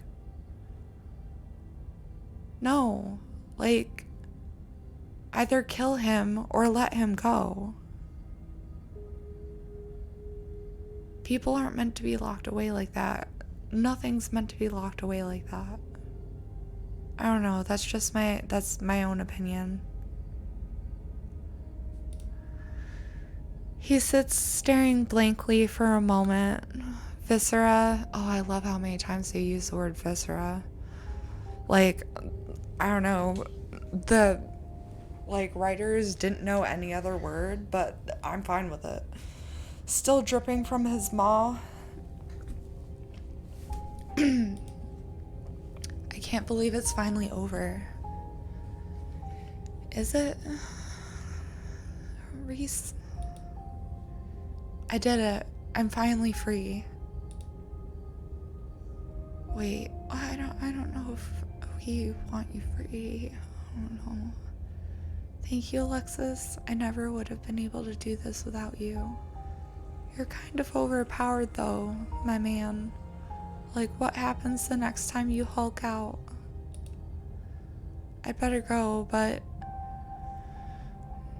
know that you have someone looking out for you in this town. Alright. Reese gets up and stumbles out of the clinic, his footsteps getting faster and faster as he runs off into his new life. Shell-shocked, you stumble out of the clinic and into the night air.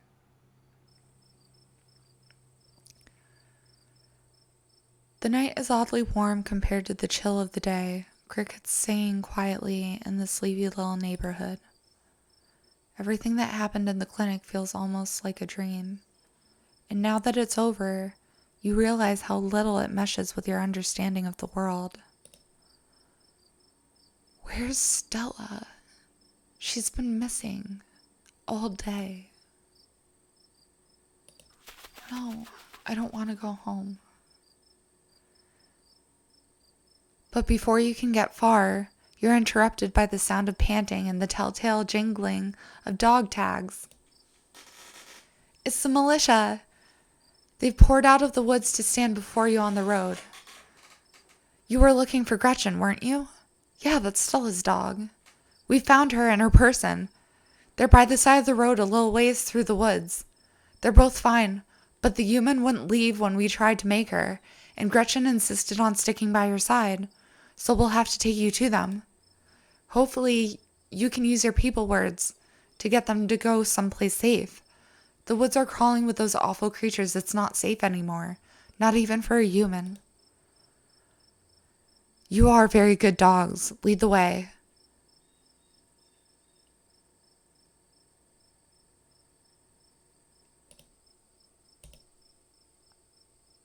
Yes, we are good dogs. Hear that, Scraps? I'm not in it for the accolades, Daisy. I just do it to help those who need it. You let the dogs lead you into the wilderness, following on their heels as they take you to Stella's hideaway.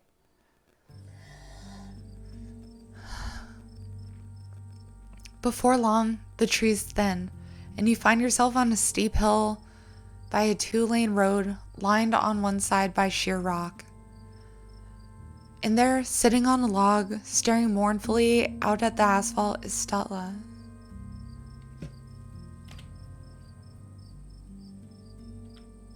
Oh, there she is. And there they are. Keep them safe. Be seeing you, Speaker. They call me Speaker. I wonder what they call the priest. Priest probably gives them weird vibes. Dogs can tell. They probably don't speak to the priest. You sit on the log beside Stella.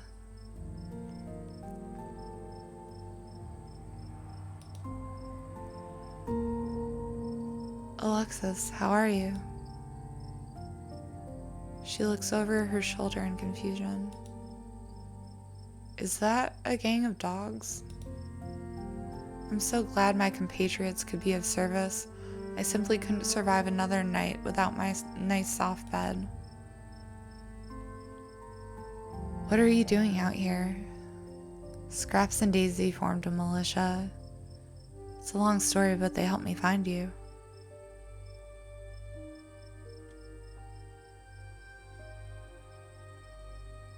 I'm just so happy you're okay. I can't believe you've... No. Either I'm just so happy you're okay, or my usual weird shit that might make her laugh. Scraps and Daisy formed a militia. It's a long story, but they helped me find you.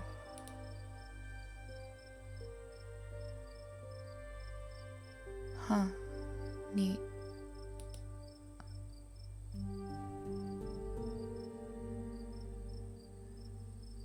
Is it better to get eaten alive by Reese or being locked away for decades? In Reese's case, I think he will try to hurt himself in the process of trying to get out of there.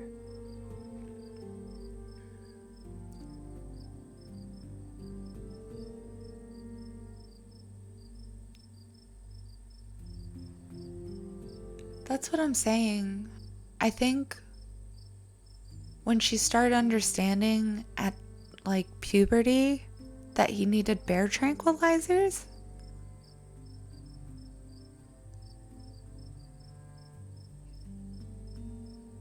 you need to put him down. That's no kind of life. And she had gone to specialists. You can't poison your kid and trap him in the house. That's terrible. Until adulthood and past that. Yeah, well, her other choice was to shoot her child.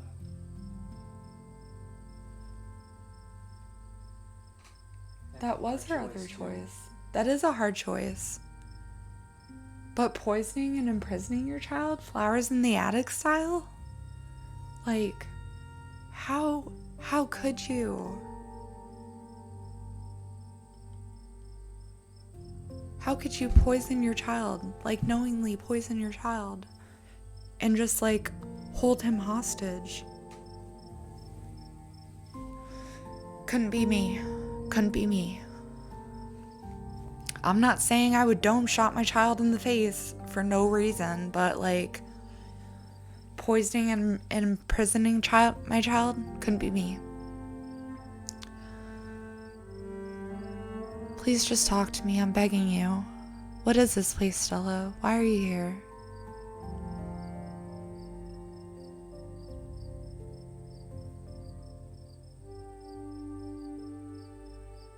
Remain silent, hoping Stella opens up.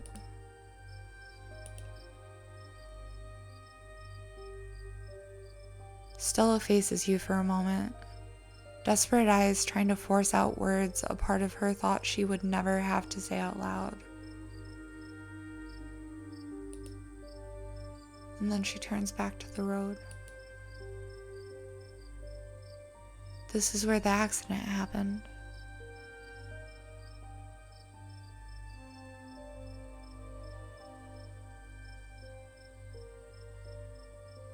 My parents died on this bend in the road. They were taking me to college. I was lying in the back seat. It had just rained and the sun was finally coming out.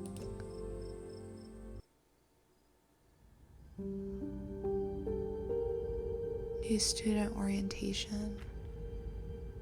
Wow. She looks so much younger. Or happier. It wasn't even their fault.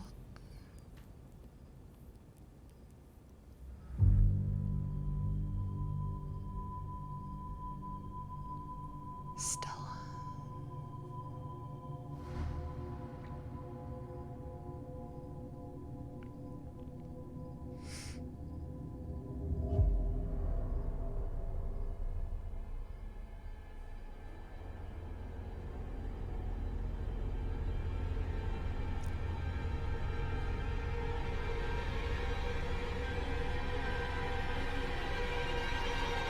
That's why she won't ride in a car.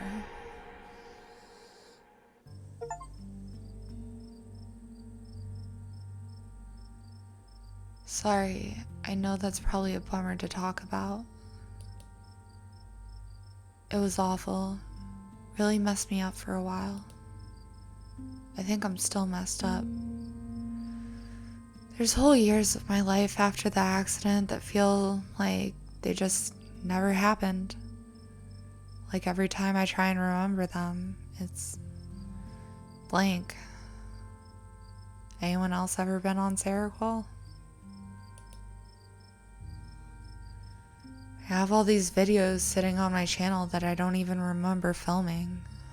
It's scary. Oh, so no medication, just really repressed memories. At least it hasn't been like that for a while, thank fuck.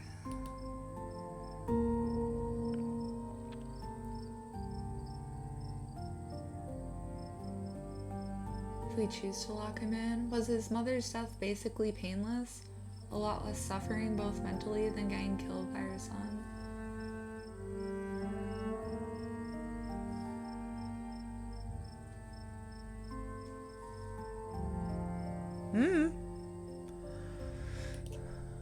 I've never talked about this stuff before with anyone.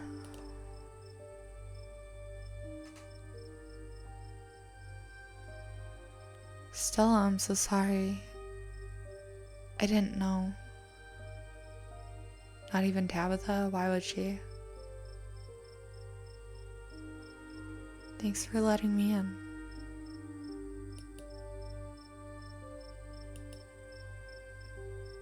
Thanks for being patient with me. The two of you stare out at the road. I think the accident is probably why I got into ghost hunting.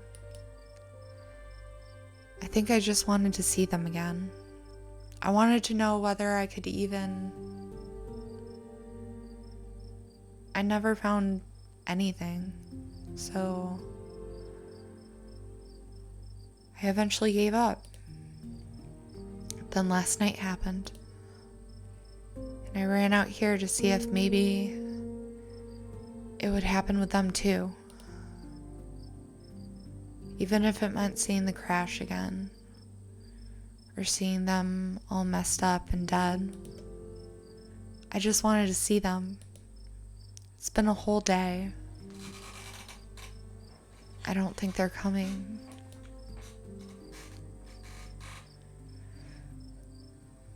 We could always wait a little longer. Just because they weren't there, it doesn't mean they don't love you, wherever they are. They're probably somewhere better than whatever hell Charlie got trapped in. It's good they're not coming. You don't want them to be ghosts. They died with your future on their minds. It's time for you to start living it. Do you want to say goodbye?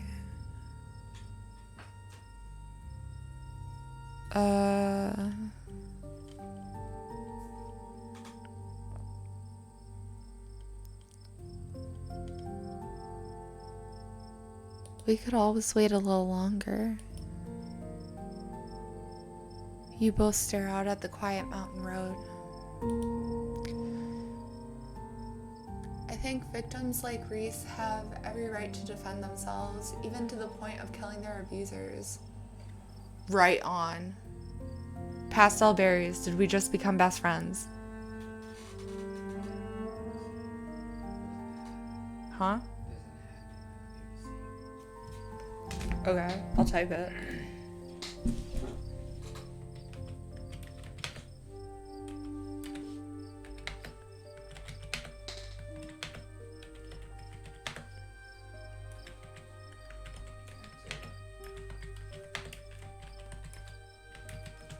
Well, there was an ad, but right on. Did we just become best friends?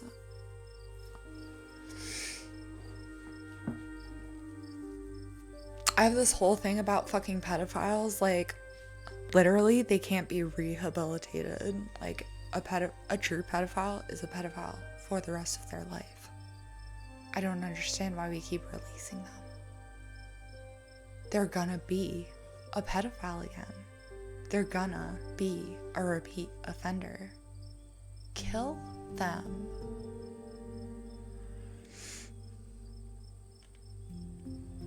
Sorry, I have problems. Why do I keep doing the chat pause? Hang on. I'm gonna just scroll. I don't know. Fuck it.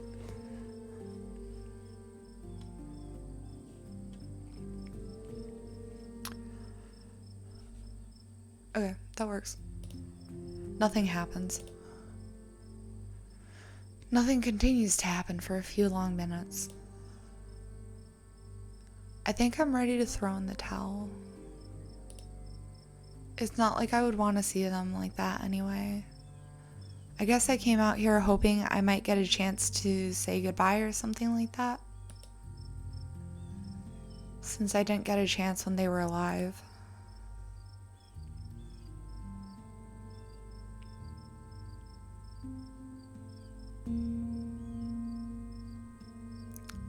You could always say goodbye now. Stella sits in silence for a long moment. Pastel berries. Hit me up on all my socials. We are now officially best friends. Stella sits in silence for a long moment, her breath slow and even.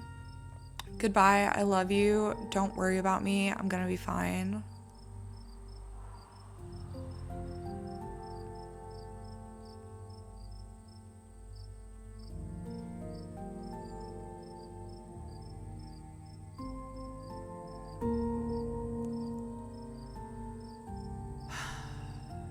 It's really hard saying goodbye to someone after they're dead.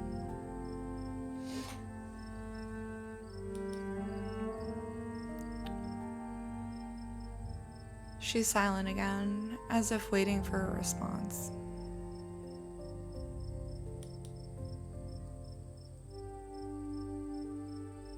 But it never comes.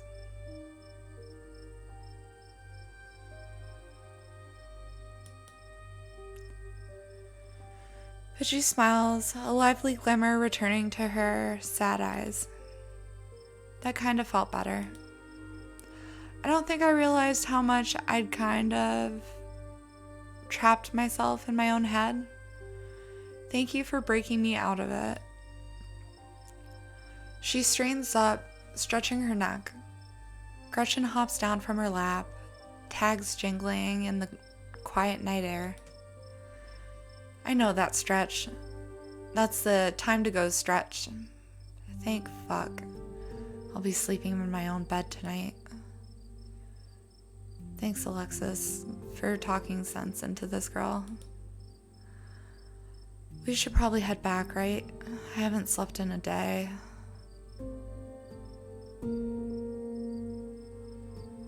She doesn't need to hear about this tonight. I can walk you through the woods so you don't get lost. Then I guess you should probably get back to Tabitha before you give her an aneurysm. And this is me. I guess I'll see you tomorrow. I miss staying at her house. She gives you a tired wave before retreating into her house. Time for you to get home too. He appears as if out of nowhere, clothes streaked with what at first looks like blood and gore, but you quickly realize is paint. Evidence of his altercation with Reese. I'll walk you. Run away? No way, dude. I'm walking home by myself. Thank fuck you're okay. I was worried Reese might have gotten you. Thanks. I appreciate the company. Shall we? Yo, like, don't judge me. I've been friends with sketchier people. Wayne walks just ahead of you in near complete silence.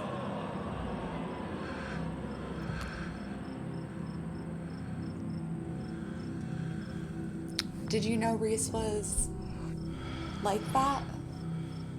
I thought you wanted me to stay at the estate. Aren't you going to lecture me? Why are you following me around? Why not Stella or Kanika or Sybil? Why not Tabitha? Thank you for looking out for me tonight. I don't need you looking after me all the time. I'm glad you're okay. I was worried Reese might have... Seems like Reese gave you a run for your money. I found my family's death records today. Things aren't adding up. Flirt with pain?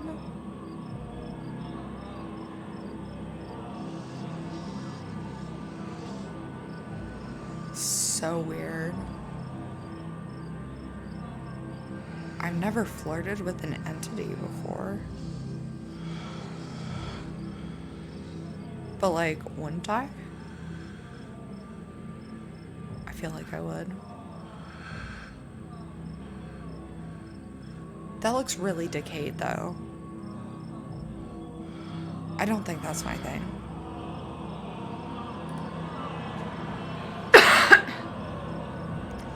I found my family's death records today. Things aren't adding up. Good, you're starting to see the holes then. Look for more.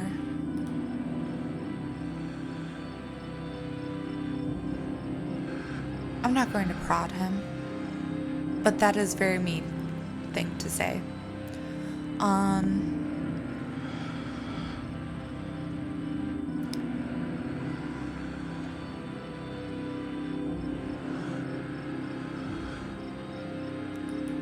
I'm glad you're okay. I was worried Reese might have. Wayne emits a strange kind of coughing sound. You realize he's laughing. You can romance Wayne in another playthrough? Woof. He managed to catch me off guard. What's that like? You can tell me about that. That's not a spoiler, because I'm not doing that here. No, like, story spoilers, but, like, tell me about the Wayne romance, because I'm curious. That's weird. Is he, like, is he an entity? No, don't tell me. Don't tell me. Tell me later. We'll catch up. We'll catch up. I should be done with this by the end of next week. He managed to catch me off guard. Those constructs of his were an interesting little trick, but that's all they were. He won't be so lucky next time. I'm so confused now. Pastel berries, what have you... The thoughts you've put in my head. Ugh. More weed. Oh, I opened it on my own. I'm no longer a child. Are these sour? No. They're strawberry jam.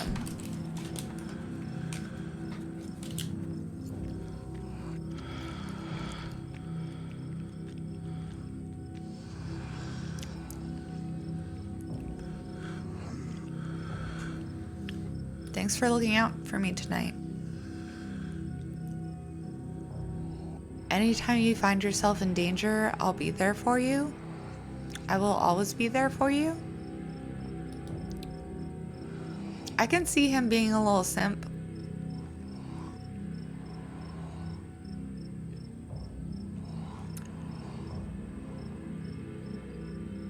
Oh, I romanced Kanika. Because I fell for her so hard. It's the goth girls with the big old titties. I can't help it. But then I found out her mom is like psychotic. Not psychotic, but like she's definitely putting stuff in my tea. And Kanika does not stand up for her. And now I really want to switch back to Stella. But I don't know if I can.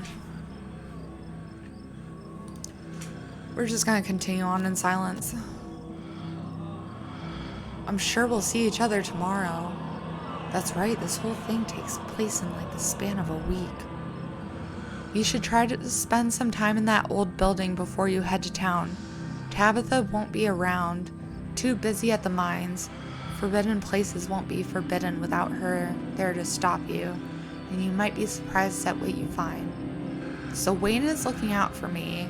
Tabitha's at the mines. Maybe I can go into the gardens. Until then, sleep well. He disappears into the underbrush. I just kind of picture him like scurrying away. Like if I were a character in this, like Wayne, if I was like a Wayne-like character in this, I would totally like scurry everywhere. Just make myself as weird as fucking possible. I hate when they make you do the one choice, go home. Just let me hit spacebar. The estate feels empty, wind howling through its abandoned halls, the very foundations creaking beneath you. Your cousin must have already gone to bed.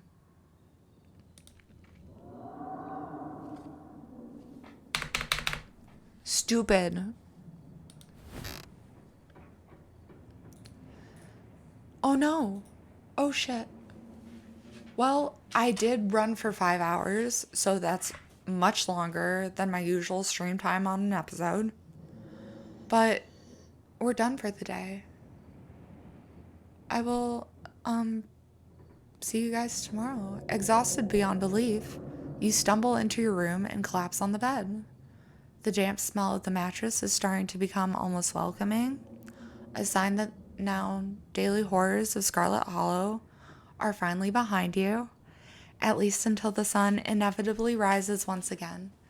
Great, you can choose to romance Kanika only for this walkthrough, since you're locked in with that character, or choose to be unfaithful by flirting with other characters, including Wayne.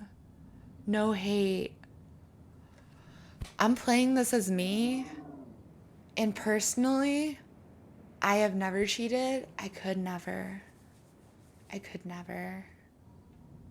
Like, not even flirting. Like, Stella's just gonna end up being my best friend in this playthrough. If I do another playthrough, I'm sorry, Kanika, your mom. Shoot. You think for a moment about calling Kanika, but you're just too tired to even bother. That's rude. You close your eyes, your exhausted body succumbing to sleep almost immediately. I guess that's not that rude. I am terrible at getting back to people. As you drift off, you think of Reese out in the woods somewhere, blood-stained and free. Slightly concerning. And then you think of nothing.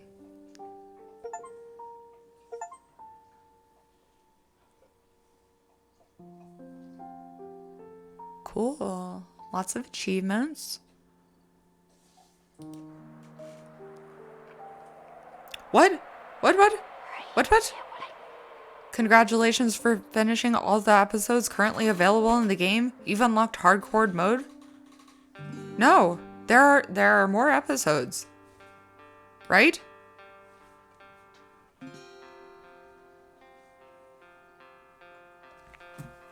Hardcore mode allows you to select 3 traits at character creation, but episode 5 will be released next year. No!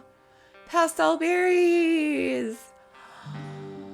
I thought they were all released. What? What the fuck? What the fuck? Oh, pastel berries. Are you as sad as I am right now? Because I'm really sad. Oh, fuck. But you'll no longer be able to use your traits to avoid the consequences of major decisions. This penalty only applies to hardcore runs. Have fun if you dare. After Slay the Princess, coming in October 20. What's Slay the Princess?